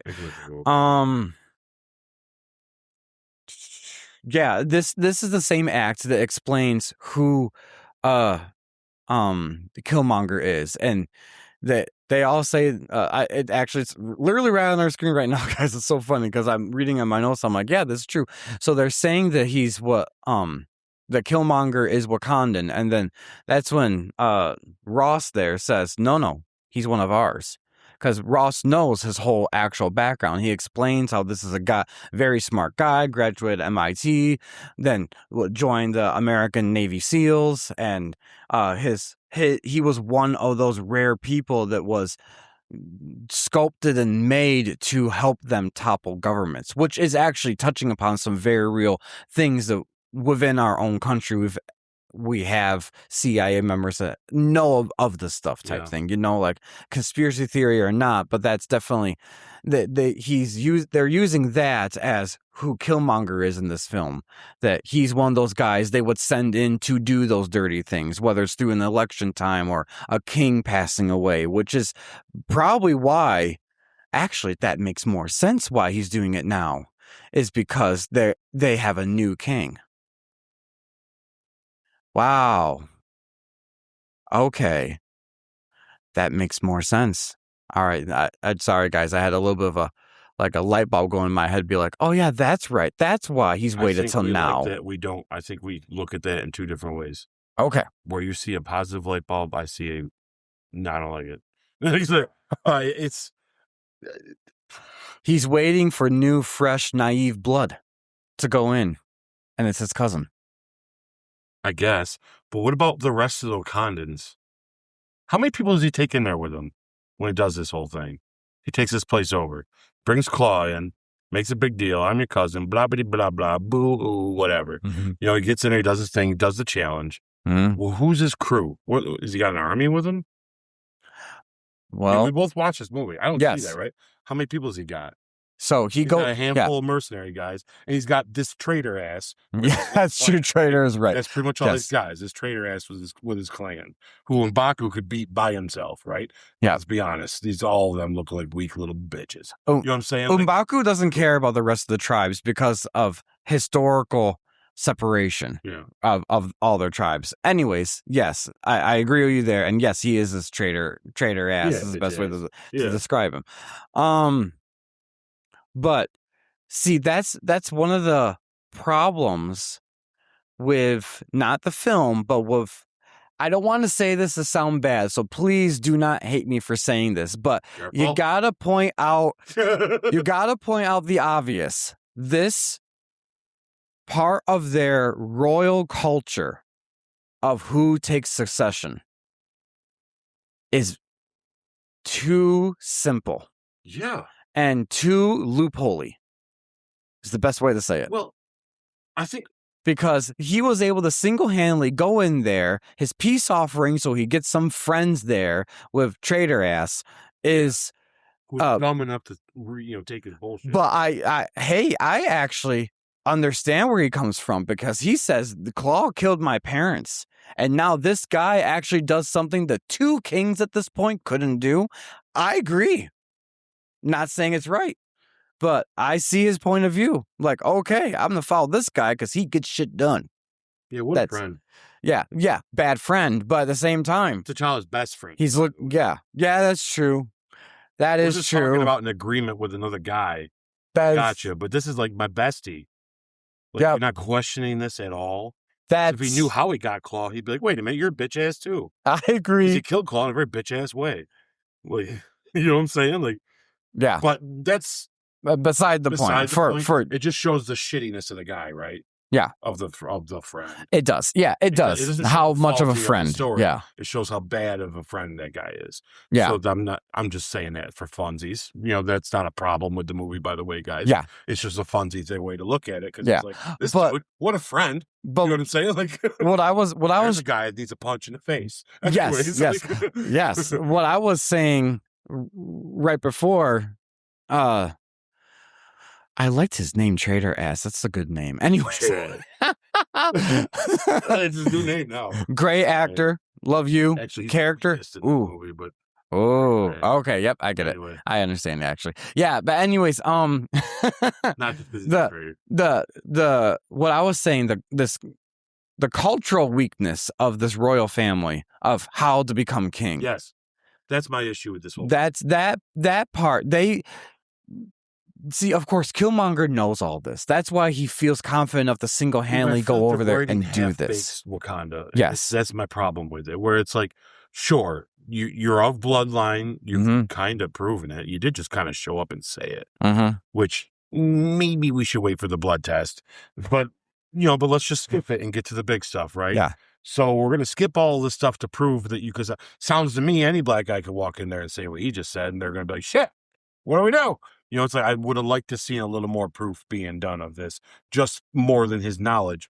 But it's okay. It's convenient, and he's here doing. They drink their juice and become stupid. Like I still don't get it. I don't like it. I don't like the way he does it there either. It's a very awkward scene between him and his shaman guy. But there could have been a better placement of things. I'm not happy with the way they're bouncing. It's weird. So like, there's some things going on that bug me. I mean, I love this whole scene, though, by the way. Some of their movements, I gotta say. The wrong moment. It's weird, guys, when it's silent. Like, when it's on and we can listen to it, it's normal. But there's moments of looking over and it's silent and people are doing some things. They're like, what are we watching again? I do love some of their moments. They're like, yeah. But in the silence, it's awkward. So, anyways. So he comes in, claims he's blood. They don't really prove it. Yep. But he goes for it anyways. It works. Takes his shirt off, has all these cool, whatever the hell. Scars. Yeah. It's supposed to represent every kill he's done. Yeah, it just looks like he's got bumpy skin. And he needs therapy. Yeah, it's like someone needs to call a dermatologist. Because Killmonger is spinning the sun too much. But anyway. He's got the cancer. Which is this is a great fight. It's a little brief, but it's a great fight. At what point, though, as Wakandan people, do they need to sit back and say, this guy kind of is if they're so hardcore and picky about their traditions that this guy can get away with doing this because this is a tradition, then why is it when he's breaking their traditions, they just act like they're an oppressed city all of a sudden with a guy and a handful of military dudes? They got an entire city and army and other people that can be like, you know what, dude? No. I could defend that. This is a problem. They're so comfy and conditioned in their little isolation Wakanda bubble that they just blindly go along with whatever the king is saying. All of them, though. All of them. Well, see, that's one of the driving forces behind this is that they split. Buy that if they weren't such a suitable army in Infinity War. Yeah, well, bullshit. The people of Wakanda that just live there, like you and I, everyday people, sure, but there's an army of people that not one of them was like, "Hey guys, by the way, he's burning the leaves of something that we hold dear to us." And we're just like, but he's king because he beat him in a competition. No one even checked to see if he's blood. For an advanced civilization, I understand the people being weak. But you can't tell me they don't got an army that kicks a lot of ass. Because they do. And other tribes. None of them are like, well, this is not good. Well, one thing that I notice is when you get to that end battle, should we just... He clearly does things, though, that bug me, that nobody stands up. Like, nobody's like, oh, wait a minute. This isn't right. This is not what we do. You might be king, but it's pretty sketchy circumstances. Even if it's at the head. Now, if he walked in with an army, I'd be like, okay, look, he just murders this other guy. Like, in this, he murders this guy. Yeah. Like, it's like, you're so tradition that you're going to allow someone to piss all over your tradition, and they're not going to be like, we're not letting this fly. It's got to be him coming back like the Lion King to save everybody. where is everyone that would have been like, no way? Because they don't know how to go outside of their traditional norms. That's bullcrap. I think that's an excuse, and I think it's lazy. I think it's lazy writing. You're just going to have all these, we have to. Yeah, that's never happened before. That one Dora Milaje said, "Isn't there something that can be done?" And Okoye's just like, "Yeah, like that's never happened before. No one's ever done that, but no one's gonna say maybe that's a problem." Mm-hmm. Oh, by the way, now he's gonna burn all the stuff that makes you powerful, or the thing that is this flower they got that's whatever that is. I can't remember the name of whatever they call it. The heart-shaped herb. Thank you. He's just gonna burn it all, then later tells them, by the way, give all your weapons to a bunch of people out there that are oppressed. And they're all just like, well, we have to. He did win in combat. They're so... Who took the blood test? Oh, I didn't. Oh, he could just be some guy from the street. Yeah, it's just like, for a society or for a city that's hidden from the world, that are purposely hidden from the world, and so far advanced, to have such a barbaric way to become king, and it just be this easy. Why is it now? I don't know if this is explained or not in the movie, but is every Wakandan with that thing, or is that just a royal bloodline? Because they asked to prove that you're Wakandan. Maybe. And he does that, and they're all like, cool. He must be. All right, fine. So he puts a tattoo on his lip from the books that he read. I'm just saying. Yeah. I don't know how all that works. Someone could have told him that. I'm with you. Let's say that he proves his bloodline through the tattoo. Fine, whatever. Still, you're still not going to be like, but look what you're doing to the throne. So there's not one faction of people out there trying to stop his ass. Well, that's one thing. Need Simba to come back and do this. In the third act, you only see one tribe working with him. You don't see any of the other tribes. They might not be working with him, but they can. Come on. Well, I think you know what I'm trying to get at. I know what you're saying. Okay, yes, they see one tribe, which is bitch ass's tribe, right? Traitor ass. Yeah. But you're telling me the others weren't like? There's not half of these people who swore to protect the king. Okay, yeah, he become king, but then it's like, there's not some elder group. Oh, there is, but he just killed him in front of everybody. You see what I'm saying? The people that would tell them that this is wrong is what we're doing, they're watching him do it, and they're just like, okay. It's like us getting a president. Don't freak out online, because you're all going to think I'm talking about somebody specific. I'm not. But it's like us getting a president and just deciding, you know what, I'm going to rewrite the Constitution. And we're just like, damn, too bad we can't do nothing about it because he's the president. Yeah. Oh, wait, there's checks and balances. We can. They don't have checks and balances. This is how bad their cultural norms and their royal family structure is. That's why I don't believe Wakanda. Yeah. It bothers me. You've been so successful about being hidden, but you're this close all the time to complete catastrophe with just one guy that claims to be you. I mean, he's right. He is them. Okay, fine. I'm not going to, I won't dispute. This is stupid that they'll look further than a mark on his lip because someone could have lied to him, right? But to allow him to do it because is all the answer is, bothers me. Like, let him do it. Let him throw it off the waterfall and get that far. I would even say get as far as like, what are we supposed to do? This guy's obviously crazy. But the minute that he burns that stuff, at what point is he now changing what you even believe as a person that's there? The thing that you're honoring, but you promised to protect the king, part of a culture that is so deep and rich in you, part of that is this flower, and he's just burning it. And then it's like, look, we stay out of the world, but now this guy wants to inject us into it. Not only inject us into it, but literally give weapons to people on streets of cities to declare war against people. And some of these people aren't really oppressed because not all of that's true. That's the nuance of it that's a problem, which is why it's all bullshit. Yep. But here it is doing that, and they're just going to go with it because of the waterfall fight. That doesn't bother you at all as a plot device? It bothers the hell out of me, man. Simba's got to come back and save him later. I just wish there was a better reason he had a grasp on Wakanda. Because if that was all he had to do, shit. You're telling me out of all the generations of people that run this place, someone ain't tried to figure that out? Not one bad of the bad family come out and did that. He's the only bad version of the family is this guy. Maybe he is. I can even go with that.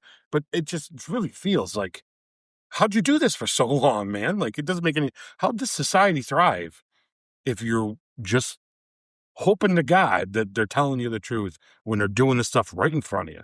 The minute he stabbed that guy in that fight should have been a red light. They should have all been looking at each other, which they almost kind of did. And they're like, this isn't normal. Like, family or not, he's got to follow the rules. And part of the rules isn't killing our elders that lead us in this stuff, because that's the guy that he killed later would be telling people we need to dethrone him. I get why he killed him, but why they don't realize that's a problem bothers me.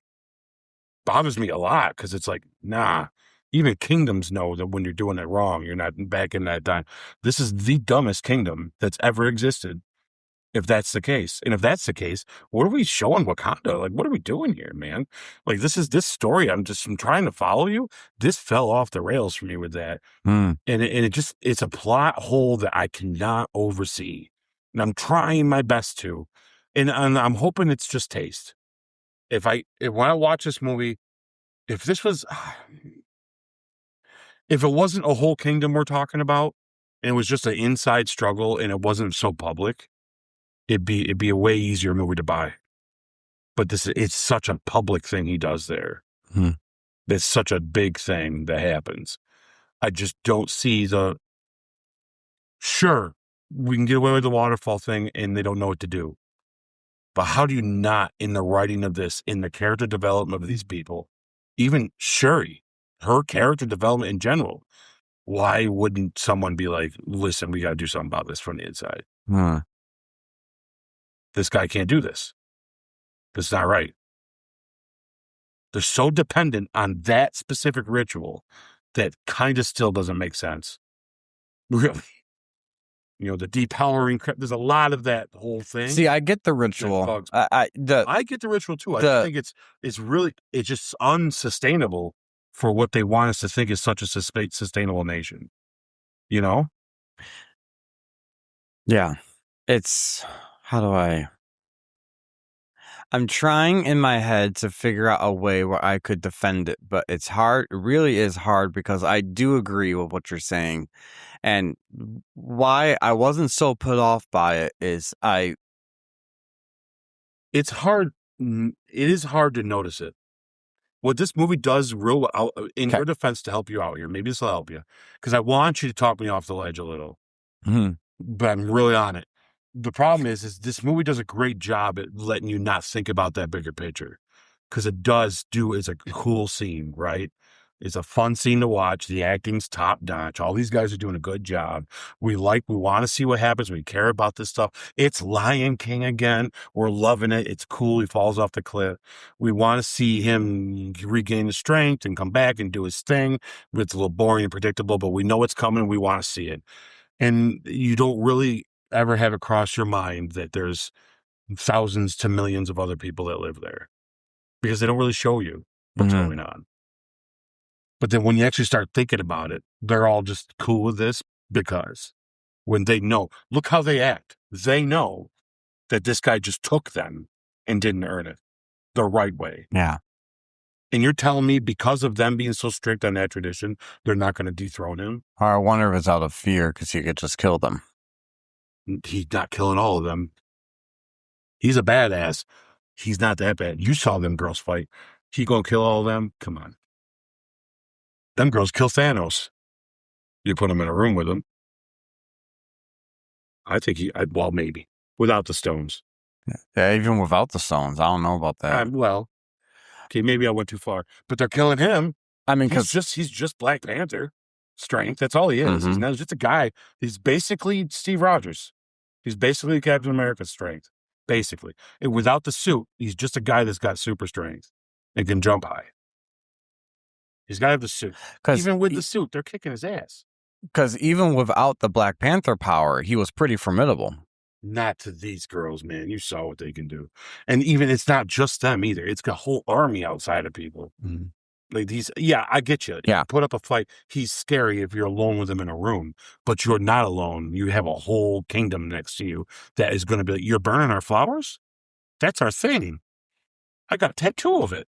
What am I supposed to do now? It's like, seriously, it's like, it's their thing. That's it. To them, that's just more sacred than the king, really. It's their way of life. Yeah. And they're just like, oh, he won the waterfall fight, though. Remember the thing up there, Lion King? He did that. Yeah, it's a problem, man. Like, it's a problem. I see that. I just wish it wasn't. I wish it wasn't, but it's like, scary's one thing, but if he's scary, how the hell did they make it through Namor, man? You know what I mean? Like, you're telling me, like, if he's scary, then they should have never shown up at the end of Endgame because that guy's scary. You know what I'm saying? Like, there's a point where it's like, at what point do you not stand up for your nation? Like, it's to me, they are technology and smart enough to hide from the world, or smart enough to know that you have to protect what you've got. You guys better go in the comments section right now and see if you can respond a little bit, and make it polite, but try to make a point to see, because I am struggling to. And I don't want disagree. To your parade because no, I get it. Movie. No, but it's that very is easy to not think about it, though. It is. That was very easy to not think about because I was just captured enough by the storytelling that they were doing. That is maybe it's because I don't think they're as smart as they're trying to make them out to be. Obviously, with you know, maybe there is a more of a meta explanation for that. Oof, I think you're reaching. Let me see, because there is something. I'm lawyering this. Yeah.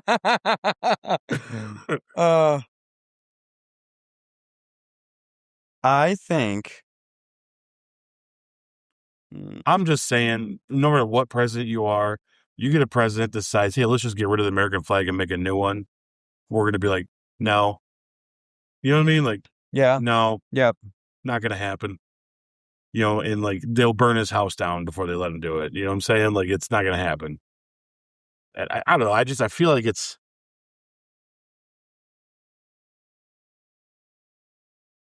I'm sorry, guys. I'm looking through my notes because part of me is thinking, okay, what can I say?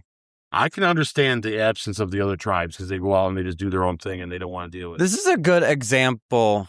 No, I can't say it that way. I'm tiptoeing around it because I'm thinking, how the heck do I say this? The meta part that was coming to my brain is that no, it doesn't make any sense.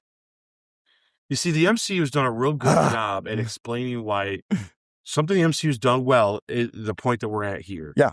There's some other times later that they've kind of failed, which I'll point them out too. But they've done a good job at explaining when and why things are happening. Mm-hmm. So when you watch Civil War, you're like, well, where's Hulk and where's Thor? Well, there's something else going on, right? Or when you're watching, leaving out the TV shows, because Spider-Man should have been there for Daredevil in the show.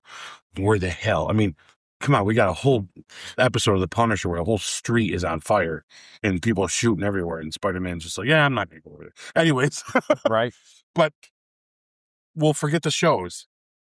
They've done real well at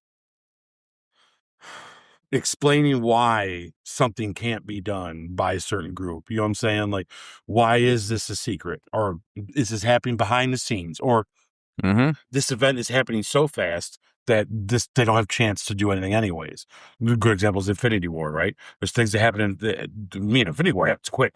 Once Strange comes to take Tony, from that until the end of the movie, it's like, what, a day and a half? Not even, like an afternoon? I don't think it goes into another day before they do the snap. Like, it's fast, right?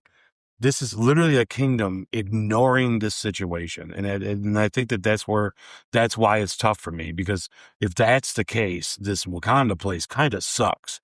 And Wakanda, to me, I always thought was supposed to be the advanced part of it, and like, I don't know. I don't want to sit back and think that they, over the tradition that they're hardcore about, what parts of it are you ignoring and what parts are you not going to ignore? And that to me is lazy. That's lazy writing. I'm going to give you that credit there, that I feel like what they've established in this movie of what Wakanda is this isolated child that does not know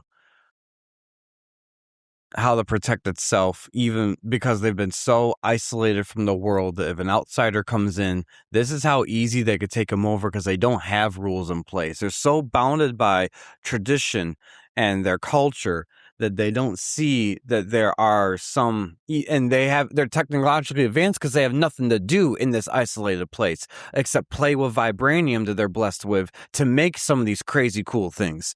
But fight each other to become warriors. Pretty much. Yes, but even then, like it's all within their own tribe of them who's going to become king. That's one reason why they never opened up to the world. And honestly, thank God they never opened up to the world earlier, because judging by this and how you just explained this really big plot hole that I can't figure out a way to negate, this nation would have been gone a long time ago. Because don't you think if they opened up to the world? Let's say their rule is, maybe they've all accepted that. They need to say this in the movie, though. That's the problem. I'm making an excuse for them, and it's not. I don't want that. But the excuse you could make is that the rule is it has to be within the bloodline, good or bad, no matter what. That's the rule. Then I guess, oh, wow, then you are stuck with this jerk because it just is, right? That like lions, they can literally kill each other until the best one's on top. And that best one rules, whether it's good or bad. You don't have a choice, I guess, right? Yeah. But what a wild, barbaric way to run a place that's supposed to be progressively, socially, better. Yeah, I don't, and no one sat back to think of a contingency plan when this happens. They're all just like dumbfounded, and it's like, I just really feel like I feel like it's lazy writing. I feel like they're relying on the deep message of this story and the push for the social commentary of it. And you're just going to forget all these mistakes because it's easy to forget it because you got good acting around it. You got good action around it. It was during these boring moments is when I was kind of like thinking about it. And that's the problem for someone like me. This stuff took too long. And it's not as fun as The Lion King. They're not dancing on a log and eating bugs and stuff. They're just sitting here whining about it for 7 days. You know what I mean? And it's like, okay, I know what's going to happen. You're going to go back and you're going to beat them up and you're going to win. It really, you have a whole kingdom that's not ready to stand behind you, just so you know. You're going back for a kingdom that just allowed this to happen to you, by the way. So just think about that while you're sitting there with M'Baku and fixing your wound. I don't know. It's like, what the? You should go back and be, you guys should be ashamed of yourselves. I had to come back and do this? What the hell's wrong with you? You guys, look what he did. You let him do that? What are you doing? He should have tore the crap out of everybody as well. You'd be like, I was like, what the hell? If I was dad, I'd expect you to kick my ass. You know what I mean? Like, stand up for your country, man. Like, I don't know. Anyways, we need to move past it or I'll complain about it all night. But that is a big, until you got more to talk about with it, we will. The only other big thing about this is Killmonger himself that bugs me. And I feel like Killmonger's philosophy is stronger than his actual plan. I mean, they spend a lot of time in this movie making him very understandable and selling this idea that he's abandoned and that Wakanda is ignoring the sufferings and that there's oppressed people out there that need their help and they have the responsibility to do so. They shove that down your throat, but his ultimate goal is to what? I'm going to send weapons out so there can be just carnage everywhere. So I'm going to, my way of seeing justice being done is creating more suffering. It's like, oh, okay, cool. I mean, it's just kind of a weird, I don't know. You had this really neat progressive idea that just went super violent, which I will say this. It's as equally eye-rolling as it is a good commentary to why his ideology sucks. Because you are right. That is something you have got me thinking about. His way of thinking is not the right way of thinking, even though they glorify it in this movie at the end. But it shows that it ultimately violence will beget violence. So he's going to do something that is not right to fix something that is too nuanced for him to understand based off of a personal situation that he should handle that way. And yes. And that's a flaw in the character, which is okay. Because he's the villain. It is a little eye-rolly, though. It's a little on the nose. And I think I'm like, okay. But it's fine. It just means he's not the best villain. MCU's got way worse villains than him. You know what I mean? And it just, for me, doesn't put him on the top pedestal like everyone's got him. He doesn't put him in the bottom either, though. It's great. Yeah, well, when it comes to the pedestal thing, yes, I think people put him on a pedestal because either they agree with his philosophy and his way of thinking, but the whole point of this film, everyone, is he dies. And he is the villain. Like, I like a good villain. Don't get me wrong. Hella. But this guy, nobody trusts bitch ass there. Traitor ass. Nobody trusts him. Like, I'm sorry. Yeah. Anyways, and everyone's got a lot of swagger. Oh yeah. Like, he's a tough SOB. Well, yeah, and I like Michael B. Jordan knows how to carry it too. Yeah. Yeah, I don't think he's quite proven for me yet as an actor. I think he's proven to everybody he can act, that he does a real good job in Creed. He does great I know he's good in Sinners, is diverse as Sinners is. I personally still have a hard time believing him. He's just a certain way about him that makes me go, oh, I need to see something from me personally. But that's a very personal touch. It's not, it's what we think how good some actors are. It's hard to tell.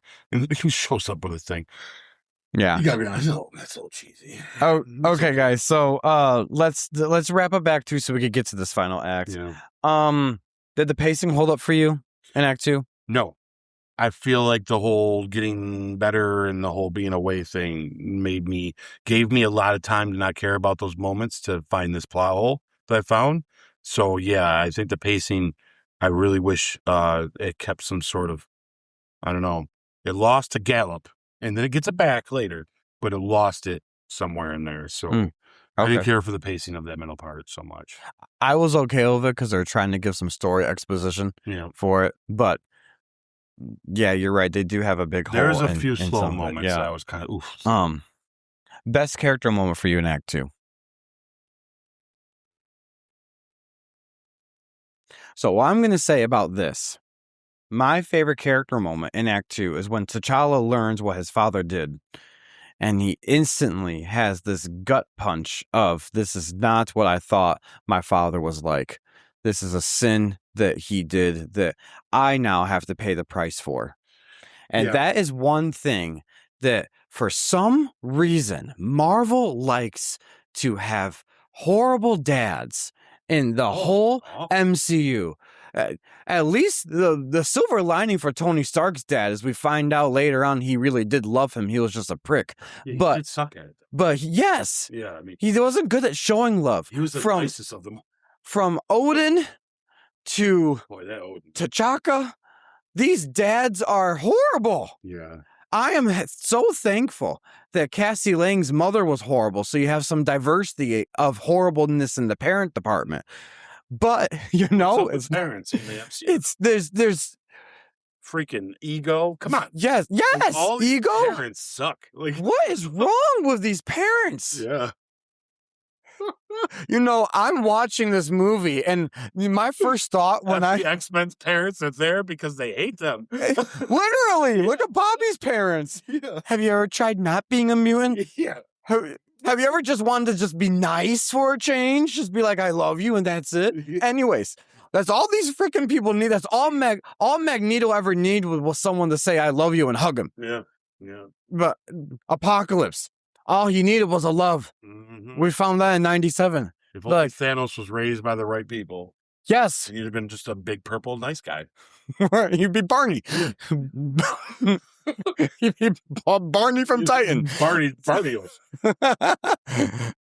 Oh my God. The parents suck at these.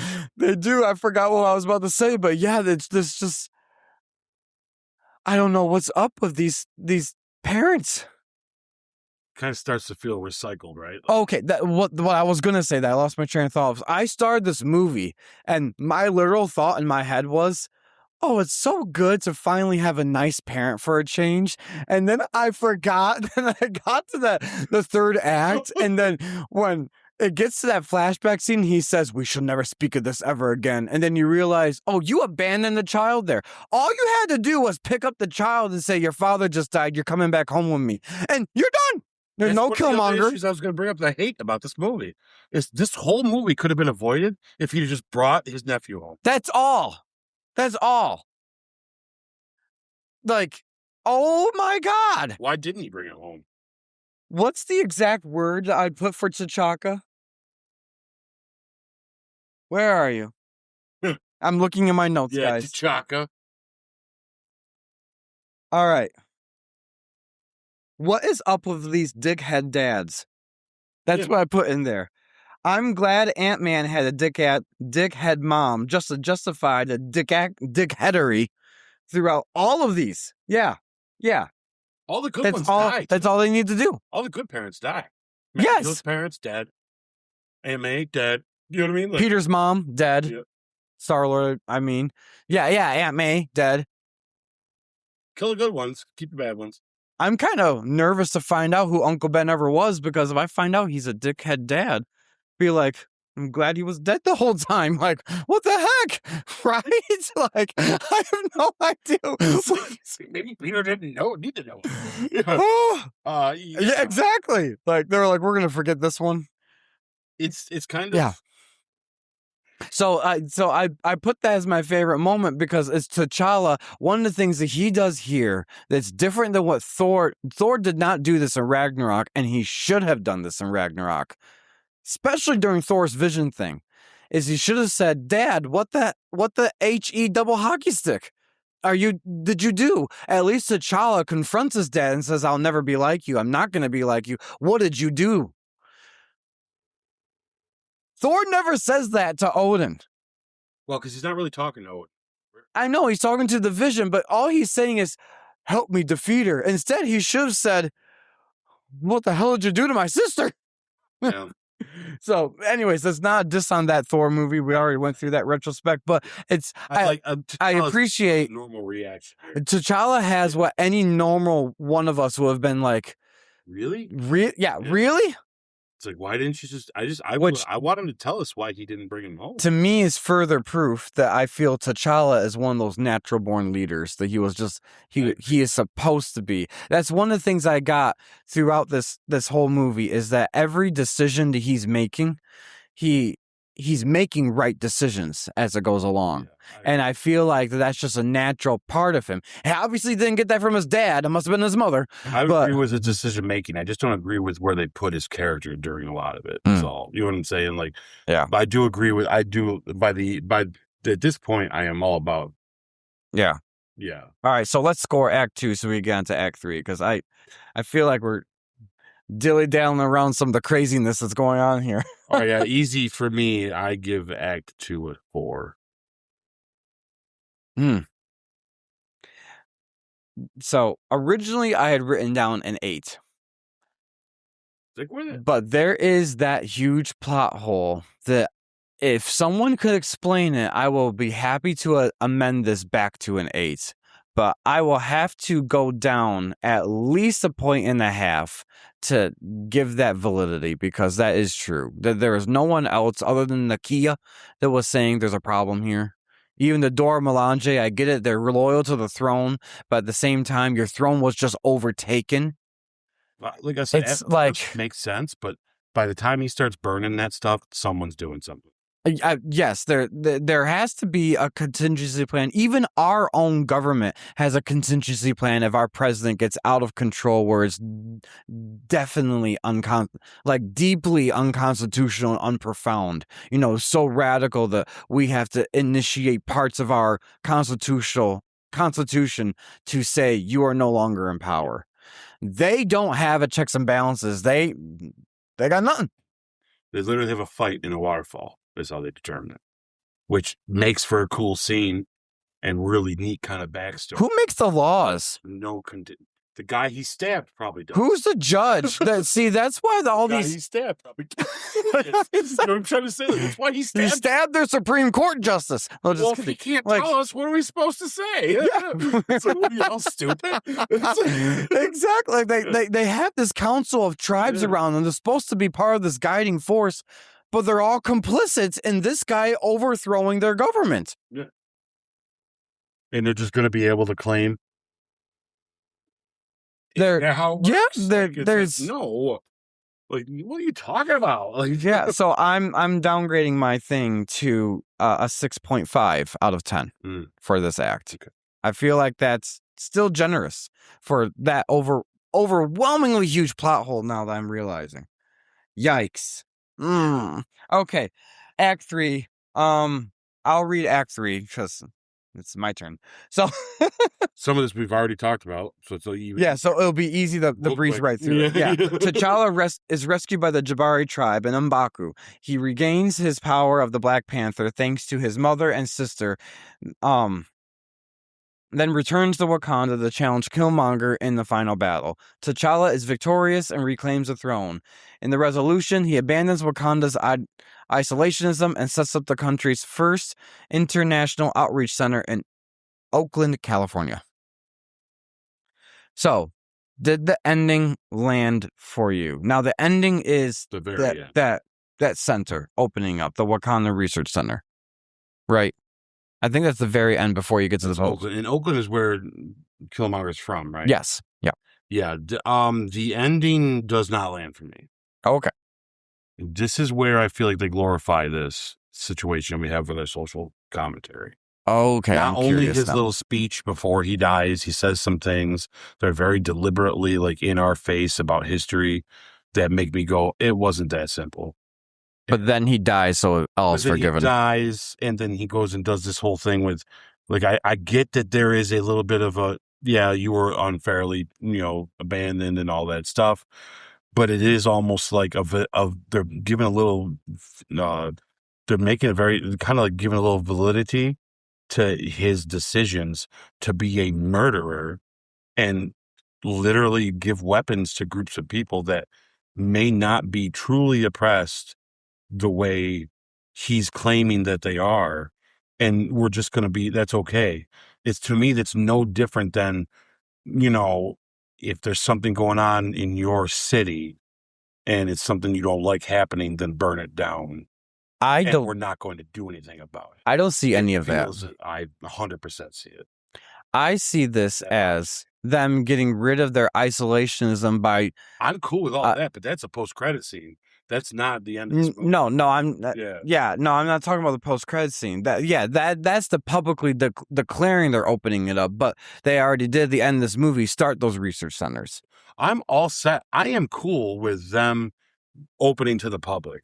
This idea of doing it there, mixed with his speech there, it's just, you just glorified this guy, we now are, don't you feel bad for that guy? No, man. But they want you to. It's like, see, even the bad guys, they're doing real bad things. It's okay, because they had a good reason to feel that way. And they really felt that. It's 100% what it felt. I see them setting up that Wakanda Research Center there so we don't get more Killmongers. Why'd it have to be Oakland? Because that's where he's from. Yeah. It's where his dad died. Right. It's where Killmonger started his origin down a path of this troublesome, susceptible to a culture that isn't good.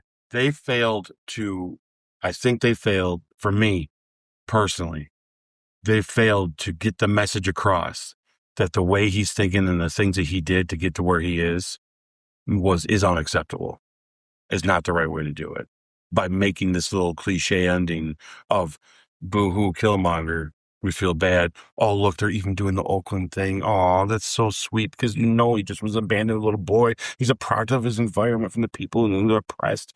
And it's like, okay, I'm sorry. It's just not that simple. And I don't like that they did that. It's no different than some certain people in our society. They have gotten hurt by other people. and that person that got hurt was also a real bad person, but they ignore the bad part of it just to use that person to push an idea.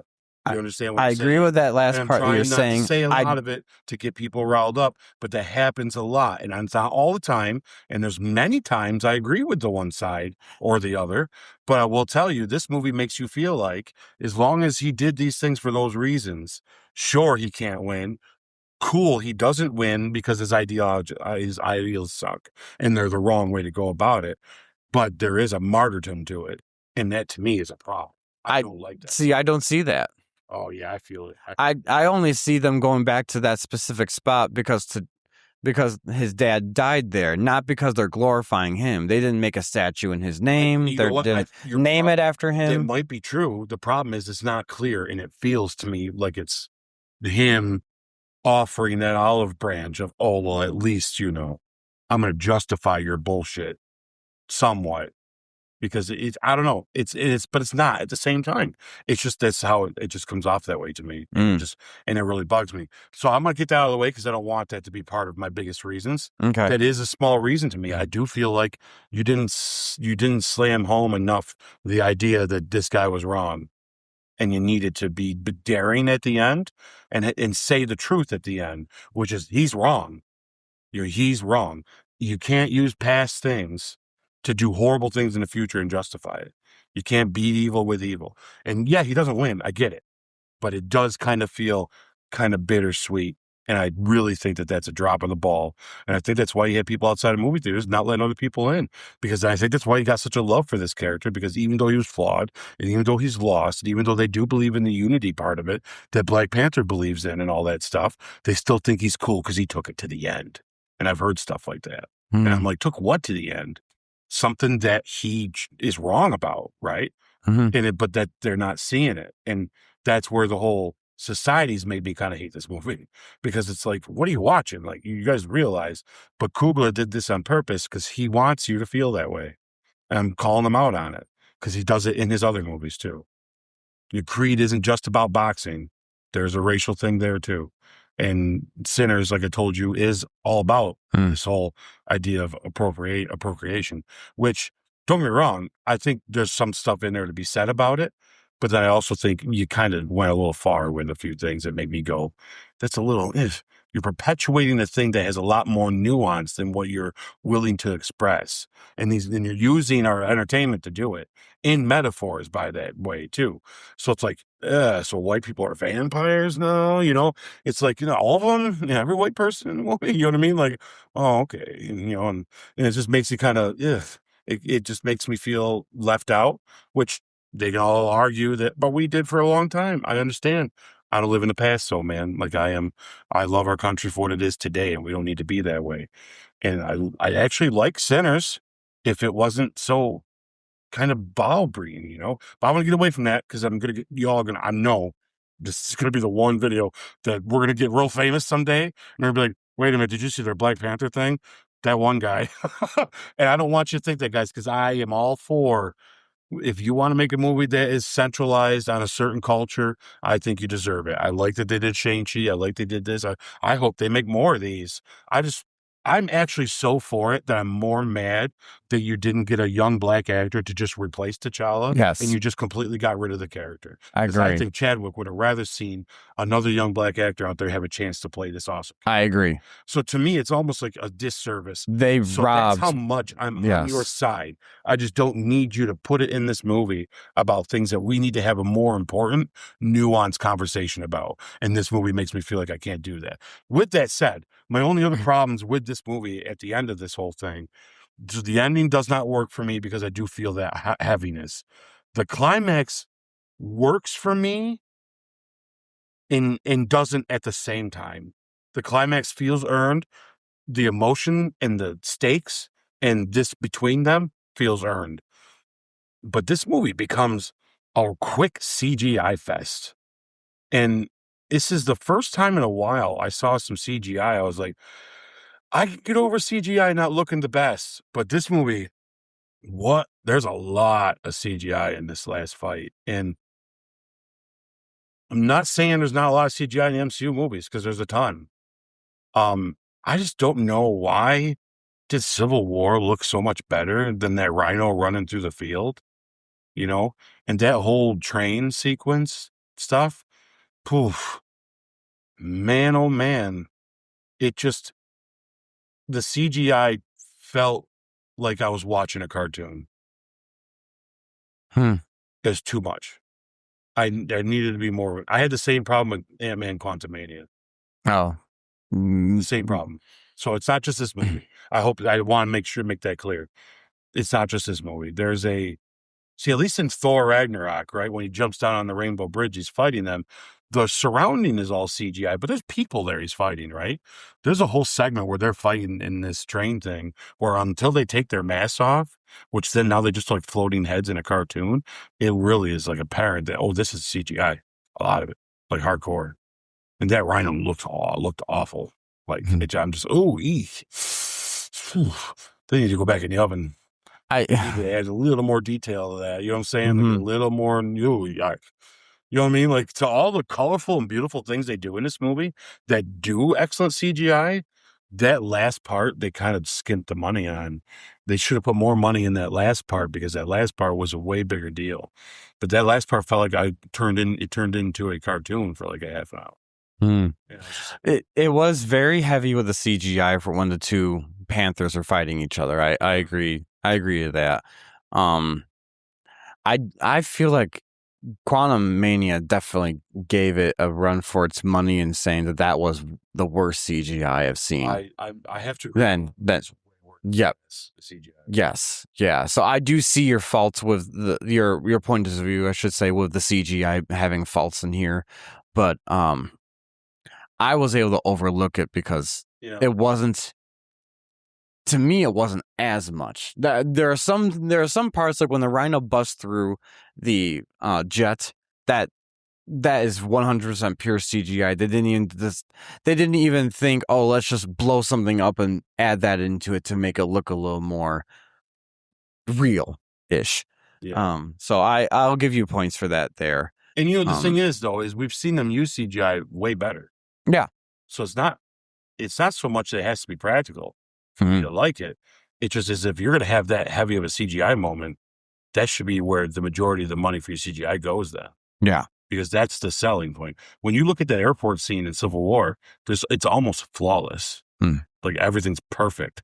But they knew that had to be that good, right? I mean, even Endgame, like it's like, whoa. Like I'll even say Guardians of the Galaxy CGI is better, and that's a lot of CGI in that. And that just kind of seemed, flat. They put a lot of CGI and stuff into these realms that they go to, and they look awesome and cool, but it just felt like the fighting. And to be honest with you, the choreography of even the fight alone is still not as, it wasn't as good as the fight in the beginning. Like I really was kind of like, oh man, I was a little let down, about that. But I do think the climax was earned though. So I'll give it that. Well, I put for me, it was earned. So let's see, the best moment I'll give for Act 3 for myself was the conversation between T'Challa and M'Baku. I feel like that was really showcasing that T'Challa is not like past leaders where he actually wants to mend fences. And he's already at that point just went through his realization with the confrontation with his father. And I feel like that was nice to see because as we know in Wakanda Forever and now into Doomsday, M'Baku does play a bigger role. And I think that he was able to do something that past kings for generations never was able to do and get that tribe to become more part of it. And it's only because of T'Challa. He did that for the better of the nation. Right? Yes. Yep. That's just another proof that he was meant to be king. Right. And the fact that he was able to make that change for the better of a nation, everybody understood it, got it. Yeah. Kind of like how they should have just stood up and killed Killmonger, right? I agree, but I don't think they were able to see what we're seeing. No, I get it. Yeah. You see where I'm coming from with that when I do say that, though. It's not to rub it in or make it, but it does make you even feel more so. Like, really? It's like, we can do this, but we can't do that. So I'm going to start off with the score then for Act 3. My best moment in this, I kind of like yes. Just to throw it out there quick. Yep. But my best moment is, it's in kind of the fighting. I think Shuri, when she's got those things on her hands fighting him, I just was like ruined for her the whole time. She's yes, you know what I yeah. mean? Like she's probably my favorite character. You know what I mean? Like, but yeah, that moment with M'Baku, I have later in our thing. Like, I like that scene a lot too. Yes. All right, my score I know is going to be higher than yours for Act 3, but I gave it a 9 out of 10. Yeah, I give it a 4. Okay, because I just saw that ending landing different for me than it did for you, but that's okay. More of my 4 though comes from is a taste thing, and the CGI is too heavy for my taste. Unfortunately, it did affect my watch. I wish it didn't, but I wasn't able to overlook. I was like, oof. And it's like, darn, the seriousness left. Like, oh no, you know what I mean? I felt bad. I even tried to watch it twice, and it felt worse the second time. Boy! I just judged it off the first one just to be safe. So I want to be fair too. All right, why don't you read the post-credit scenes? Okay, so we got a mid-credit scene revealing Wakanda to the world. T'Challa travels to Vienna, Austria, to address the United Nations. He formally announces that Wakanda will end its historical isolation and share its knowledge and resources with the rest of the world. And then there's a post-credit scene. The White Wolf returns. Is he called the White Wolf in this too? Yeah. It's funny because Bucky's just like frozen somewhere during all this.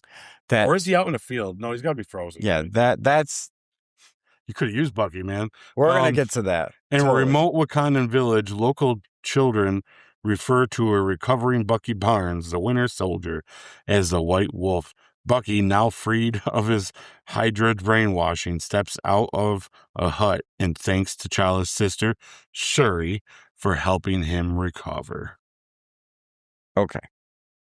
So the purpose of these basically is that, it sets up, obviously it's going to be setting up, Bucky's back, and he might be safe Bucky, which is a big deal because if he's not safe Bucky, we got a problem. And I forgot that they were able to fix his head, which I'm glad because he's safe Bucky. So now he can be Captain America, right? Amen. And then we got also T'Challa opening up to the world's big because that opens up a lot in the MCU about everybody knowing about Wakanda and holy lol moly, you know what I mean? Like, so, okay. I have mixed feelings about both of these post-credit scenes, personally. Okay. Let's start off with the first one, the mid-credit scene. Yes. Revealing Wakanda to the world. There is a small amount of payoff in Wakanda Forever for it. Sorry, I thought there was a bug on my leg. I was like, oh my God, I'm going to be killed. Anyways. Life splashed before it's it. I'm like, oh, all right, Wakanda Forever. So, yeah. So, I'm sorry, guys. Woo! All right. So, there's a small amount of payoff for this first part. Not in the payoff I wish we had in Wakanda Forever. And that's going to get to my gripe when we get to Wakanda Forever when we get there. Gotcha. So, initially, if I had to score just that mid-credit scene, I would probably give that maybe a 4 out of 10. I was going to say 5. Okay, that would make a little sense. Yes. Yeah. All right, the post-credit scene, the White Wolf returns. Bucky. This, I like the scene that's showing that Bucky's still alive. And does it make sense? He was out there and he stayed there after Civil War. He was put under ice. And it was supposed to tease Wakanda's coming, all that stuff. The problem is he is not frozen, which means this whole time you had the frickin' Winter Soldier that T'Challa could have called upon to help him. Maybe he was frozen during this time, though. We just don't know. That's the thing. We just don't know, right? When he's unthawed. This could be this post-credit scene could be like 2 years later. But what we see... That's the only argument I'd have is we just don't know, right? That part, I'll give you that because I don't remember anything saying in Infinity War, this is like a certain timestamp. And in this movie, this is a certain timestamp. Because from my understanding, this movie takes place immediately after Civil War. Right. And pretty close to it. A lot of things from Civil War to Infinity War going on, but they all could have been happening at the same time. We really don't know. I'd love to look up some Marvel nerd genius out there on the YouTubes that maybe has a timeline down that says when these things are happening, because that will make me more sense. He hasn't been getting too long because he's still getting his feet about it. Yes. Which means Bucky's, and if that's the case, then it is pretty close to Civil War. Yeah. Which means Bucky's probably still on ice during this movie. Yeah, and this post-credit scene literally just takes place right before they bring him in, and they're welcoming the Avengers. So thinking. Okay. I'll give it that for that part, because otherwise I would have given that much lower score. Yeah, so I got you. I think overall I would rate both of these together like maybe a 7 out of 10. I definitely give that second one at least a 7 just because I love Bucky. Yeah. But yeah, I think that's fair for both of them. So let's do that.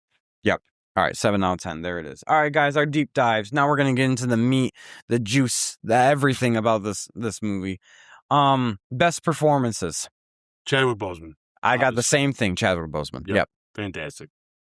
Yeah. I don't know what else to say. I mean, I wish his story wasn't The Lion King, but what it was, though, in the stuff he did, I think he did a fantastic job with it. He's definitely a great Black Panther. Mm-hmm. Yeah, I love what he did. I think it's awesome. It's too bad he can't do it again.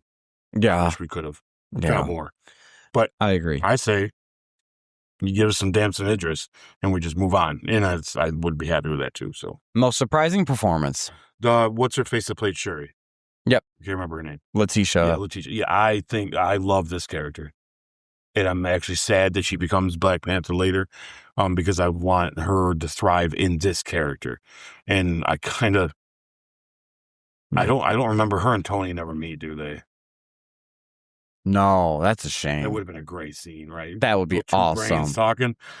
But her and Mark Ruffalo at least met and they have a talk. So that was neat. You know what I mean? Her and yes, Bruce Banner. Yes, you're right. Yeah. But she's a genius. She's awesome. Like, I just love this character. I really, really like her. So yeah, I would. She's funny.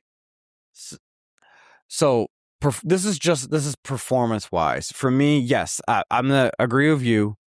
Letitia was great as Shuri. And this is probably my favorite Shuri we ever have had in the MCU thus far.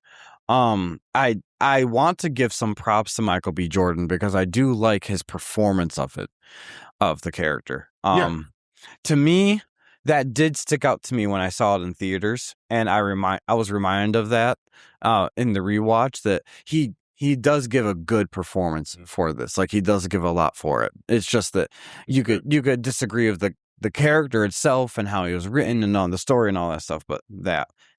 All right, weakest performance. I feel like there's 2. I give it to Daniel fella, the traitor ass. I think he's awful. Yep. I do not like the actor. I haven't liked him in anything else. I'm sorry, guy, but you just are someone I don't relate. I don't see honesty. And obviously in this, funny stuff, I didn't mean it like that, but I just don't see an honesty in his acting. I do struggle with him, and I know I don't want anyone out there mad at me, but I mean, it's all taste, guys, right? I'm not going to pretend to like somebody I don't. I don't even remember his actual name in the movie, so I'm going to say the same thing, traitor ass. So between traitor ass and Claw. His nickname is traitor ass. I love it. I'm sorry. It kind of fits. But yeah, traitor ass and Claw, I think, are the weaker performance. And so I do not have a problem with Claw as much. It makes better sense that he passed away that early. They killed him off, and by the second act, I'm thankful for that, because had he lingered on, it would have been much worse. I agree. But so he served for the plot device of what they were trying to do in the film. So I'll give it that. But I've seen Andy Serkis do better. And I think it's just what was written for him. He's not bad. He's a great actor and everything. And I think this is how they wanted him to be. But they made him too comedical. Yeah. Probably is the best way to say it.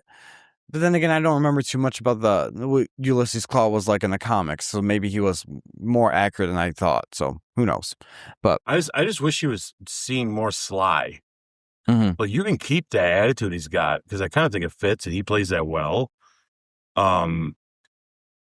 but the slyness of being able to evade multiple countries that are looking for him, I don't buy it. You know what I mean? Like, I feel like Los Angeles Police Department could find that guy. You know what I'm saying? Like, I feel like kind of hard to miss. I feel like you could send out like the guys that look for Bigfoot and they'd find him. You know what I'm saying? Like, on accident. He's there. He's just so much there. He's ridiculous. So I just wish he was slyer. You know, it was like a more of a, this is why he always gets away, because he's super smart about it. You know what I mean? Like, but there just was none of that, you know? Yeah. Yeah, no, I agree. All right.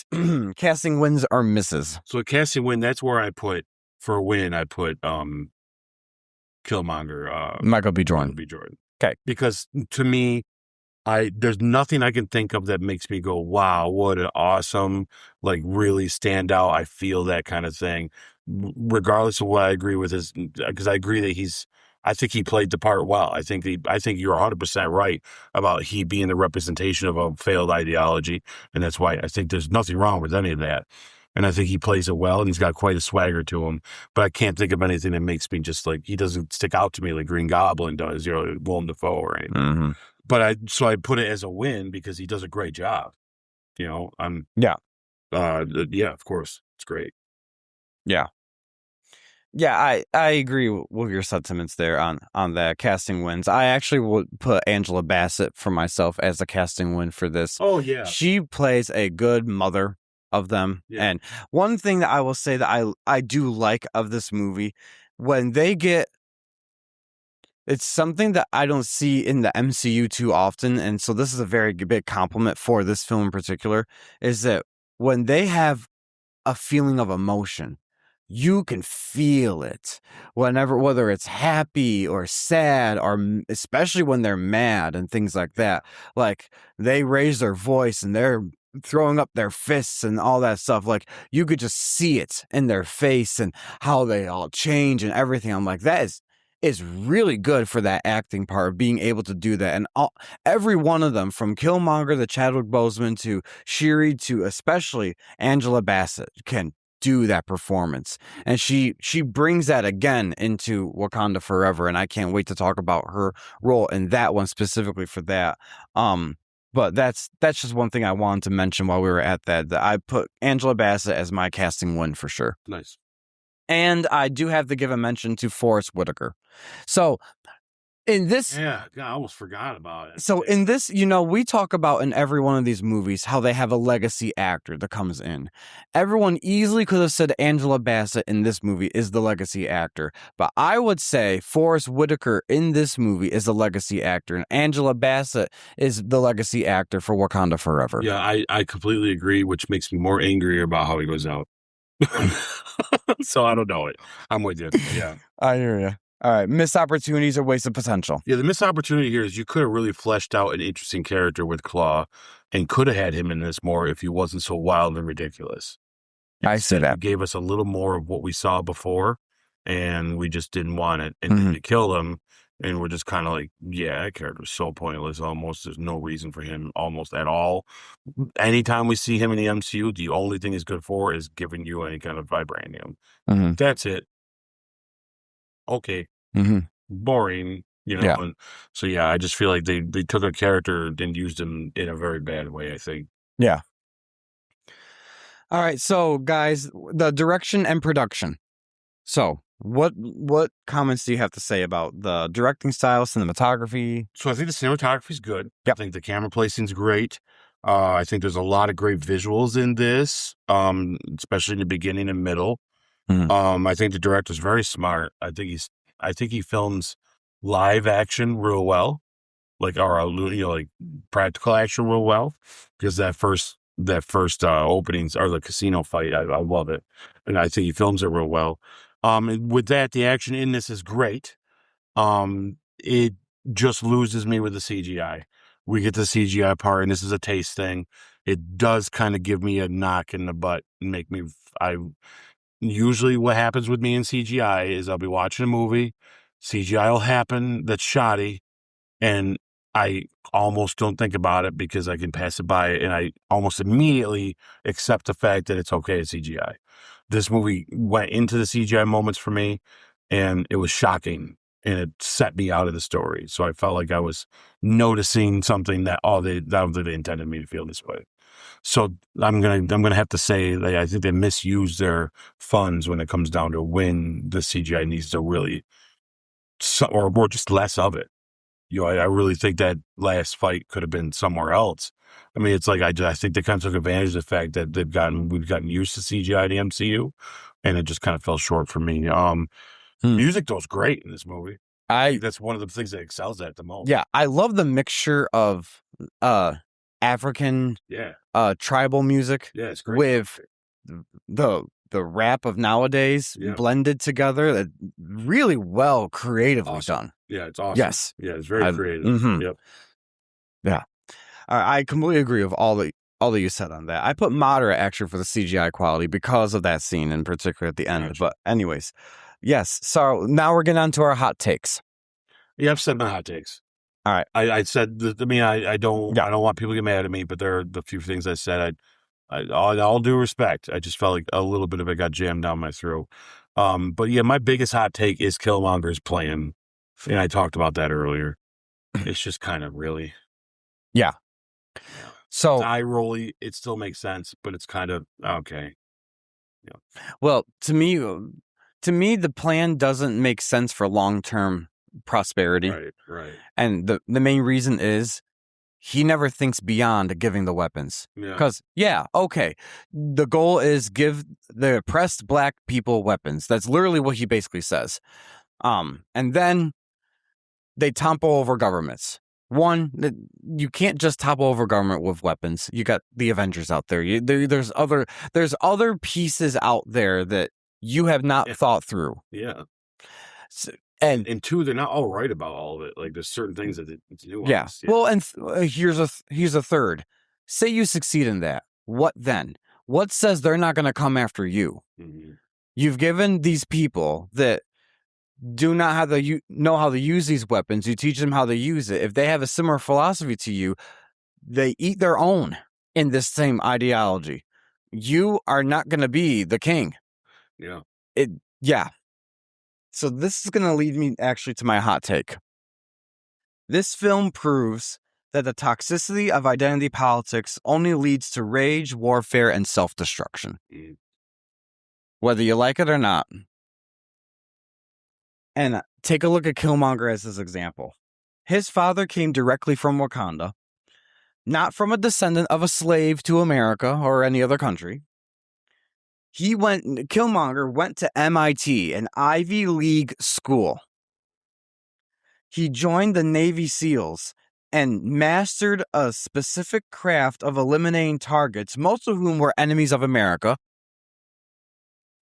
The freedom he enjoyed and he was privileged to was never hindered by the color of his skin or his heritage, but instead by a worldview that teaches your ancestors' oppression must be all that you are.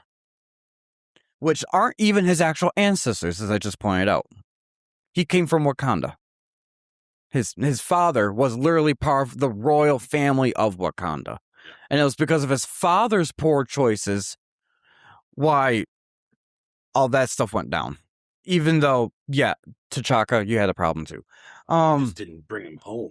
Yes, that wasn't that hard to do. Anyways, so T'Challa, Black Panther, we know, takes a bold and progressive decision at the end to strike a balance of benefiting the world using their resources, but making sure that the vibranium is not turned into forging weapons, but instead used as education for underprivileged youth. I think that was a great way of balancing it, of that ideology, not the ideology, I'm sorry, but balancing the idea of let's open up more to the world because we actually can help them. And I feel like that was more speared on because we don't want any more people like Killmongers. So if there's a way we could help educate the people to not rely on old oppression that they actually aren't living in. That's where it all boils down to. So, yeah, I'm not going to say that last part because I will definitely get canceled there. So, I'm gonna read it when we're done. I want to know what you're talking about. It can't be that bad. I mean, we haven't really said much. Honestly, this isn't bad, but to the wrong people that actually worship Killmonger, they will. Yes, and that's because I've said it already. I still agree with you on all of that. Yeah. The only way that it would have been sent home better, and I would have believed it if they just wouldn't have done it in Oakland. The fact that they did it there makes you feel like Killmonger accomplished something whenever you needed to end this feeling like he didn't at all. Because I get what you're saying. I'm trying to wrap my head around that, but I don't see it.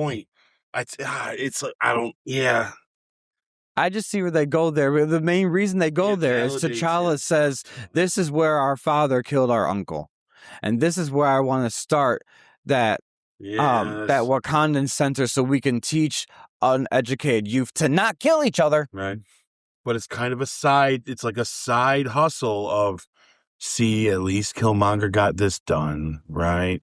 I don't know. It just feels that way. All right. They might as well just put a statue of him up in the middle of the whole goddamn thing. See, if they did that, I would have been. They kind of are. It just should have been any other place, and it would have been like, yeah, you're right. They're just changing things. But because they made it about where he came from, they made it very personal like that. That bothers me. Sorry. Okay. I feel like they validated him. That's just a difference. Through T'Challa's eyes. Yeah. But I guess that, that's right. All right. I might be going too hard on that, I guess. But like I said, that's beyond all that. I've already pointed out the things that are not political that's wrong with this movie. You know what I mean? Like for me, at least. Okay, so best scene of the movie. Best scene of the movie, I think it's when he does learn about his father and what his father had done. I think that that's some of the best acting from him. I think it's a real good scene. I really like that one a lot. Yep, I agree.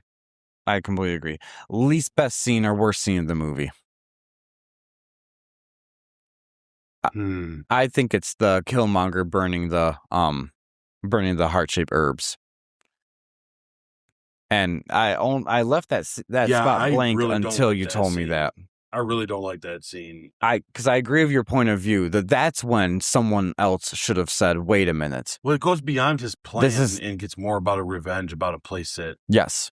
Yep. If it's got something to do with the plan, it would make sense, and it doesn't. Yeah. Actually, it kind of goes against his own plan of, if don't you want them all more powerful? Can't everyone be Black Panther at that point then? Anyways, so best villain moment for you. Mine's an interesting one. Mine's one that you kind of have to think about for a moment. And it's probably a little minute, or maybe you'll call it a little stupid, but I put go ahead. I put mine is when Killmonger looks at Queen Ramonda and says, "Hey, Auntie." And you'd be like, huh? Because I get what you're getting. Usually in that type of lingo, when someone, especially African-American people, when they say that to each other, that's supposed to be a term of endearment to be like, we're all family. Hey, Auntie. Whether they're actually their aunt or not. And he's using it, though, in a sadistic way. Like, I'm jabbing this into you that I'm here and I'm going to take over. Hey, Auntie type thing. Yeah. So I thought, okay, for that lingo of the culture-wise, I think that's pretty villainous. So, anyways. Maybe I overthought that. Yeah, I didn't have much in here for this one because I just had struggle with it. Boy. His moment, though, I think his best moment is the moment I complain about the most, though. And unfortunately, it's like the best and the worst. Like the worst scene in the movie is him burning the leaves, but the best moment of his is him burning the leaves because it kind of proves that, this isn't just like it proved to me that whether I agree with what he thinks, it's not purely that. There's a deeper meanness to this person. Yeah. So that's why I'm going to give that to him for that. I can see that. Strange as that is, it can be both of those at the same time. Yeah. It's hard to explain that, but I get it. Most punchable face for you. I put T'Chaka. Just another dad. Deadbeat dad. So, like, You've convinced me with that. I agree with you. I hate to say that, but I'm like, gets what he deserves, so I'm gonna give it to him too. Yeah. He is a piece of crap parent. It's up until that point, and I get it. Everyone makes mistakes, but your mistake literally creates a villain. Like, anyways. Yeah. Anyways. One prop you take home. I put those remote control discs that Sherry says you could throw on cars. I thought those discs are kind of cool. those are cool. I was going to choose one of the beads, but they use the beads in the next movie too, and part of me is like, what's something that I don't remember seeing in the next movie that's unique to this movie? So those remote control discs. Like a fake one of the flower things they got, like of the Mm-hmm. I think those are cool. Yeah. Yeah. Or you know what, the Wakanda necklace. Oh yeah, that would be really cool. Or even his mask there at the museum scene. I like that. That's cool as shit. Yeah, there's some good ones. All right. Underrated moment. Underrated moment. What do I got here? That's the moment that he's talking to M'Baku. Okay. I say it's underrated because you're the only person I know that I've listened to or talked with that talks about it. How he talks to him, and you see how he wants to unite everybody. Mm-hmm. Yeah, I like that scene. I like when T'Challa is talking to him. Yeah, that's a real good moment of him. You can tell this is the kind of king he wants to be. I don't think it's talked about enough. So yeah, I put for my underrated moment is the death of Killmonger, and in particular, this is what I'm going to say about it. Majority of people look and remember what Killmonger said, but they fail to absorb what T'Challa says. He offers Killmonger a chance of redemption and to experience a family and learn how to benefit the world, but instead, Killmonger decides to take his own life, assuming that he's just a prisoner forever. He definitely is going to be imprisoned, but there was a moment there where T'Challa could have been like, hey, we could, in a way, rule together and you could be part of the family you feel like you never had. I would never have abandoned you, because that's what T'Challa would have done. He would have said, you could stay here, you could be here, you are my cousin. But instead, Killmonger is so blinded by that worldview that he has, he decided it'd be better for him to die. And so that leads me actually into my overrated moment. That line of bury me in the ocean with my ancestors, that is overrated. That's my overrated moment too. It's hyped up a lot online, especially, but all it is race baiting. It's stupid. Not even part of that. Exactly. It's stupid. It doesn't serve the character. Because I'm going to talk about it here. Yeah. No, but I'm just saying I really wanted to say something. It would make sense if he wasn't Wakandan from royal blood, how he got to America. I will give you that. But he's not. So him saying it has no weight to it. Then he's mad at the wrong people. Yeah. Anyways, funniest moment. The sneaker stuff. Yeah. Those, it's hilarious. I just think it's funny. I like a lot of the stuff she does anyways, but that's probably laughed the most at.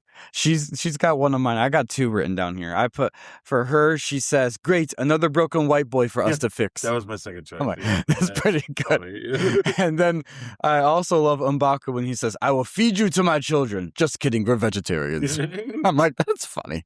That was pretty good. Most emotional moment. I think the scene with him confronting his father, T'Challa, and I think that counts as the most emotional. Yeah, that's emotion. Yeah, because it's him. It's that moment you see the decision that he's going to make a different path, that he's going to be a different kind of person, a different king. Mm-hmm. When he realizes he can't follow in his footsteps, you know what I mean? Because it's wrong.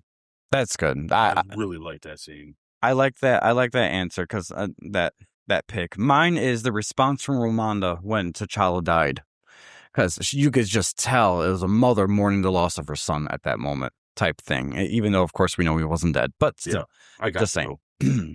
All right, well, was that the last one? Holy cow, was it? Yes, final scores, y'all. Wow, that was the last one. Cool. What a push, huh? Awesome. All right, so story out of 2 for you. Let me make sure. Yeah, am I missing anything? And Barbie is like, that seems short. No, it's good. I thought there's something I was leaving out that I wish I would have said, but I think we completely we're good. Okay. It was really convenient that they had that one plant, that one herb for him to get the power back with the Nakia stole it. Adds on to the whole convenience of the coming in and out of the power and how what you get out of here. So yeah, it bothers me. So okay, let's go ahead and do the score. You're right. Okay, out of 2, what's the stories for you? Yeah, it's a 1. Okay, Lion King. I put 1.5. All right, characters. 2. Yep, 2. Action and visuals. 0.5. I had to go low. That CGI is glaring to me at the end. But that is a taste thing, though, so I'm not offended at all if you loved it. Well, I put 1.5 because there are hints of the Panther battles that made me see it. Anyways, emotion and stakes. A 1. I gave it 2. For me, the emotion definitely was there. And the stakes where he was about to give people that don't know how to use a gun all these advanced weapons, like, that's big stakes. Yeah, I guess if you put it in that, I could agree. And his whole goal was to topple governments. It wouldn't have never happened. Right. By the way, they forget. It would have failed. If you're watching this movie and you think, oh my gosh, that would have been a world ending. This is in the MCU. We literally have the Avengers right there. I'm sorry. Yeah. It would not have worked. Yeah, no. Yeah, it would nice try. Far. Yeah. Yeah. No, I give it the 1 for the emotion part, but the stakes, his whole plan is for that it's if. Yeah, that's why I gave it the 1. But rewatchability and MCU impact. So I'm gonna give it a 1. I could go the rest of my life and not watch this movie again. But I do believe it is a very important movie to the MCU, mainly for this character and Wakanda itself being involved, just in general. Okay. All right, so I gave it a 2 because I could rewatch the movie. There are parts of it that were fun for me, and my ultimate take at the end of it is a little bit more nuanced, and I feel actually I really like that Killmonger died, and linking that with his ideology is the reason why he's the villain. I think that was really, for me, whether Ryan Coogler intended for that or not, that's how it came across to me, and so for that, it's a win. Okay. And I like it too. And I feel like it is intended. In that spirit, had Killmonger not won or something else had been different, like a statue erected of him or something like that, that would have then made to me sound like virtual signaling, where this was made for one audience, where at least I can at least give a defense enough to say this is meant for everyone. If you agreed with Killmonger, you liked and you saw those points of view. If you agreed with T'Challa, you liked and you saw those points of view. So for that, for me, I feel like that struck somewhat of a balance. It's a risk. Just doing this whole thing really is a risk, because you're not supposed to politically polarize your fans. But he did it. And at least it's palpable enough for me. So I'll give him I can give you that. I can give you that for sure. Yeah. All right. Now, final scores. I downgraded mine because of some of the glaring issues that we've talked about. But it's not so far downgraded where I feel like I've compromised too much or anything. I'm going to tell you why my score is this. Okay. And I'm going to make clear why it's not either. Okay. Okay. It is not for the political stuff we talked about. I just wanted to make sure that we were very clear that if I seem very somber about this movie, it is because I have had a hard time separating the issue with the movie and what politics and the society has made it. But I am giving the score to this movie based on the movie itself and letting that go. So even with the whole how it turned out the end with Killmonger and whether he's martyred or not, that's not part of it to me, because there was no clear, it's just how I was feeling, right? So with that, I will say, I think there's several convenient things that happen in the storyline with the plot. I think there's a few miscasts and or misusage of characters. The one big glaring plot hole to me is a problem. And it really does feel like Lion King. Kind of remastered and like moved around and kind of in a way fleshed out. So I'm going to give it a 4. Okay. I think it's below average. Oh, I didn't mention this. and once again, this is why this one's tough, because whether I put a real strong argument out there for that plot hole that I see you have struggled with. I see you're struggling with it too.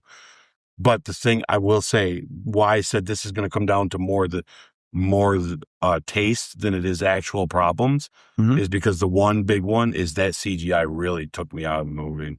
And it usually doesn't, but that last fight scene, I really was kind of, oof, this feels generically, boringly fake. And it reminded me of some of the stuff that's coming up too. And it kind of made me go, I think they wanted us to just get caught up in the cultural movement of this and not see this that way. And it just doesn't. Maybe the first time I saw it, it didn't bug me, but now I've seen it 4 times now. Yeah. It's very apparent to me that, oof, you should have put some more money towards that. Somewhere move the money around. Yeah. Maybe the car chase scene could have been a little shorter and get a little more money towards it or something, because it just, for me, it really took me out of the movie. And that is a taste thing. So you can breeze through it. That's cool. I struggle with that sometimes when it gets too heavy. Horror movies do that to me a lot. That's why, like, if you can't make the monster or put a guy in the suit, then don't do it, because sometimes a horror movie's great until they show you the monster and it's like, ooh, now it's not scary no more. You know what I mean? Like, it's scary when you just only barely see it. And that's what this felt like. It felt like too much down. Could have been a better place to have that. I think the last fight should have been at the waterfall, personally. I think it'd have been a kind of cool all the way around 3 big important scenes about them fighting at the waterfall. I don't know why it needed to be that huge extravaganza of what they did. I felt like that went super Hollywood. That went super Zack Snyder. Felt like Star Wars looked fake. That's why it really bugged me. So okay, that's why the 4. Valid. If that was better. If that looked better, it'd have been a 6. That's the honest truth. But it really just felt for me. Okay. All right. So I'm going to give the same caveat. It doesn't my score is not reflecting any of the social or political implications of this movie. Good. Just like you, this is just solely based on the quality of the film itself. The story they were telling was convincing. The things we normally grade this on. I don't grade my films based on politics, even if they touch upon it like this film does. So, with that said, I did give this the things that were wrong for me in this film was not explaining the depowering of the Black Panther stuff, because I feel like that was, like you said, a little bit of a convenient plot point. And then the trying to remember what was in the second act that I said. Oh, the predictability. I easily was able to see what was going to happen next, and I wished it had a little more nuance to it of, oh, here's a curveball, you didn't see this coming. And they didn't have that for me. It got to the point where that part was predictable. It got a little bit better towards Act 3 when it came to that, but for Act 2, I could have told you the whole act without seeing it, and that was not good for me. And then the third thing is, yes, the CGI quality between the 2 Panthers, it did feel a little lacking there. And I also can't get over the underutilization of the whole Wakandan army.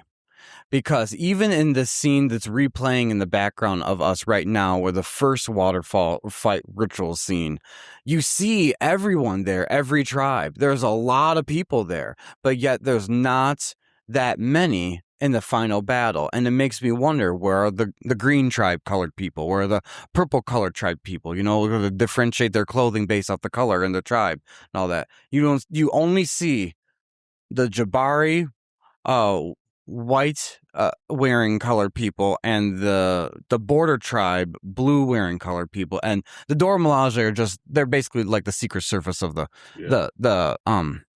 throne. That's it. You don't see all these other ones. But yet when you go to Infinity War, you see everybody. Especially when you see Infinity War and you compare that battle to this battle, the masses are huge. And you're like, where were you during this Killmonger thing? Where were you when he's burning your sacred earth? Yes. So for that reason, I mean, that's a simple correlation of being like, hey, you got to talk to the Russo brothers. They're literally filming the other movie at the same time you're finishing up this one. You could have added some more extras with different robes on just to do something. To be honest, it would have gave this movie I just want to throw that point out to you. It would have gave this movie a larger scale feeling. That it kind of deserves. Yeah. Because even looking at scenes like this, it still feels almost that feels grand. Scale. This feels grand. Well, this it does, scene. but it doesn't, right? It like the background makes it feel grand. That shot does, right? Mm-hmm. You imagine some of this incorporated with like the other stuff we're talking about. I think it would be better. But sometimes this movie feels too personal that it doesn't feel like a kingdom. It feels like a town. Yeah. Yes, a village, a small village. Yeah. Like, no, this is a city. Yeah, this should be a whole country, actually. Yeah. So for that reason, I am going to give this, though, a score of 8 out of 10. Okay.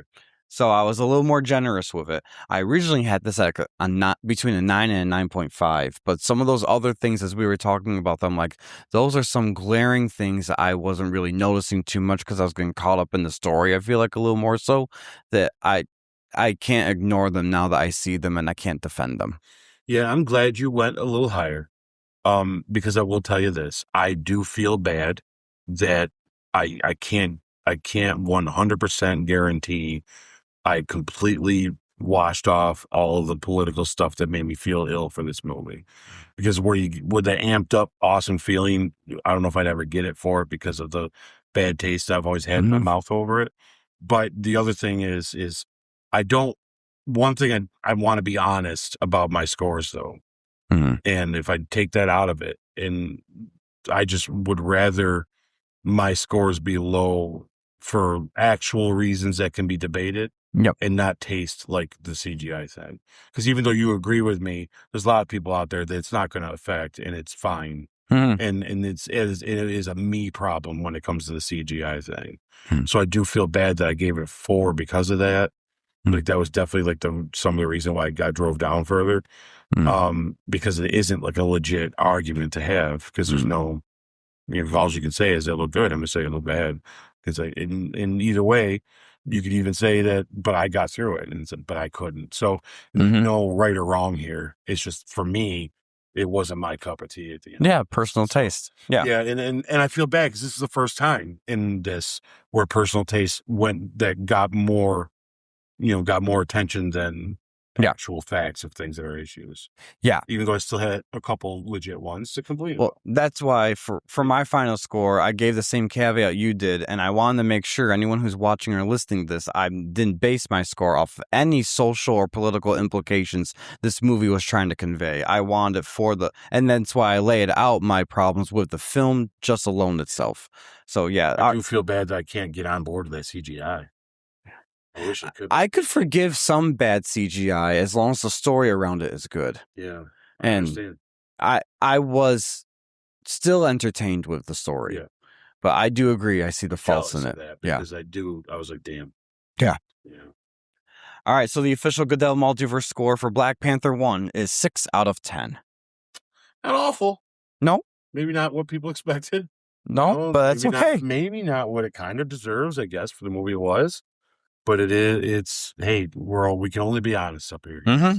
There's going to be a couple more that come through that you're going to look at me and be, really? You think that about that? But yeah, it is, right? Is there one final sentence you want to leave with this review? Yes, I think it's this. Despite my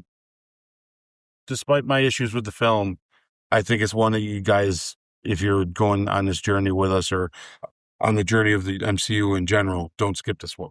No. Definitely watch it. It's important to the MCU. Chadwick shows why he got the role and how we wish he could have kept it. Obviously, with what happened to him, it's tragic, which we'll talk about more next time, or on the next one, or with Black Panther 2. Yep. But yeah, don't skip this movie, guys. Just because I gave it a 4, it's definitely still a 4 amongst a 1 out of 10 of the best movies out there that we can get for comic books. Yes. So don't get me wrong. This is a good movie. Mm-hmm. It's just a 4 compared to the others. Mm-hmm. And that's kind of, you're contending against some real good stuff. Mm-hmm. And the bar has been set high. And I've taken that bar very seriously. Mm-hmm. And this movie gets no exception just because it's whatever cultural thing it is. Yeah. Because it's, when you got something like Civil War floating around out there, up your game, y'all. No more excuses for the plot holes. Yeah. Yeah, but that's just me. So Watch it though. Don't skip it. Yes, I agree. Well, I feel like you have a lot more optimism for people that are just watching it right now for the first time than when it came out, only because they don't have that social yeah, I'm jealous. Stuff spewed onto it, you know. Time. It was the first time we felt like politics was invading the MCU. Yeah, we didn't want it because this was to escape all that shit. Exactly. This wasn't to get involved in it. This was to go celebrate everybody.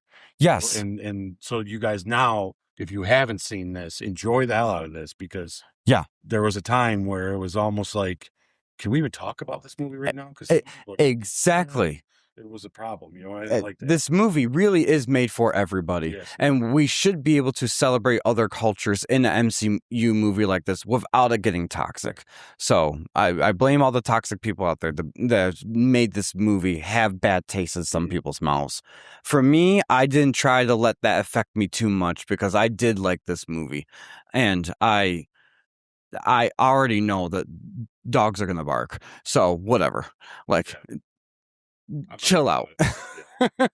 So anyways, thank you guys for staying with us on the Goodell Multiverse podcast. Ike, what do we have coming up on our plate? Oh, so what we got coming on our plate, guys, just so you know, it's going to be episode 20, right? Oh my gosh. Can you believe that? Did I just say that right? Oh, it's true. Right? Yes. Episode 20. I'm enjoying the hell out of this. I can't believe we're at 20 already. Sweet. So we're going to be episode 20, guys. Oh, yeah, that's right. I actually forgot we were doing this. So we're going to be catching up with the San Diego Comic-Con live the best we can. Yep. We're not sure we're going to be live with you guys yet. If anybody's going to be watching, we're going to try. Why not? Be fun. Yeah. But what we are going to do is, at least during our Multiverse Minute, while we're talking about other things that we put on our docket, we're also going to get interrupted by the computer telling us this just dropped. Yes. Let's just go off on whatever it is and have fun with it. And the Multiverse Minute is going to take up, they'll depend on our scheduling, and our agenda might change depending on how long that goes. That might be the only thing you get from us in a retrospective next week. We're not sure. We'll see how it goes. But then also we are going to be, oh my God. So that the same day, guys, guess what we are doing for our retrospective? I cannot believe it. And it's actually, I'm super excited about it. Because I get to watch this 2 or 3 times this week. It makes me even more excited about it. Avengers Infinity War. And what the hell? I said on the last episode that Black Panther was our mother's favorite. She only really likes just watching Wakanda, I found out. She just loves the Wakandan culture and all that stuff. Infinity War is her favorite Avengers movie. So that's cool. The first thing I would ask her is, what's your favorite Avengers movie? She's like, the one they all dust up. And I'm like, there you go.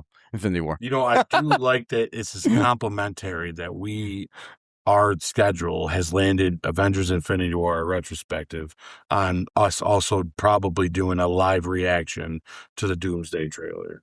Yeah. I think that's cool. So I feel, yes, exactly. Right. So I feel like we may or may not, we're still discussing how we're going to do this, because we want to do is really cool, make this special with the Comic-Con literally the same night we're planning on filming and everything. But Infinity War is already going to take up a lot of oxygen for doing the retrospective review. So we may or may not have a rumor mill rundown. We may or may not. Our Branchpoint Breakdown may even be the trailer reaction exclusively itself. We don't really know. We're going to debate all that, guys, but that's up to us to schedule the show for you.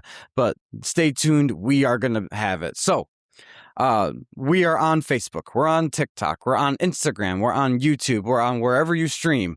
So yes, we're all over the interwebs right there.